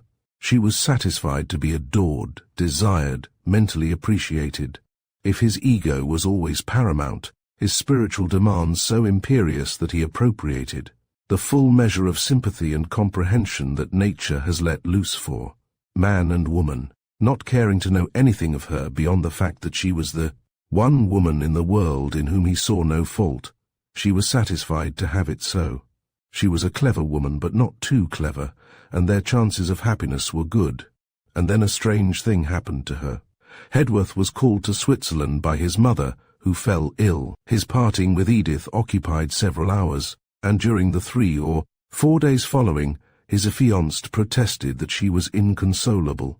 But his letters were frequent and characteristic, and she began to enjoy the new phase of their intercourse, the excitement of waiting for the post, the delight which the first glimpse of the envelope on her breakfast tray gave her, the novelty of receiving a fragment of him daily, which her imagination could expand into his hourly life and thoughts. The season was over, and she had little else to do. She expected him back at any moment, and preferred to await his arrival in town. One evening she was sitting in her bedroom thinking of him. The night was hot and the windows were open. It was very late. She had been staring down upon the dark mass of treetops in the park, recapitulating, phase by phase, the growth of her feeling for Hedworth. Suddenly it occurred to her that it bore a strong racial resemblance to her first passion, and, being too intelligent to have escaped the habit of analysis, she dug up the old love and dissected it. It had been better preserved than she would have thought, for it did not offend her sense, and she gave an hour to the office. She went back to her first moment of conscious interest in the hero of her tragedy, galvanized the thrill she had felt when he entered her presence, her restlessness and doubt and jealousy when he was away, or appeared to neglect her, the recognition that she was in the hard grasp of a passion in which she had had little faith, the sweetness and terror of it, the keen delight in the sense of danger. There had been weeks of companionship before he had defined their position. It occurred to her now that he had managed her with the skill and coolness of a man who understood women and could keep his head, even while quickened with all that he inspired. She also recalled, her lips curling into a cynical grin, that she had felt the same promptings for spiritual abandonment, of high desire to help this man where he was weak, to restore some of his lost ideals or to replace them with better, to root out the marijuanas which she recognized in his nature, and to coax the choked bulbs of those fairer flowers which may have been there before he and the world knew each other too well. Then she relived the days and nights of torment when she had walked the floor wringing her hands, barely eating and sleeping. She recalled that she had even beaten the walls and flung herself against them. The procession was startlingly familiar and fresh of lineament, even the moments of rapture, whose memory is soonest to fade, and the fitful solace she had found in those last days, imagining what might have been. She got up and walked about the room, half amused, half appalled. What does it mean, she thought. Is it that there is an impalpable entity in this world for me, and that part of it is in one man and part in another? Is the man who has the larger share the one I really love? Is that the explanation of loving a second time? It certainly is very like, ridiculously like. She turned her thoughts to Hedworth, but they swung aside and pointed straight to the other man. She half expected to see his ghost framed in the dark window. He seemed so close. She found herself living the past again and again, instinct with its sensations. He had had much in his life to cark and harrow, and the old sympathy and tenderness vibrated aloud and little out of tune. She wondered what had become of him, what he was doing at the moment. She did not believe that he had loved any woman since. He had nearly exhausted his capacity for loving when he met her. And at the same time, she was distinctly conscious that if the two men stood before her, she should spring to Hedworth. Nevertheless, when she conjured his image, the shadowy figure of the other man stood behind, looking over Hedworth's shoulder with a half-cynical smile which had only left his mouth when he had told her, with white face, whose muscles were free of his will for the moment, that he loved her. Is it the old love that is demanding its rights, not the man, she thought. Is it true, then, that all we women want is love, and that it is as welcome in one attractive frame as another, that it is not Hedworth I love, but what he gives me? Now that I even suspect this, can I be happy? Will that ghost always look over his shoulder? She was a woman of sound, practical sense, and had no intention of risking her happiness by falling a victim to her imagination. She pressed the electric button and wrote a letter to her former lover, a friendly letter without sentimental allusion, asking for news of him. The sight of the handwriting that once had thrilled her, as well as the nature of his reply, would at least bring her to some sort of mental climax. Moreover, he might be dead. It might be spiritual influence that had handled her imagination. She was not a superstitious woman. She was merely wise enough to know that she knew nothing, and that it was folly to disbelieve anything. Hedworth did not return for 3 weeks. During that time, it seemed to her that her brain was an amphitheatre in which the two men were constantly wrestling. She never saw one without the other. When Hedworth mastered for the moment, she was reminded that he was merely playing a familiar tune on her soul keys. She felt for the man who had first touched those keys a persistent tenderness, and during the last days watched restlessly for his letter, but she felt no desire whatever to see him again. For Hedworth she longed increasingly. Hedworth returned. The other man vanished. She announced the engagement. They had been invited to the same houses for the autumn. Necessarily they saw little of each other, and planned to meet in the less frequented rooms and in the woods. At first they enjoyed this new experience, but when they found themselves in a large party that seemed to pervade every corner of the house and grounds at once, and 2 days had passed without an interview of 5 minutes' duration, Hedworth walked up to her, she was alone for the moment, and said, 4 weeks from today we marry. She gave a little gasp, but made no protest. "I have had enough of dawdling and sentimentalizing. We will marry at your place in Sussex on the 2nd of October. "Very well," she said, shortly after she went to Paris to confer with the talent that should enhance. Her loveliness then paid Mrs. Hedworth a visit in Switzerland. Hedworth met her there, and his mother saw little of her guests. Edith returned to England alone. Hedworth was to follow at the end of the week, and spend the few remaining days of his bachelorhood at the house of a friend whose estate adjoined the one Lady Carnath had bought not long after her husband's death. Several days after her return, she was sitting at her dressing table when a letter was handed her bearing the Washington postmark. Her maid was devising a new coiffure, and she was grumbling at the result. She glanced at the handwriting, pushed the letter aside, and commanded the maid to arrange her hair in the simple fashion that suited her best. After the woman had fixed the last pin, Edith critically examined her profile in the triple mirror, then thrust out a thin little foot to be divested of its mule and shod in a slipper that had arrived that morning from Paris. She expected people to tea. While the maid was on her knees, Edith bethought herself of the letter. "And read it, dear Lady Carnath. I have been in Canada all summer. No letters were forwarded. I find yours here at the Metropolitan. Thanks, I am well. Life is the same with me. I eat and drink and wither, but you are a memory to be thankful for, and I have never tried to forget you. I was glad to learn through Tower, whom I met in Montreal, that you were well and happy. I wish I may never hear otherwise." Then followed several pages of news of her old friends. "Poor fellow," thought Edith with a sigh, "but I doubt if any woman or any circumstances would ever make a man like that happy. There are those wretched people, and I am not half dressed." Nevertheless, he again took his stand in her brain and elbowed Hedworth, whose concrete part was still detained in Switzerland. She did not answer the letter at once. It was not an easy letter to answer, but it haunted her, and finally she sat down at her desk and bit the end of her penholder. She sat staring before her, the man in complete possession, and gradually the colour left her face. If this old love, which her mind and senses had corporealized, refused to abdicate, had she any right to marry Hedworth? Now that she had unlocked this ghost, might not she find it at her side whenever? Her husband was absent, reminding her that she was a sort of mental bigamist. Carnath had no part in her dilemma. She barely recalled his episode. She was as positive as she had been when the past unrolled itself, that she had no wish to see the first man again, that did he stand before her his power would vanish.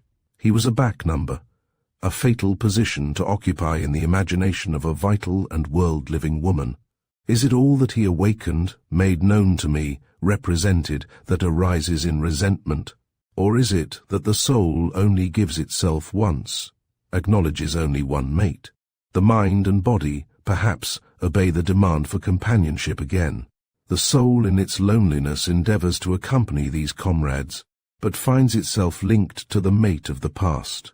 Probably when a woman marries a man she does not love, the soul, having no demand made upon it, abstracts itself, sleeps.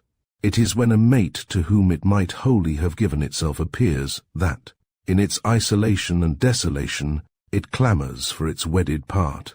Her teeth indented the nib of her penholder. Was ever a woman in such a predicament before, so illusionary and yet so ridiculously actual?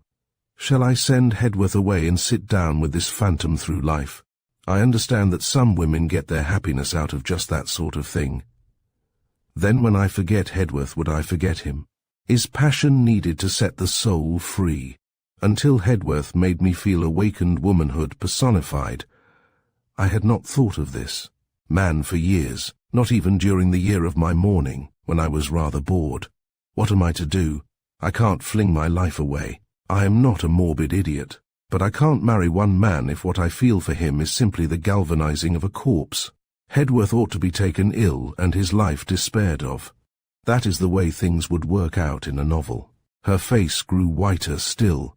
She had experienced another mental shock. For the first time she realized that no woman could suffer twice, as she had suffered 5 years ago. That at least was all the other man's. Her capacity for pain had been blunted, 2/3 exhausted. If Hedworth left her, died, she might regret him, long to have him back, but the ghost of that abandon of grief, that racking of every sense, that groping, in an abyss, while a voiceless something within her raved and shrieked, resolved itself into a finger of fire, which wrote Hedworth's inferior position. What shall I do? What shall I do? She dipped the pen into the ink and put it to the paper.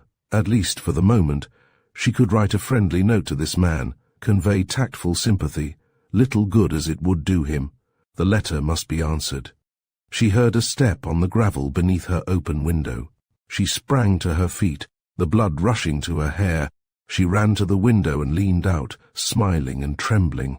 Hedworth's eyes flashed upward to hers. She was, it must be admitted, a product of that undulating and alluring plain we call the world, not of those heights where the few who have scaled them live alone. Chapter 17. Death and the Woman.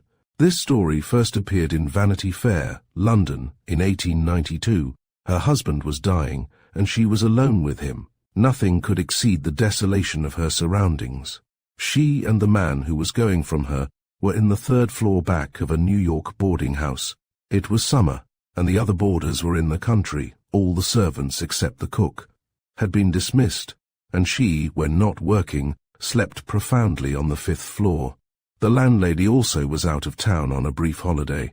The window was open to admit the thick, unstirring air. No sound rose from the row of long, narrow yards, nor from the tall, deep houses annexed. The latter deadened the rattle of the streets. At intervals the distant elevated lumbered protestingly along, its grunts and screams muffled by the hot suspended ocean. She sat there plunged in the profoundest grief that can come to the human soul, for in all other agony hope flickers, however forlornly. She gazed dully at the unconscious breathing form of the man who had been friend and companion and lover during 5 years of youth, too vigorous and hopeful to be warped by uneven fortune. It was wasted by disease. The face was shrunken. The night garment hung loosely about a body which had never been disfigured by flesh, but had been muscular with exercise and full-blooded with health. She was glad that the body was changed, glad that its beauty, too, had gone some other where than into the coffin. She had loved his hands as apart from himself, loved their strong, warm magnetism. They lay limp and yellow on the quilt. She knew that they were already cold, and that moisture was gathering on them. For a moment something convulsed within her. They had gone too. She repeated the words twice, and after them, forever. And the while the sweetness of their pressure came back to her. She leaned suddenly over him. He was in there still, somewhere. Where? If he had not ceased to breathe, the ego, the soul, the personality, was still in the sodden clay which had shaped to give it speech. Why could it not manifest itself to her? Was it still conscious in there, unable to project itself through the disintegrating matter which was the only medium its creator had vouchsafed it? Did it struggle there, seeing her agony, sharing it, longing for the complete disintegration which should put an end to its torment? She called his name. She even shook him slightly, mad to tear the body apart and find her mate. Yet even in that tortured moment, realizing that violence would hasten his going, the dying man took no notice of her, and she opened his gown and put her cheek to his heart, calling him again. There had never been more perfect union. How could the bond still be so strong if he were not at the other end of it? He was there, her other part. Until dead he must be living. There was no intermediate state. Why should he be as entombed and unresponding as if the screws were in the lid? But the faintly beating heart did not quicken beneath her lips. She extended her arms suddenly, describing eccentric lines above, about him, rapidly opening and closing. Her hands as if to clutch some escaping object, then sprang to her feet and went to the window. She feared insanity. She had asked to be left alone with her dying husband, and she did not wish to lose her reason and shriek a crowd of people about her. The green plots in the yards were not apparent, she noticed. Something heavy like a pall rested upon them. Then she understood that the day was over and that night was coming. She returned swiftly to the bedside, wondering if she had remained away hours or seconds, and if he were dead. His face was still discernible, and death had not relaxed it. She laid her own against it, then withdrew it with shuddering flesh, her teeth smiting each other as if an icy wind had passed.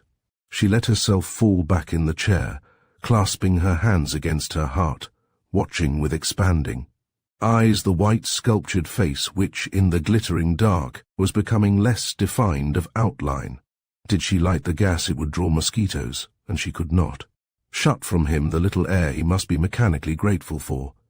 And she did not want to see the opening eye, the falling jaw. Her vision became so fixed that at length she saw nothing and closed her eyes and waited for the moisture to rise and relieve the strain. When she opened them, his face had disappeared. The humid waves above the housetops put out even the light of the stars, and night was come. Fearfully, she approached her ear to his lips. He still breathed. She made a motion to kiss him, then threw herself back in a quiver of agony. They were not the lips she had known, and she would have nothing less. His breathing was so faint that in her half-reclining position she could not hear it, could not be aware of the moment of his death. She extended her arm resolutely and laid her hand on his heart. Not only must she feel his going, but so strong had been the comradeship between them, it was a matter of loving honor to stand by him to the last. She sat there in the hot, heavy night, pressing her hand hard against the ebbing heart of the unseen, and awaited death. Suddenly an odd fancy possessed her. Where was death? Why was he tarrying? Who was detaining him? From what quarter would he come? He was taking his leisure, drawing near with footsteps as measured as those of men keeping time to a funeral march. By a wayward deflection, she thought of the slow music that was always turned on in the theatre when the heroine was about to appear or something eventful to happen. She had always thought that sort of thing ridiculous and inartistic. So had he. She drew her brows together angrily, wondering at her levity, and pressed her relaxed palm against the heart it kept guard over. For a moment the sweat stood on her face, then the pent-up breath burst from her lungs. He still lived. Once more the fancy wantoned above the stunned heart. Death! Where was he? What a curious experience, to be sitting alone in a big house. She knew that the cook had stolen out, waiting for death to come and snatch her husband from her. No, he would not snatch. He would steal upon his prey as noiselessly as the approach of sin to innocence, an invisible, unfair, sneaking enemy, with whom no man's strength could grapple. If he would only come like a man and take his chances like a man. Women had been known to reach the hearts of giants with the dagger's point. But he would creep upon her. She gave an exclamation of horror. Something was creeping over the windowsill. Her limbs palsied, but she struggled to her feet and looked back. Her eyes dragged about against her own volition. Two small green stars glared menacingly at her just above the sill then. The cat possessing them leaped downward, and the stars disappeared. She realized that she was horribly frightened. Is it possible, she thought? Am I afraid of death, and of death that has not yet come? I have always been rather a brave woman. He used to call me heroic, but then with him it was impossible to fear anything, and I begged them to leave me alone with him as the last of earthly boons. Oh, shame! But she was still quaking as she resumed her seat, and laid her hand again on his heart. She wished that she had asked Mary to sit outside the door. There was no bell in the room. To call would be worse than desecrating the house of God, and she would not leave him for one moment. To return and find him dead, gone alone. Her knees smote each other. It was idle to deny it. She was in a state of unreasoning terror. Her eyes rolled apprehensively about. She wondered if she should see it when it came, wondered how far off it was now. Not very far. The heart was barely pulsing. She had heard of the power of the corpse to drive brave men to frenzy, and had wondered, having no morbid horror of the dead. But this, to wait, and wait, and wait, perhaps for hours past the midnight, on to the small. Hours, while that awful, determined, leisurely something stole nearer and nearer. She bent to him who had been her protector with a spasm of anger. Where was the indomitable spirit that had held her all these years with such strong and loving clasp? How could he leave her? How could he desert her? Her head fell back and moved restlessly against the cushion, moaning with the agony of loss. She recalled him as he had been. Then fear once more took possession of her, and she sat erect, rigid, breathless, awaiting the approach of death. Suddenly, far down in the house, on the first floor, her strained hearing took note of a sound, a wary, muffled sound, as if someone were creeping up the stair, fearful of being heard. Slowly, it seemed to count 100 between the laying down of each foot. She gave a hysterical gasp. Where was the slow music? Her face, her body were wet, as if a wave of death sweat had broken over them. There was a stiff feeling at the roots of her hair. She wondered if it were really standing erect, but she could not raise her hand to ascertain. Possibly it was only the colouring matter freezing and bleaching. Her muscles were flabby, her nerves twitched helplessly. She knew that it was death who was coming to her through the silent, deserted house, knew that it was. The sensitive ear of her intelligence that heard him, not the dull, coarse-grained ear of the body. He toiled up the stair painfully, as if he were old and tired with much work. But how could he afford to loiter, with all the work he had to do? Every minute, every second, he must be in demand to hook his cold, hard finger about a soul struggling to escape from its putrefying tenement. But probably he had his emissaries, his minions, for only those worthy of the honour did he come in person. He reached the first landing and crept like a cat down the hall to the next stair, then crawled slowly up as before. Light as the footfalls were, they were squarely planted, unfaltering, slow, they never halted. Mechanically she pressed her jerking hand closer against the heart. Its beats were almost done. They would finish, she calculated, just as those footfalls paused beside the bed. She was no longer a human being. She was an intelligence and an ear. Not a sound came from without. Even the elevated appeared to be temporarily off duty, but inside the big quiet house that footfall was waxing louder, louder, until iron feet crashed on iron stairs and echo thundered. She had counted the steps, 1, 2, 3, irritated beyond endurance at the long, deliberate pauses between. As they climbed and clanged with slow precision, she continued to count, audibly and with equal precision, noting their hollow reverberation. How many steps had the stair? She wished she knew. No need. The colossal trampling announced the lessening distance in an increasing volume of sound, not to be misunderstood. It turned the curve, it reached the landing. It advanced, slowly, down the hall. It paused before her door. Then, knuckles of iron shook the frail panels. Her nerveless tongue gave no invitation. The knocking became more imperious. The very walls vibrated. The handle turned, swiftly and firmly. With a wild, instinctive movement, she flung herself into the arms of her husband. When Mary opened the door and entered the room, she found a dead woman lying across a dead man. Chapter 18. A prologue. To an unwritten play characters: James Hamilton, Mary Fawcett, Rachel Levine, 2 slaves. Place: Nevis, British West Indies. Time: the month of April, 1756. A large room with open windows, to which are attached heavy inside wooden shutters, furnished with iron bars. Beyond the windows are seen masses of tropical trees and foliage, green, and more brilliantly hued, filled with screaming birds and monkeys. In the court is a fountain. The house is halfway up the mountain, and between the trees is a glint of the sea. The room is severely simple. There are no curtains, carpets, nor upholstered furniture. But there are 2 handsome pieces of mahogany, a bookcase full of books bound in old calf, a table on which are tropical fruits and cooling drinks in earthen, jugs, 1 or 2 palm trees, and Caribbean pottery on shelves. In one corner is a harp. In the distance is heard a loud, menacing roar.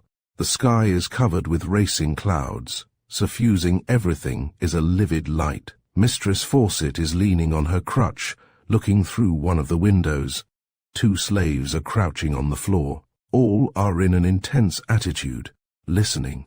Suddenly there is heard the quick, loud firing of cannon, 4 guns in rapid succession. The negroes shriek and crouch lower, as if they would insinuate their trembling bodies through the floor. Mistress Fawcett hastily closes the window by which she is standing, swings to and bars its shutters. Immediately after may be heard the sound, gradually diminishing in the distance, of a long line of windows slammed and barred. Mistress Fawcett attempts to move the shutters of the other window, but the hinges are rusty and defy her feeble strength. Mistress Fawcett, to the slaves, "Come here, close this window. Did you not hear the guns? A hurricane is upon us." The slaves crouching lower and wailing almost unintelligibly. "Oh, mistress, save us. Send for Obie Doctor. Mistress Fawcett, to strangle you with a horsehair pie. Your Obia charlatans are grovelling in their cellars. Only our courage and our 2 hands can save us today. Come," beating the floor with her crutch. 100 slaves on the estate, and not one to help us save the house. Are my daughter and I to do it all? Get up. She menaces them with her crutch. The slaves not moving. "Oh, mistress." Enter Rachel. She walks to the open window and looks out. Mistress Fawcett, "Close the windows, Rachel." "I cannot, and those creatures are empty skulls." Rachel, "In a moment." Mistress Fawcett, "In a moment. Open your ears. Do you want to see the roof racing with the wind?" Rachel, "The hurricane is still miles away." Mistress Fawcett, "Great God! How can you stand there and wait for a hurricane? Do you realize that an hour, if this old house be not strong enough, may see us struggling out in those roaring waters? These desolate, afflicted Caribbees, they have tested my courage many times, and I can go through this without flinching, but I cannot stand that unnatural calm of yours." Rachel, "Do I seem calm?" She closes and bars the window. It is a fine sight. We may never have such another. Mistress Fawcett, "Nor live to know." Rachel, her back is still turned, as she shakes and tests the window. "Well, what of that? Are you so in love with life?" Mistress Fawcett, "Even at 60 I am in no haste to be blown out of it, and if I were 20... Rachel, turning suddenly and facing her mother, "At 20, with 40 years of nothingness before you, cut off from all the joy of life, on an island in the Caribbean Sea, what then?" She snaps her fingers. "That for the worst a hurricane can do." Mistress Fawcett uneasily, "Do not let us talk of personal things today." Rachel, "I never felt more personal." Mistress Fawcett, looking at her keenly, "I believe you are excited." Rachel, she clinches her hands and brings them up sharply to her breast. "Excited? Call it that if you like. All my life I have longed for the hurricane, and now I feel as if it were coming to me alone." Mistress Fawcett evasively, "I do not always understand you, Rachel. You are a strange girl." Rachel, bursting through her assumed composure, "Strange? Because I long to feel the mountains shaken, as I have been shaken through 4 terrible weeks. Because I long to hear the wind roar and shriek its derision of man, make his quaking soul forget every law he ever knew, stamp upon him, grind him to pulp." Mistress Fawcett, "Hush! What are you saying? I do not know you. The ice plant of the tropics indeed. The electricity of this hurricane has bewitched you." Rachel, "That I will not deny." She laughs. "But I do deny that I am not myself, whether you recognize me or not. Which self that you have seen do you think my real one? First, the dreaming girl, in love with books, the sun, the sea, and a future that no man has written in books. Then, while my scalp is still aching from my newly turned hair, I am thrust through the church doors into the arms of a brute, a year of dumb horror, and I run from his house in the night, to my one friend, the mother who—" Mistress Fawcett, "Not another word. I believed in him. There wasn't a mother on St. Kitts who did not envy me. No one could have imagined." Rachel, "No one but a girl of 16, to whom no one would listen." Mistress Fawcett, "I commanded you to hush." Rachel, "Command the hurricane. I will speak." Mistress Fawcett, "Very well, speak. It may be our last hour." Who knows? She seats herself, sets her lips, and presses her hands hard on the handle of her crutch. Rachel, did you think you knew me in the 2 years that followed, years when I was as speechless as while in bondage, to John Levine, when I crouched in the dark corners, fearing the light, the sound of every man's voice? Then health again, and normal interests, but not hope, not hope. At 19 I had lived too long. You are 60, and you have not the vaguest idea what that means. Then, 4 weeks ago, Mistress Fawcett. Ah, Rachel, James Hamilton came. Ah, how unprepared I was, that I should ever look upon another man except with loathing. 60 and 20, perhaps somewhere between is the age of wisdom, and the law holds me fast to a man who is not fit to live. All nature awoke in me and sang the hour I met Hamilton. For the first time I loved children and longed for them. For the first time I saw God in man. For the first time the future seemed vast, interminable, yet all too short. And if I go to this man who has made me feel great and wonderful enough to bear a demigod, a wretch can divorce and disgrace me. Oh, these 4 terrible weeks, ecstasy, despair, and to the world as unblinking as a marble in a museum. Do you wonder that I welcome the hurricane, in which no man dare think of any but his puny self? For the moment I am free and as alive, as triumphant as that great wind outside, as eager to devastate, to fight, to conquer, to live, to live, to live. What do I care for civilization? If James Hamilton were out there among the flying trees and called to me, I would go. Hark, listen, is it not magnificent? The hurricane is nearer and louder. The approaching roar is varied by sudden tremendous gusts, the hissing and splashing of water, the howling of negroes and dogs, the wild pealing of bells. In the room below is heard the noise of many trampling feet, slamming of windows and smothered exclamations. Mistress Fawcett, the negroes have taken refuge in the cellar, every one of them, beyond a doubt, 200 and more. God grant they do not die of fright or suffocation. It is useless to attempt to coax them up here. These only wait until our backs are turned. Look, the slaves have crawled to the door on the left. They are livid. Their tongues hang out. Rachel runs forward, seizes them by their long hair, and administers a severe shaking. Rachel, wake up, wake up. We need your help. The windows must be watched every moment. A terrible gust shakes the house. As Rachel relaxes her hold, the slaves collapse again, but clutch at her skirts, mumbling and wailing. Rachel gazes at them a moment, makes a motion as if to spurn them with her foot, then shrugs her shoulders and opens the door. Rachel, go, die in your own way. May I be granted the same privilege some day. The slaves stumble out. Mistress Fawcett, I see you recognize no will but your own tonight. They are my slaves, and I had bidden them stay. But in truth they are useless, and as for you, have your little hour. I embittered too many. It may be your last, and thank God, Hamilton is not here. Rachel, with great agitation, where is he? At sea, riding over the mountain, far from shelter, Mistress Fawcett. Trust any man to take care of himself, let alone a Scot. No doubt he is over on St. Kitts, brewing swizzle with Will Hamilton. Will's house is one of the strongest in the Caribbees. Look, one of the heavy shutters has been forced open by the wind, which has shattered the outer glass. Leaves and glass fly into the room. Rachel and her mother hurl themselves against the heavy wooden blind. By exerting all their strength, they succeed in fastening it again.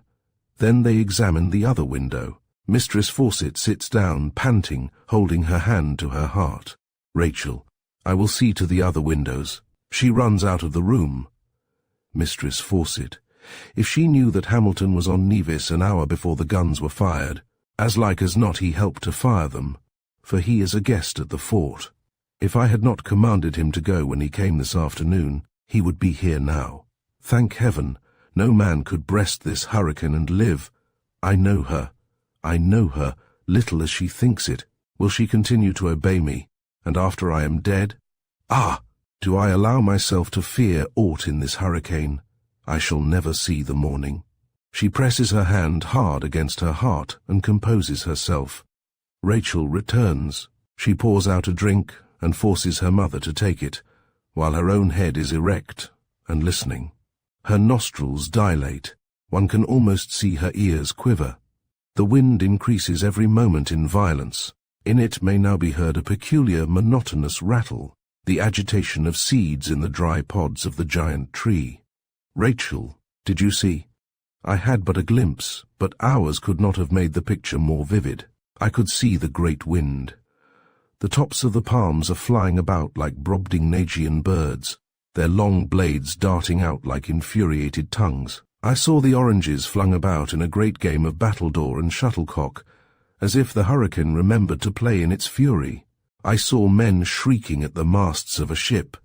Their puny lives, why are they not glad to die so splendid a death?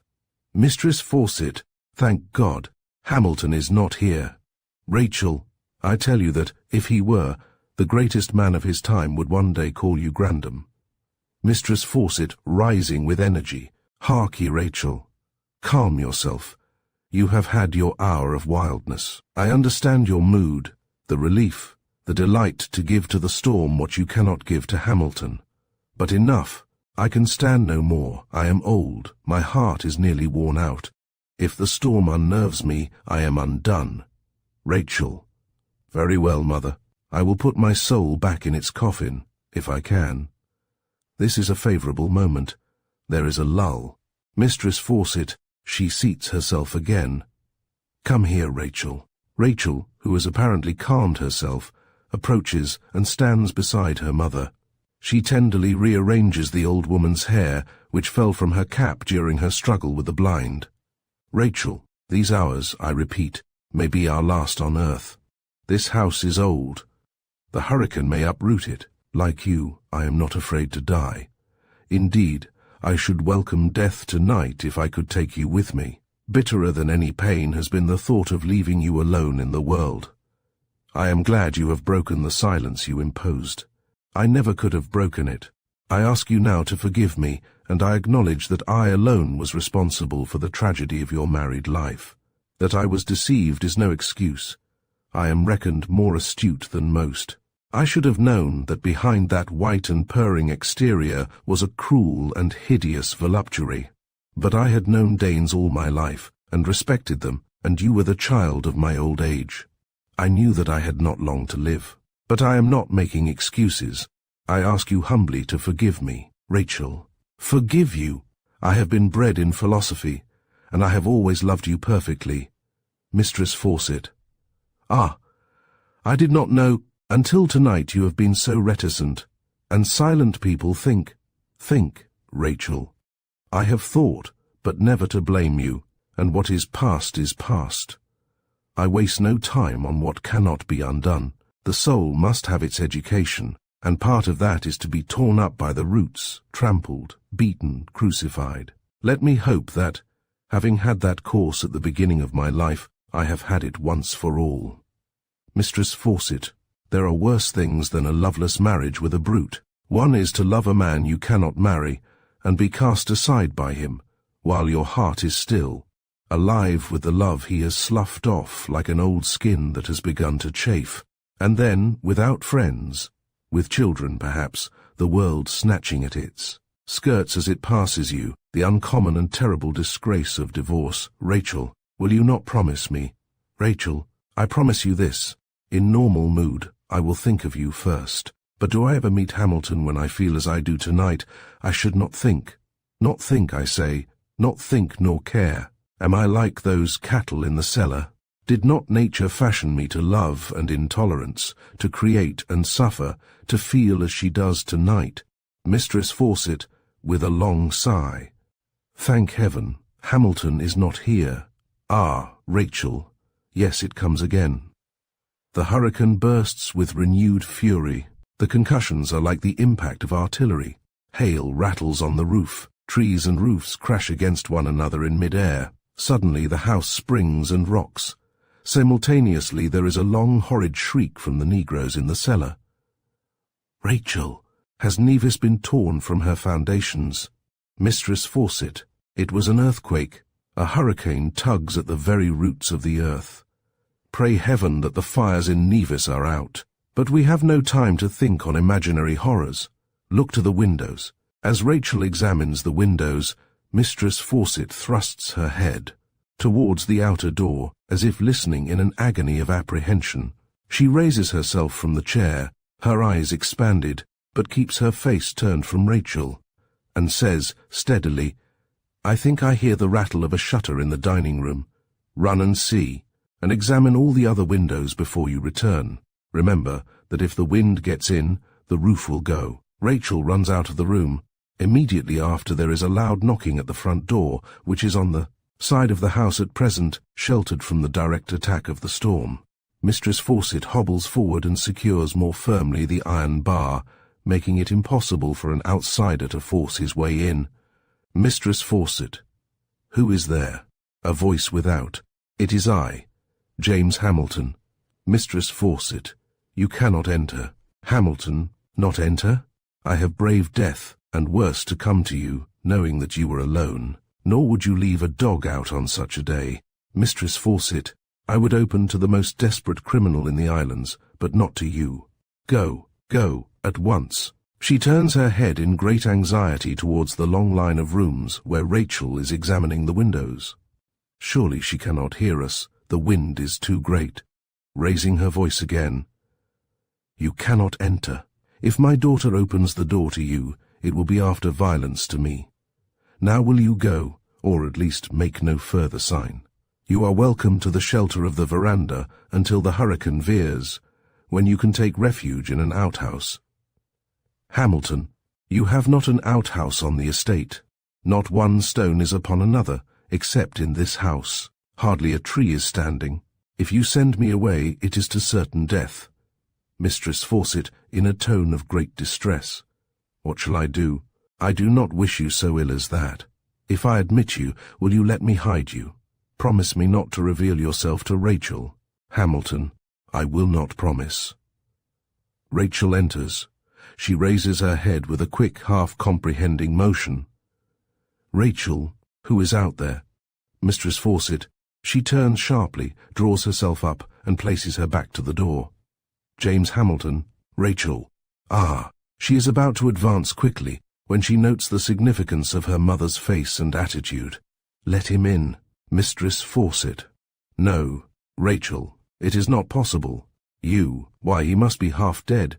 But of course, you are only waiting to extract a promise from me." "Mistress Fawcett, will you make it?" "Rachel, no." "Mistress Fawcett, then he can die out there in the storm." Rachel laughs and approaches her swiftly. Mistress Fawcett raises her hand warningly. "I shall struggle with you, and you know that will mean my death. You may choose between us." Rachel utters a cry and covers her face with her hands. Hamilton throws himself against the door with violence, but the iron bar guards it. "Hamilton, the hurricane is veering, Mistress Fawcett. Do not you hear the absolute stillness? In a few moments it will burst out of the west with increased fury. Unless you admit me, I shall stay here and meet it. I have crawled here, wriggled here, like a snake. It has taken me 2 hours to cover half a mile. I shall not crawl back. I came here to protect Rachel, to die with her if inevitable, Mistress Fawcett, or to ruin her life." "Hamilton, that is done, Mistress Fawcett." "True, but I can protect her from worse." "Rachel." "Very well. You can keep him out. You cannot keep me in. I shall not struggle with you, nor will I admit anyone to your house against your will. But if you do not open that door, at once, I go out by another. Mistress Fawcett." "Rachel, do I count for nothing? I have loved you so. Is this all you have to give me in return?" "Rachel, I know your motive, your love. I misprize neither, but if women loved their mothers better than the man of their hearts, there would be the end of the race. And what is the will of either of us against fate? Cannot you understand? Why was he permitted to reach me tonight? What man has ever lived through a hurricane before? Nature has held her breath to let him pass. Do you suppose your puny strength can hold us apart? Quick, answer. She half turns towards the door leading into the next room. Mistress Fawcett, you have conquered, but wait until I am out of this room. She falls heavily on her crutch and hobbles out. Rachel holds her breath until the door closes behind her, then runs forward and lowers the bar. Hamilton enters. He is hatless. His long cape is torn and covered with leaves and mould. He closes and bars the door behind him, and Rachel, seeing him safe, and her desire so near to fulfillment, experiences a revulsion of feeling.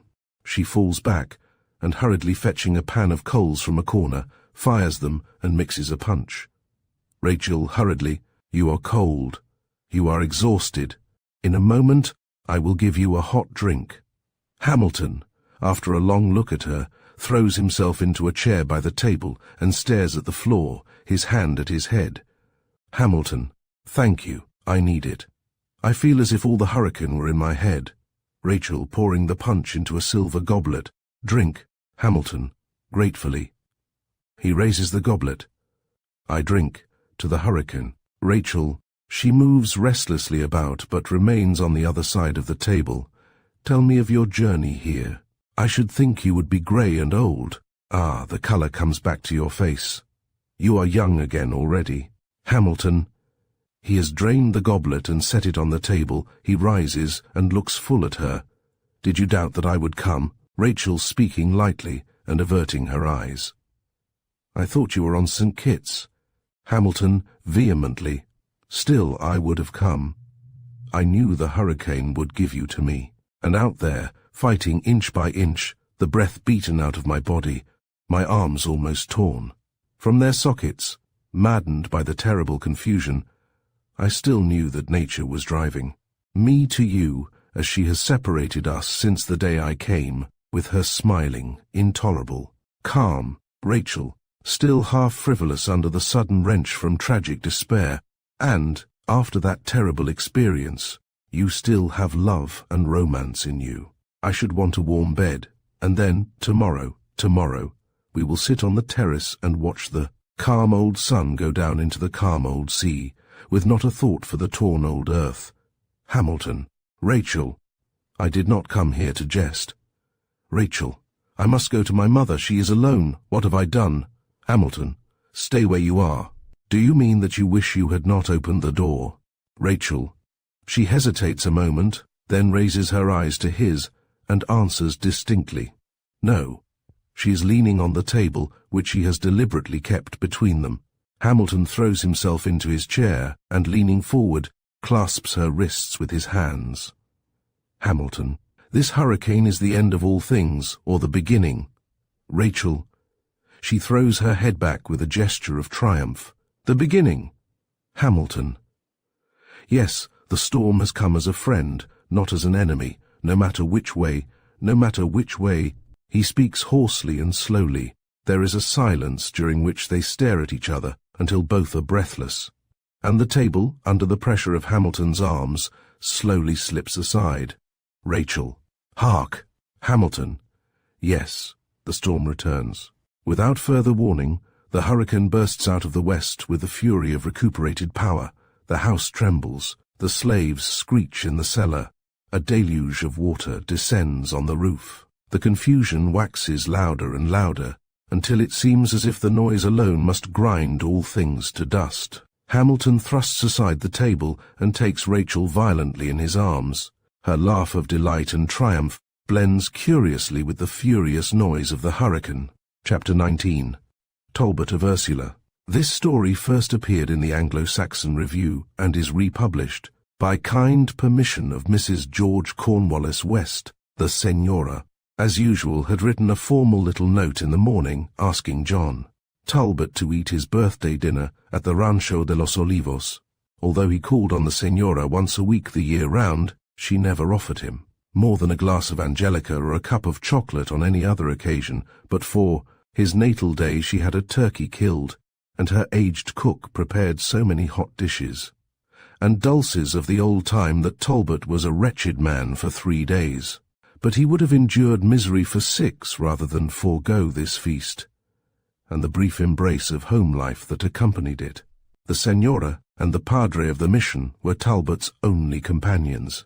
In Santa Ursula, although for political reasons he often dropped in at the saloon of the village and discussed with its polyglot customers such affairs of the day as penetrated this remote corner of California. And yet for 23 years he had lived in Santa Ursula, year in and year out. Save for brief visits to San Francisco, Sacramento, and the southern towns. Why had he stayed on in this God-forsaken hole after he had become a rich man? He asked himself the question with some humor as he walked up and down the corridor.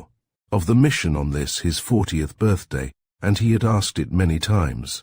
To some souls the perfect peace, the warm drowsy beauty of the scene would have been a conclusive answer. 2 friars in their brown robes passed and repassed him, reading their prayers. Beyond the arches of the corridor, abruptly below the plateau on which stood the long white mission, was, so far as the eye was responsible, an illimitable valley. Mental health struggled the horizon on the south and west, cut by the mountains of Santa Barbara on the east.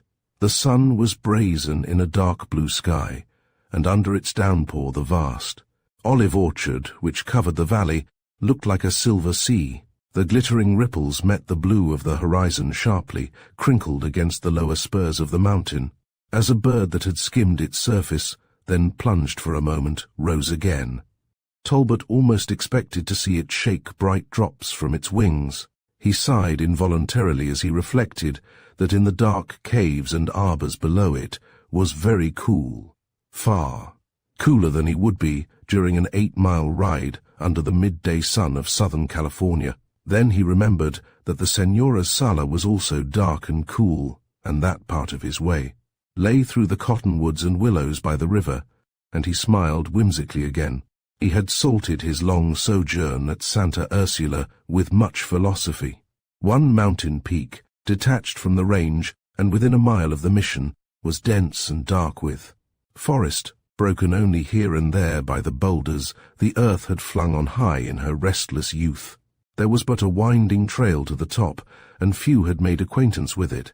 John Talbot knew it well, and that to which it led, a lake in the very cup of the peak, so clear and bright that it reflected every needle of the dark pines embracing it. And to the west of the mission, past the river with its fringe of cottonwoods and willows, beyond a long dusty road, which led through fields and cannon and over more than one hill, was the old adobe house of the Rancho de los Olivos. Talbot was a practical man of business today. The olive orchard was his, the toy hotel at the end of the plateau, the land upon which had grown the rough village with its one store, its prosperous saloon, its post office, and several shanties of citizens not altogether estimable. He was also a man of affairs, for he had represented the district for 2 years at the state legislature and was spoken of as a future senator. It cannot be said that the people among whom he had spent so many years of his life loved him, for he was reserved and had never been known to slap a man on the back.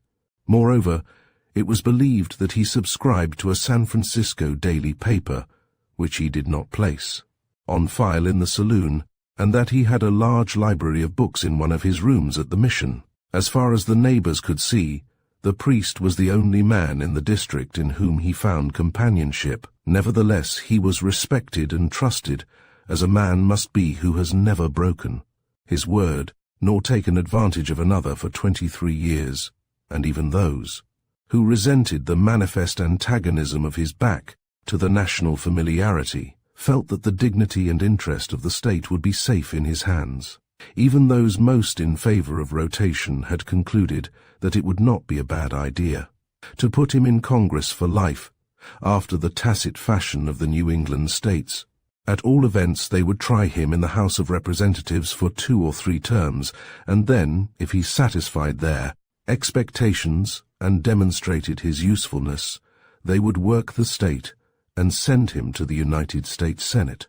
Santa Ursula had but one street, but its saloon was the heart of a 100-mile radius, and it was as proud as an old Don when its leading citizen became known far and wide as Talbot of Ursula, a title conferred by the members of his legislature to distinguish him from two colleagues of the same name. Its pride in him knew no bounds. The local papers found it an effective headline, and the title clung to him for the rest of his life. It was only when a newspaper interviewed Talbot after his election to the state senate that his district learned that he was by birth an Englishman. He had emigrated with his parents at the age of 14, however, and as the population of his district included Germans, Irish, Swedes, Mexicans, and Italians, his nationality mattered little. Moreover, he had made his own fortune, barring the start his uncle had given him, and he was an American every inch of him. England was but a peaceful dream, a veil of the hereafter's rest set at the wrong end of life. He recalled but one incident of that time, but on that incident his whole life had hinged. It was some years now since it had grouped itself, a tableau of grey ghosts in his memory, but he invoked it today, although it seemed to have no place in the hot, languid morning, with that southern sea hiding its bitter fruit, breaking almost at the feet of this long white, red-tiled mission whose silver bells had once called hundreds of Indians to prayer. They rang with vehemence still, but few responded. Nevertheless, the memory rose and held him. His mother, a widow, had kept a little shop in his native village. He had gone to school since the tender age of 5, and had paid more attention to his books than to the village battleground, for he grew rapidly, and was very delicate until the change to the new world made a man of him. But he loved his books.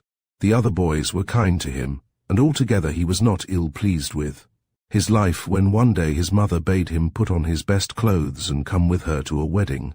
He grumbled disdainfully, for he had an interesting book in his hand, but he was used to obey his mother. He tumbled into his Sunday clothes and followed her and other dames to the old stone church at the top of the village.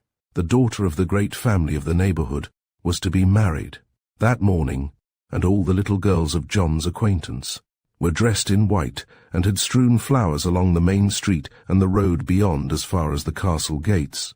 He thought it a silly business and a sinful waste of posies, but in the church yard he took his place in the throng with a certain feeling of curiosity. The bride happened to be one of the beauties of her time, but it was not so much her beauty that made John stare at her with expanding eyes and mouth as she drove up in an open carriage, then walked down the long path from the gate to the church. He had seen beauty before, but never that look and air of a race far above his own, of light impertinent pride, never a lissom daintily stepping figure, and a head carried as if it bore a star rather than a bridal wreath. He had not dreamed of anything alive resembling this, and he knew she was not an angel. After she had entered the church he drew a long breath and glanced sharply at the village beauties. They looked like coarse red apples, and alas, his mother was of their world. When the bride reappeared, he stared hard at her again. But this time he noticed that there were similar delicate beings in her train. She was not the only one of her kind then. The discovery filled him with amazement, which was followed by a curious sensation of hope. He broke away from his mother and ran after the carriage for nearly a mile, determined to satisfy his eager eyes as long as might be. The bride noticed him, and smiling tossed him a rose from her bouquet. He had that flower yet. It was a week before he confided to his mother that when he grew up he intended to marry a lady. Mrs. Talbot stared, then laughed, but when he repeated the statement a few evenings later during their familiar hour, she told him, peremptorily to put such ideas out of his head, that the likes of him didn't marry ladies. And when she explained why, with the brutal directness she thought necessary, John was as depressed as a boy of 14 can be. It was but a week later, however, that his mother, upon announcing her determination to emigrate to America, said to him, "And perhaps you'll get that grand wish of yours. Out there, I've heard say as how one body's as good as another, so if you're a good boy and make plenty of brass, you can marry a lady as well as not." She forgot the words immediately, but John never forgot them. Mrs. Talbot died soon after their arrival in New York, and the brother who had sent for her put John to school for 2 years. One day he told him to pack his trunk and accompany him to California in search of gold. They bought a comfortable emigrant wagon and joined a large party about to cross the plains in quest of El Dorado. During that long, momentous journey, John felt like a character in a book of adventures, for they had no less than 3 encounters with Red Indians, and 2 of his party were scalped.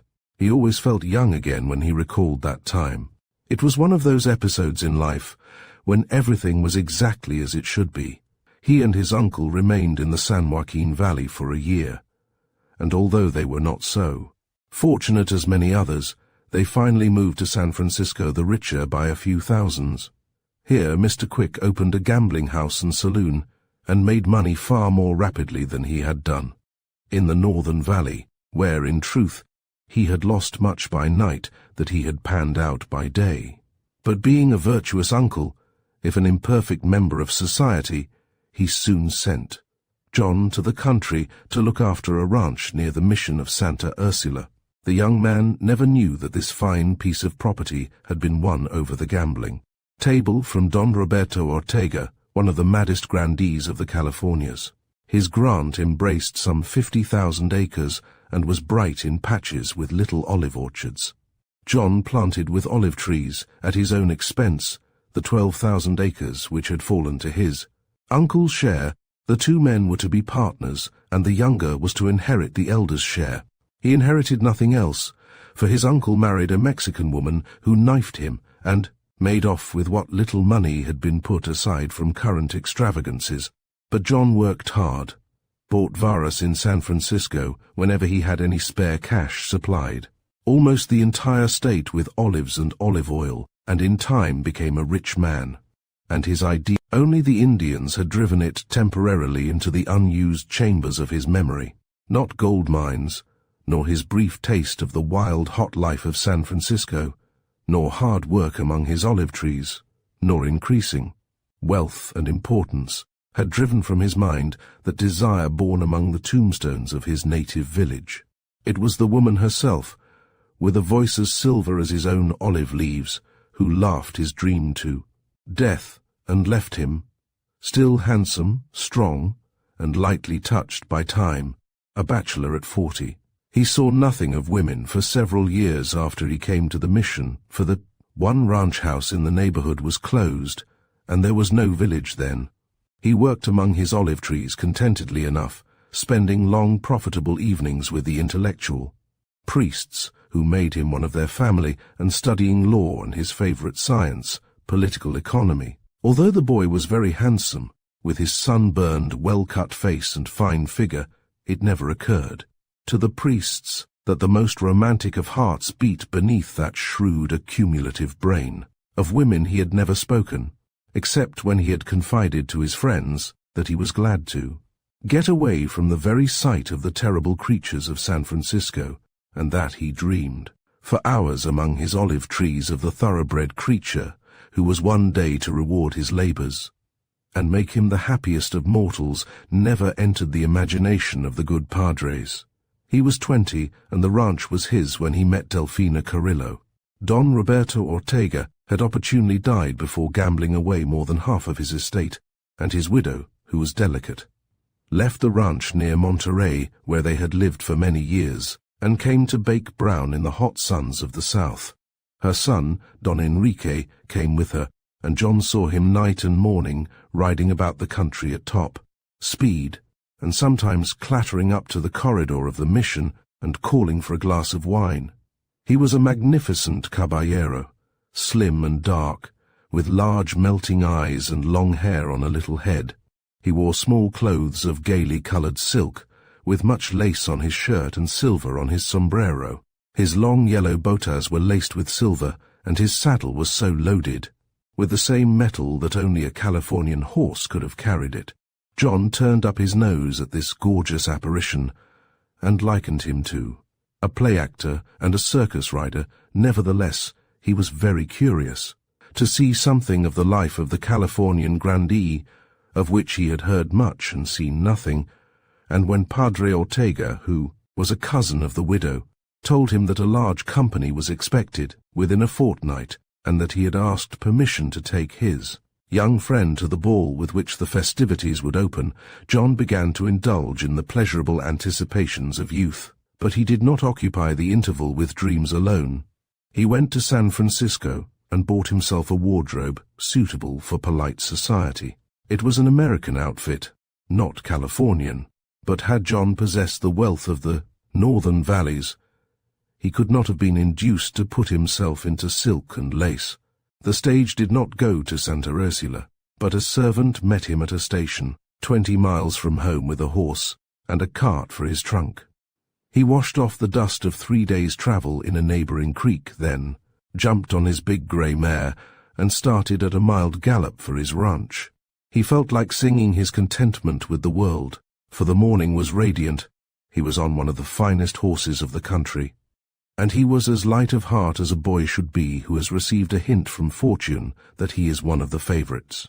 He looked forward to the social ordeal without apprehension, for by this time he had all.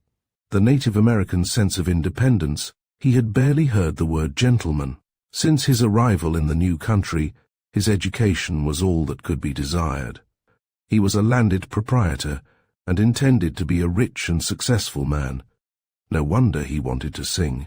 He had ridden some 8 or 10 miles, meeting no one in that great wilderness of early California, when he suddenly drew rein and listened. He was descending into a narrow canon on whose opposite slope the road continued to the interior. His way lay sharply to the south when he reached the narrow stream between the walls of the canon. The sound of many voices came over the hills opposite, and the voices were light and young and gay. John remembered that it was time for Doña Martina's visitors to arrive, and guessed at once that he was about to fall in with one of the parties. The young Californians travelled on horseback in those days, thinking nothing of 40 miles under a midsummer sun. John, who was the least self-conscious of mortals, was moved to gratitude that he wore a new suit of grey serge and had left the dust of stage travel in the creek. The party appeared on the crest of the hill and began the descent into the canon. John raised his cap, and the caballeros responded with a flourish of sombreros. It would be some moments before they could meet, and John was glad to stare at the brilliant picture they made. Life suddenly seemed unreal, unmodern to him. He forgot his olive trees and recalled the tales the priests had told him of the pleasures and magnificence of the Californian dons before the American occupation. The caballeros were in silk, every one of them, and for variety of hue they would have put a June garden to the blush. Their linen and silver were dazzling, and the gold-coloured coats of their horses seemed a reflection of the sun. These horses had silver tails and manes, and seemed invented for the brilliant creatures who rode them. The girls were less gorgeous than the caballeros, for they wore delicate flowered gowns and a strip of silk about their heads, instead of sombreros trimmed with silver eagles. But they filled John's eye, and he forgot the caballeros. They had long black braids of hair, and large dark eyes, and white skins, and at that distance they all looked beautiful. But although John worshipped beauty, even in the form of olive trees and purple mists, it was not the loveliness of these Spanish girls that set his pulses beating and sent the blood to his head. This was almost his first sight of gentlewomen since the memorable day in his native village, and the certainty that his opportunity had come at last filled him with both triumph and terror as he spurred down the slope, then paused and watched the cavalcade pick their way down through the golden grass and the thick green bush of the canon. In a moment he recognized Don Enrique Ortega, who spoke to him pleasantly enough. As he rode into the creek and dropped his bridle that his horse might drink, the two young men had met at the mission, and although Enrique regarded the conquerors of his country as an inferior race, John was as good as any of them, and doubtless it was best to make no enemies. Moreover, his manners were very good. "Ah, Don Juan," he exclaimed, "you have made the visit to Yerba Buena. San Francisco you call him now, no? I go this morning to meet my friends who make for the Rancho de los Olivos so great an honor. Si you permit me I introduce you, for you are the friend of my cousin Padre Ortega." The company had scattered down the stream to refresh their horses, making a long banner of color in the dark canon. Don Enrique led John along the line and presented him solemnly to each in turn. The caballeros protested eternal friendship with vehement insincerity, and the girls flashed their eyes and teeth at the blue-eyed young American without descending from their unconscious pride of sex and race. They had the best blood of Spain in them, and an American was an American, be he never so agreeable to contemplate. The girls looked much alike in the rebosos which framed their faces so closely, and John promptly fell in love with all of them at once. Selection could take place later. He was too happy to think of anything so serious as immediate marriage. But one of them he determined to have. He rode out of the cannon with them, and they were gracious, and chattered of the pleasures to come at the Rancho de los Olivos. John noticed that Enrique kept persistently at the side of one maiden, and rode a little ahead with her. She was very tall and slim, and so graceful that she swayed almost to her horse's neck when branches drooped too low. John began to wish for a glimpse of her face. "That is Delfina Carrillo," said the girl beside him, following his gaze. "She go to marry with Enrique, I think. He is very devout, and I think she like him, but no will say." Perhaps it was merely the fact that this dainty flower hung a little higher than the others that caused John's thoughts to concentrate upon her, and roused his curiosity to such an extent that he drew his companion on to talk of the girl who was favored by Enrique Ortega. He learned that she was the daughter of a great rancher near Santa Barbara, and was la favorita of all the country round. She have the place that Chonita Iturbi y Moncada have before, and many caballeros want. To marry with her, but she no pay much attention, only now I think like Enrique. Aye, he sings so beautiful, signor, no wonder see she loving him. Serenade her every night, and she love the musica. It certainly must be that, thought John, for he hasn't an idea in his head. He did not see her until that night. The priest wore the brown robe of his order to the ball, and John his claw-hammer. They both looked out of place among those birds of brilliant plumage. Doña Martina, large and coffee-coloured, with a moustache and many jewels, sat against the wall with other senoras of her kind. They wore heavy red and yellow satins, but the girls wore light silks that fluttered as they walked. Doña Martina gave him a sleepy welcome, and he turned his attention to the dancing, in which he could take no part. He knew that his manners were good and his carriage easy, but the lighter graces had not come his way. At the moment, a girl was dancing alone in the middle of the sala, and John knew instinctively that she was Delfina Carrillo. Like the other girls, she wore her hair high under a tall comb, but her gown was white and trimmed with the lace of Spain. Her feet, of course, were tiny, and showed plainly beneath her slightly lifted skirts, and she danced, with no perceptible effort, rather as if swayed by a light wind, like the pendant moss in the woods.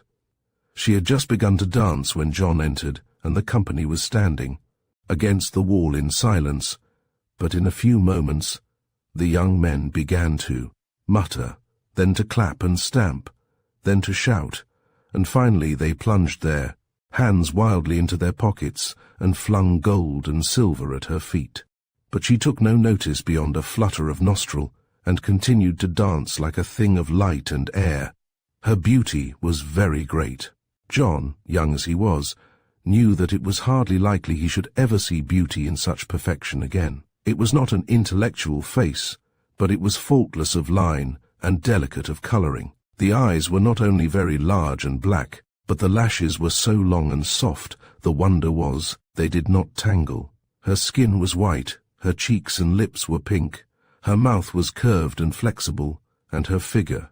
Her arms and hands and feet had the expression in their perfect lines that her face lacked. John noticed that she had a short upper lip, a haughty nostril, and a carriage that expressed pride both latent and active. It was with an effort that she bent her head graciously as she glided from the floor, taking no notice of the offerings that had been flung at her feet. And John loved her once and for all. She was the sublimation of every dream that his romantic heart had conceived. He felt faint for a moment at the difficulties which bristled between himself and this superlative. But he was a youthful conqueror, and life had been very amiable to him. He shook courage into his spirit, and asked to be presented to her at once. Her eyes swept his face indifferently, but something in his intense regard compelled her attention, and although she appeared to scorn conversation, she smiled once or twice, and when she smiled her face was dazzling. "That was very wonderful, that dance, señorita, but does it not tire you?" "No. You are glad to give such great pleasure, I suppose. See, you are so used to compliments. I know how the caballeros go on. You won't mind my saying. It was the most beautiful thing I ever saw, and I have been about the world a bit. See, I wish I could dance, if only to dance with you." "You know dance?" Her tone expressed polite scorn, although her voice was scarcely audible. Would you talk out a dance with me?" "Oh, no." She looked as astonished as if John had asked her to shut herself up alone in her room for the rest of the evening, and she swayed her back slowly upon him and lifted her hand to the shoulder of Enrique. In another moment, she was gliding down the room in his arm, and John noted that the colour in her cheek was deeper. "It is impossible that she can care for that doll," he thought. Impossible. But in the days that followed, he realized that the race was to be a hot one. He was included in all the festivities, and they went to meriendas among the cottonwoods by the river, and in the hills danced. Every night were entertained by the priests at the mission, and had bullfights, horse races, and many games of skill. Upon one occasion, John was the happy host of a moonlight dance among his olive trees. Enrique's attentions to his beautiful guest were persistent and unmistakable, and, moreover, he serenaded her nightly. John, riding about the ranch late, too restless to sleep, heard those dulcet tones raining compliments and vows upon Delfina's casement, and swore so furiously that he terrified the night birds. But he too managed to keep close to Delfina, in spite of an occasional scowl from Enrique, who, however, held all Americans in too lofty a contempt to fear one. John had several little talks apart with her, and it was not long before he discovered that nature had done little for the interior of that beautiful shell. She had read nothing, and thought almost as little. What intelligence she had was occupied with her regalities, and although sweet in spite of her hauteur, and unselfish notwithstanding her good fortune, as a companion she would mean little to any man. John, however, was in the throes of his first passion, and his nature was ardent and thorough. Had she been a fool, simpering instead of dignified, he would not have cared. She was beautiful and magnetic, and she embodied an ideal. The ideal, however, or rather the ambition that was its other half, played no part in his mind as his love deepened. He wanted the woman, and had he suddenly discovered that she was a changeling born among the people, his love, and his determination to marry her, would have abated not a tittle. His olive trees were neglected, and he spent the hours of their separations riding about the country with as little mercy on his horses as had he been a Californian born. Sometimes, touched by the youthful fervor in his eyes, Delfina would melt perceptibly and ask him a question or two about himself, a dazzling favor in one who held that words were made to rust. And once, when he lifted her off her horse under the heavy shadow of the trees, she gave him a glance, which sent John far from her side, lest he make a fool of himself before the entire company. Meanwhile he was not unhappy, in spite of the wildness in his blood, for he found the tremors of love and hope and fear as sweet as they were extraordinary. One evening the climax came. Delfina expressed a wish to see the lake on the summit of the solitary peak. It had been discovered by the Indians but was unknown to the luxurious Californians. The company was assembled on the long corridor traversing the front of the Casa Ortega, when Delfina startled Enrique by a command to take them all to the summit that night. "But, señorita mia," exclaimed Enrique, turning pale at the thought of offending his goddess, "there is no path. I do not know the way, and it is as steep as the tower of the mission." John came forward. "There is an Indian trail," he said, "and I have climbed it more than once. But it is very narrow, and steep, certainly." Delfina's eyes, which had flashed disdain upon Enrique, smiled upon John. "We go with you," she announced, "tonight, for his moon, and I ride in front with you." On the whole, thought Talbot, glancing towards the great peak whose wilderness was still unrifled. That was the happiest night of his life. They outdistanced the others by a few yards, and they were obliged to ride so close that their shoulders touched. It was the full of the moon, but in the forest there was only an occasional splash of silver. They might have fancied themselves alone in primeval solitude had it not been for the gay voices behind them, and never had Delphina been so enchanting. She even talked a little, but her accomplished coquetry needed few words. She could express more by a bend of the head or an inflection of the voice than other women could accomplish with vocabularies and brains. John felt his head turning, but retained wisdom enough to wait for a moment when they should be quite alone. The lake looked like a large reflection of the moon itself, for the black trees shadowed but the edge of the waters.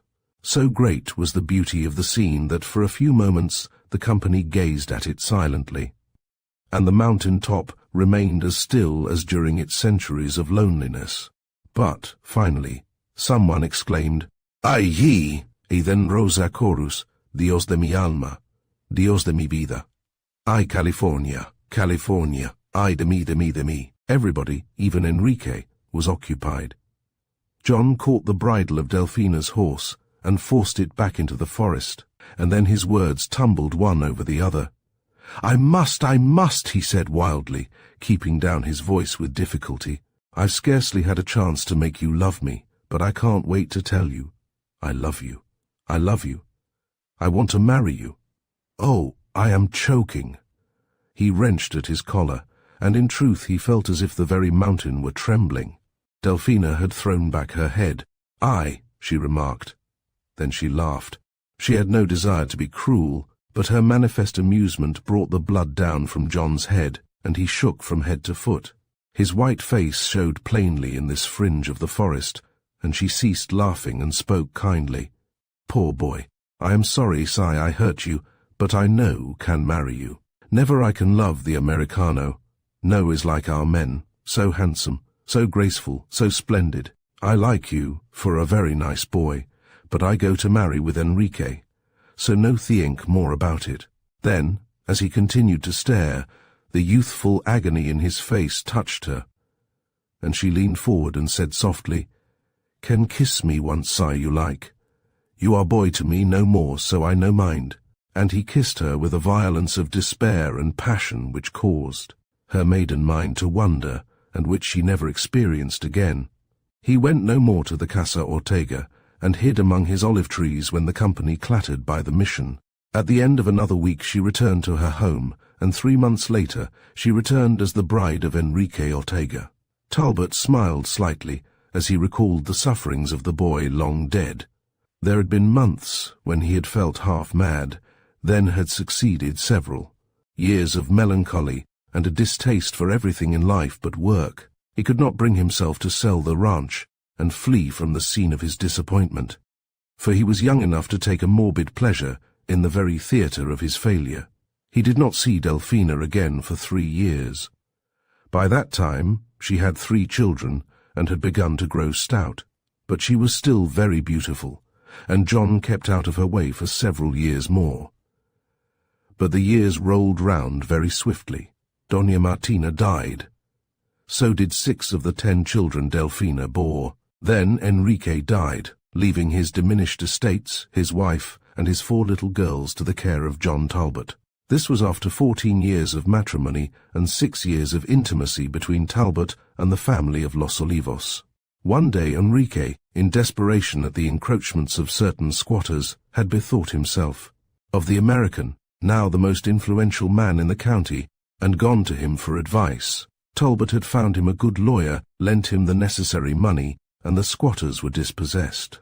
Enrique's gratitude for Talbot knew no bounds. He pressed the hospitality of Los Olivos upon him, and in time the two became fast friends. Ortega and Delphina had jogged along very comfortably. She was an exemplary wife, a devoted mother, and as excellent a housekeeper as became her traditions. He made a kind and indulgent husband, and if neither found much to say to the other, their brief conversations were amiable. Enrique developed no wit with the years, but he was always a courteous host and played. a good game of billiards, besides taking a mild interest in the affairs of the nation. John soon fell into the habit of spending 2 nights a week at the Rancho de los Olivos, and never failed to fill his pockets with sweets for the little girls who preferred him to their father. And his love, he used to fancy it was buried somewhere in the mausoleum of flesh which had built itself about Delfina Carrillo. She weighed 200 pounds, and her black hair and fine teeth were the only remnants of her splendid beauty.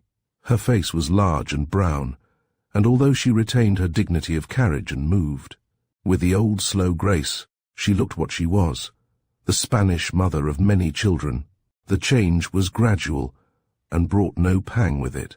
John's memory was a good one, and sometimes when it turned to his youth and the one passion of his life, he felt something like a sob in his soul, a momentary echo of the old agony.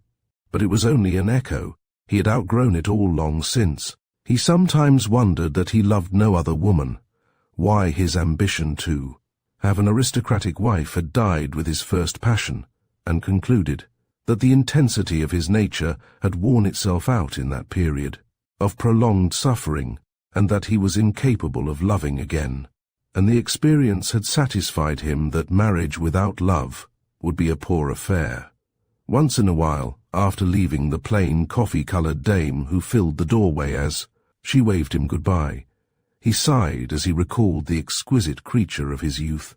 But these sighs grew less and less frequent, for not only was the grass high above that old grave in his heart, and he a busy and practical man, but the Señora Ortega had become the most necessary of his friends. What she lacked in brain, she made up in sympathy, and she had developed a certain amount of intelligence with the years. It became his habit to talk to her of all his ambitions and plans, particularly after the death of Enrique, when they had many uninterrupted hours together. Upon Ortega's death, Talbot took charge of the estate at once, and into the particulars. Of her handsome income it never occurred to the widow to inquire. One by one the girls married, and Talbot dowered them all. They were pretty creatures, and John loved them, for each had in her face a morsel of Delfina Carrillo, his lost beauty, and if they recalled the pain of his youth, they recalled its sweetness too. The Señora recalled neither. For the last year she had been quite alone.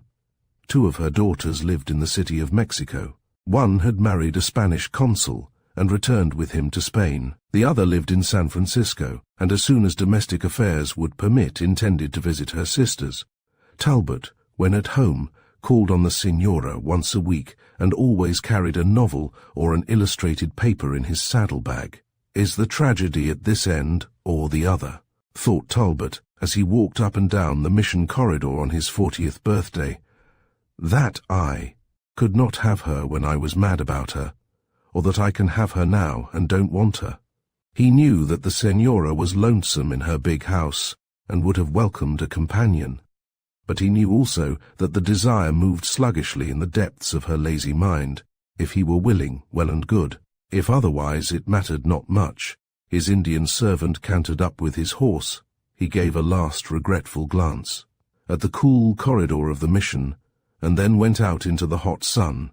He was only a stone heavier than in the old days, but he rode more slowly. For this his favourite mare was no longer young.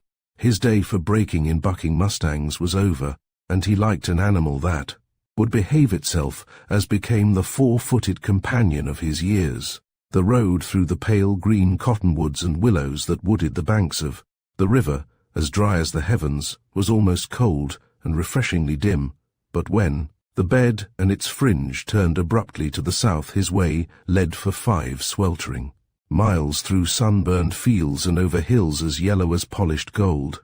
The sky looked like dark blue metal in which a hole had been cut for a lake of fire. The heat it emptied quivered visibly in the parched fields, and the mountains swam in a purple haze. Talbot had a grape leaf in his hat, and the suns of California had baked his complexion long since. But he wished that his birthday occurred in winter, as he had wished many a time before.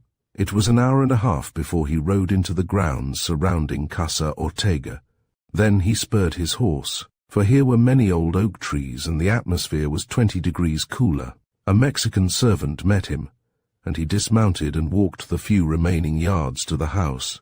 He sighed as he remembered that Herminia, the last of the girls to marry, had been there to kiss him on his last birthday. He would gladly have had all four back again, and now they had passed out of his life forever. The Casa Ortega was a very long adobe house, 1 story in height and 1 room, deep, except in an L where a number of rooms were bunched together.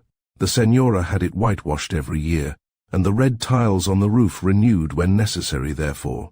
It had none of the pathetic look of old age peculiar to the adobe mansions of the dead grandees. A long veranda traversed the front, supported by pillars and furnished with gaily painted chairs, but it was empty, and Talbot entered the sala at once. It was a long room, severely furnished in the old style, and facing the door was a painting of Delfina Carrillo. Talbot rarely allowed his eyes to wander to this portrait. Had he dared, he would have asked for its removal. The grass was long above the grave, but there were such things as ghosts. The Senora was sitting in a corner of the dim, cool room, and rose at once to greet him. She came forward with a grace and dignity of carriage that still had the power to prick his admiration. But she was very dark, and the old enchanting smile had lost its way long since in the large cheeks and heavy chin. Even her eyes no longer looked big, and the famous lashes had been worn down by many tears, for there were 6 little graves in the Ortega corner of the mission churchyard, and she had loved her children devotedly.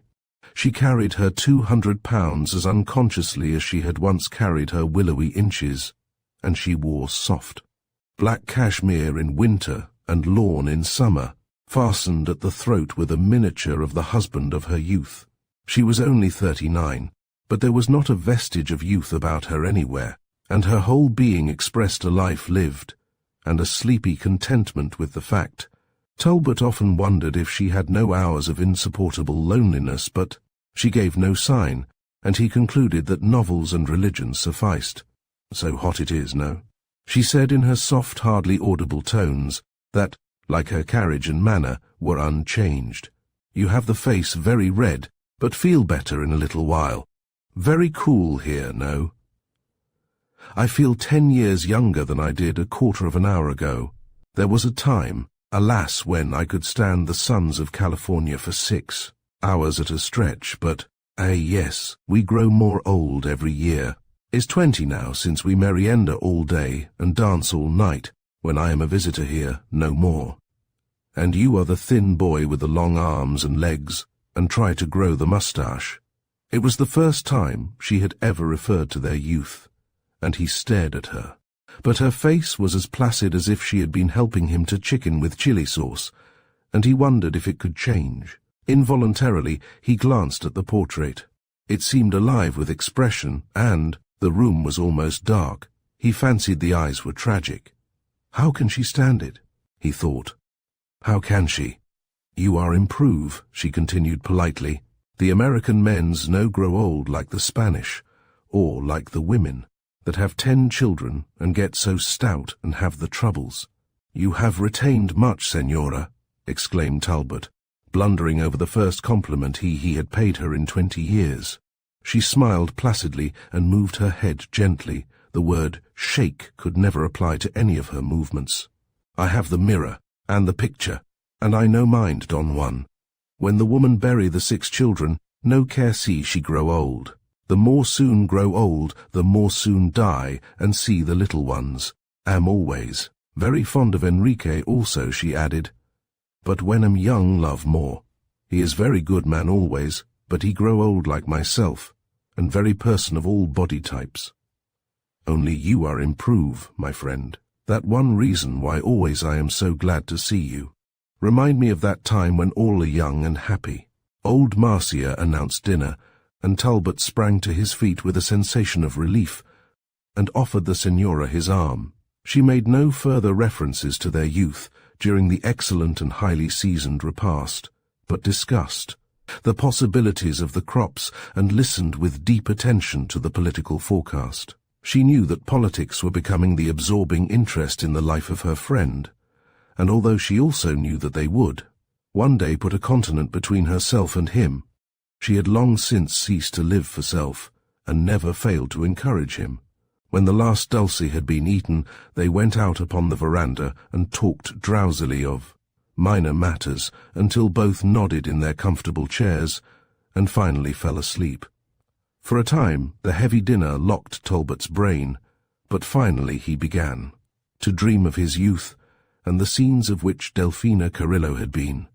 The heroine were flung from their rusty frames into the hot light of his memory, until he lived again the ecstasy and the anguish of that time. The morning's reminiscences had moved coldly in his mind, but so intense was his vision of the woman he had worshipped that she seemed bathed in light. He awoke suddenly.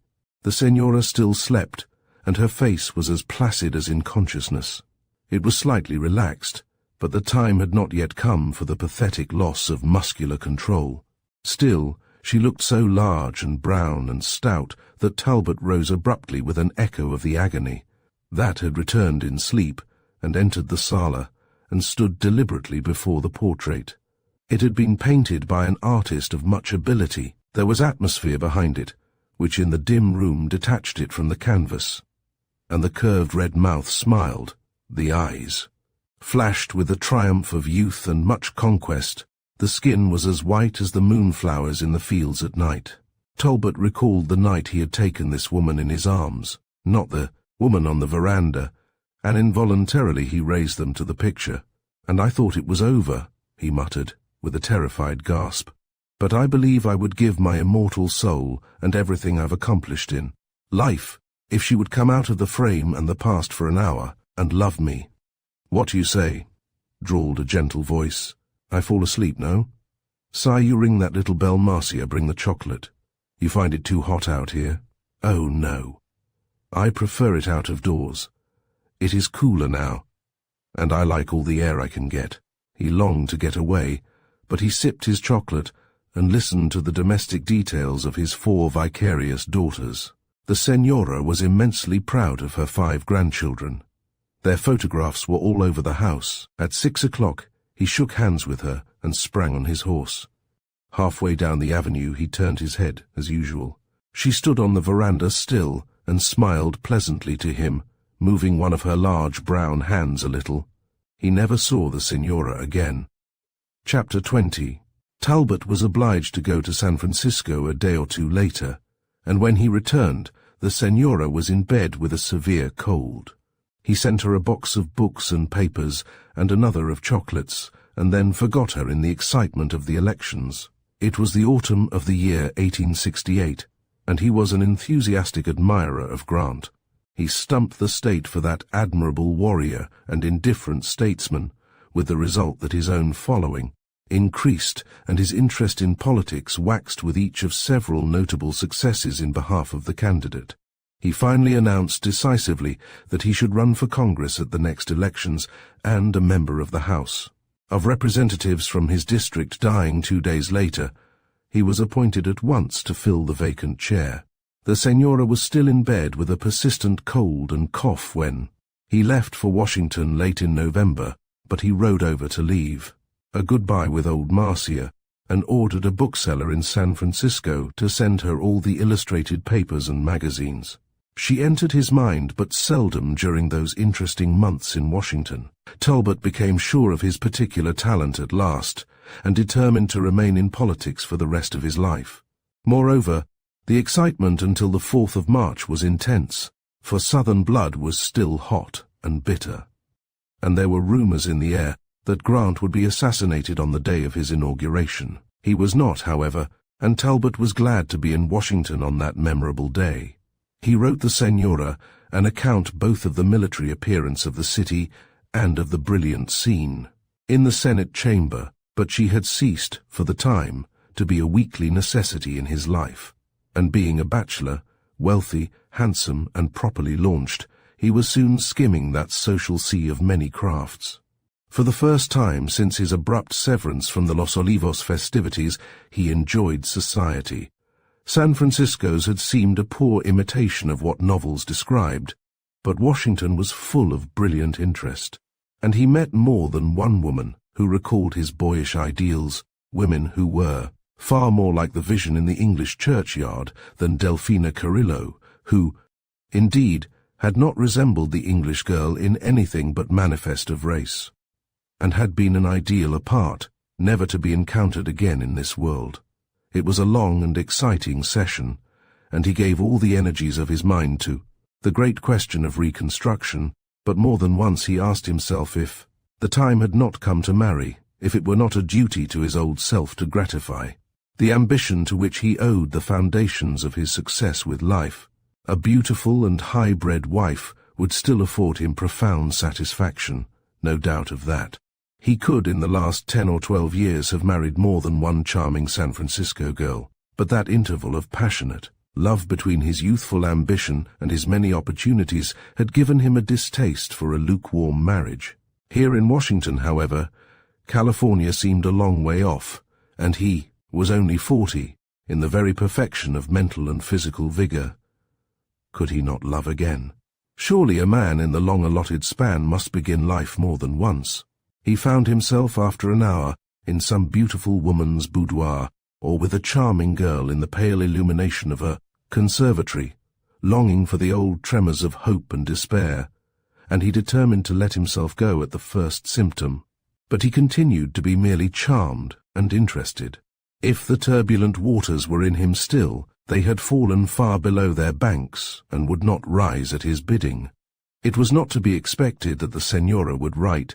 She hated the sight of a pen, and only wrote once a month, with sighs of protest that were almost energetic, to her daughters. Padre Ortega was too old for correspondence. Consequently, Talbot heard no news of Santa Ursula except from his major domo, who wrote a monthly report of the progress of the olive trees and the hotel. This person was not given to gossip, and Talbot was in ignorance of the health of his old friend, in spite of 1 or 2 letters of inquiry, until almost the end of the session. Then the major domo was moved to write the following postscript to one of his dry reports. The Senora is dying, I guess. Consumption, the galloping kind. You may see her again, and you mayn't. We're all sorry here, for she's always been square and kind. There still remained 3 weeks of the session, but Talbot's committee had finished its work, and he was practically free. He paired with a friendly Democrat and started for California the day he received the letter. The impulse to go to the bedside of his old friend had been immediate and peremptory. He forgot the pleasant women in Washington, his new-formed plans. The train seemed to walk. They were not sentimental memories that moved so persistently in his mind during that long, hot journey overland. Had they risen, they would have been rebuked, as having no place in the sad reality of today. An old friend was dying, the most necessary and sympathetic he had known. He realized that she had become a habit, and that when she left the world he would be very much alone. His mind dwelt constantly on that large, brown, kindly presence, and he winked away more than one tear as he reflected that he should go to her no more for sympathy, do nothing further to alleviate the loneliness of her life. In consequence, he was in no way prepared for what awaited him at Los Olivos. He arrived at night. Padre Ortega was away, so he could get no news of the Senora, except that she was still alive. He sent her a note at once, telling her to expect him at 11 the next morning. Again, he took a long hot ride over sunburned hills and fields, for it wanted but a few weeks of his birthday. As he cantered through the oaks near the house, he saw that a hammock was swung across the veranda, and that someone lay in it, a woman, for a heavy braid of black hair hung over the side and trailed on the floor. Surely, he thought, surely, it cannot be the Senora in a hammock. And then he suddenly realized that the disease must have taken her flesh.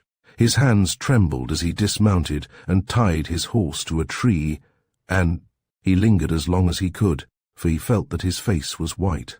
But he was a man long used to self-control, and in a moment he walked steadily forward and ascended the steps to the veranda.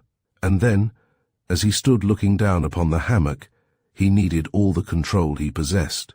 For the Senora had gone, and Delfina Carrillo lay there, not the magnificent pulsing creature of old, for her face was pinched and little blue veins showed everywhere, but The person of all appearances browns had gone with her flesh, her skin was white, and her cheeks flamed with colour. Her eyes looked enormous, and her mouth had regained its curves and mobility, although it drooped. She wore a soft white wrapper with much lace about the throat, and she looked 26, and beautiful, wreck as she was. "Delphina," he articulated, "Delphina." And then he sat down, for his knees were shaking. The blood seemed rushing through his brain, and after that first terrible but ecstatic moment of recognition, he was conscious of a poignant regret for the loss of his brown old friend. He glanced about involuntarily. Where had she gone? That other personality. For even the first soul of the woman looked from the great eyes in the hammock. Delphina stared at him for some moments without speaking. Then she said, with a sigh, "It is one." She sat up abruptly. "Listen," she said, speaking rapidly. "At first I know you, for the mind wander much. And then Marcia tell me I think always I am the girl again. Sometimes, even when I have the sense, I think so too, for am alone, have nothing to remind, and I like think that way. When I am seek first Herminia coming to see me, but I write her after. Am well again, for I know she and the husband want to go to Mexico. Then, after I get worse, I am very glad she going, that all my girls are away, for the dreams I have. When the mind is no right, give me pleasure and bring back the days when I'm young and so happy. I feel glad I go to die that way and not like the old peoples. So happy I am sometimes one you cannot think. Was here, you remember, for 2 months before I marry, and often I see you and Enrique and all my friends, and myself so, gay and beautiful, and all the caballeros so person with mental illness for me, and all the splendid costumes and horses. California, her youth too is gone, Juan. Never she is Arcadia again. She paused, but did not lie down, and in a few moments went on, and often I think of you. Often. So strange for love Enrique then, but I know, missing you terrible, when you go to Washington and read all they say about you in the papers. So long now since Enrique going, and the love go long before. The love that. Make me marry him, I mean, for always love the husband, that was my duty. So, when my youth come back, though I think some by Enrique, suppose you are more in the mind, which, after all, is old, though much fall away. And I want to see you, but no like to ask you to come, for you are so busy and so ambitious. And I know I live till you come again size a year, and that make me feel happy. No cry, my friend, I no cry, for is sweet to be young again. Often, I know, can understand why not loving you then.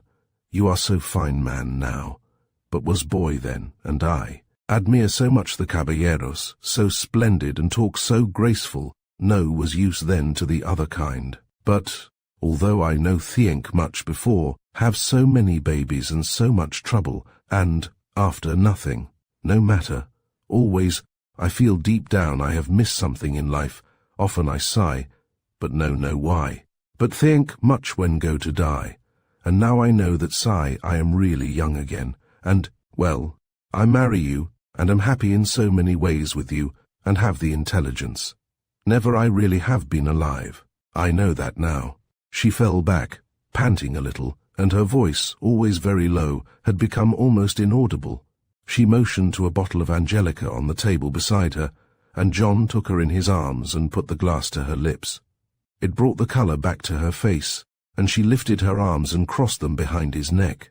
"Juan," she whispered coaxingly, "you have loved me once, I know, and sometimes have cried because think how I have made you suffer.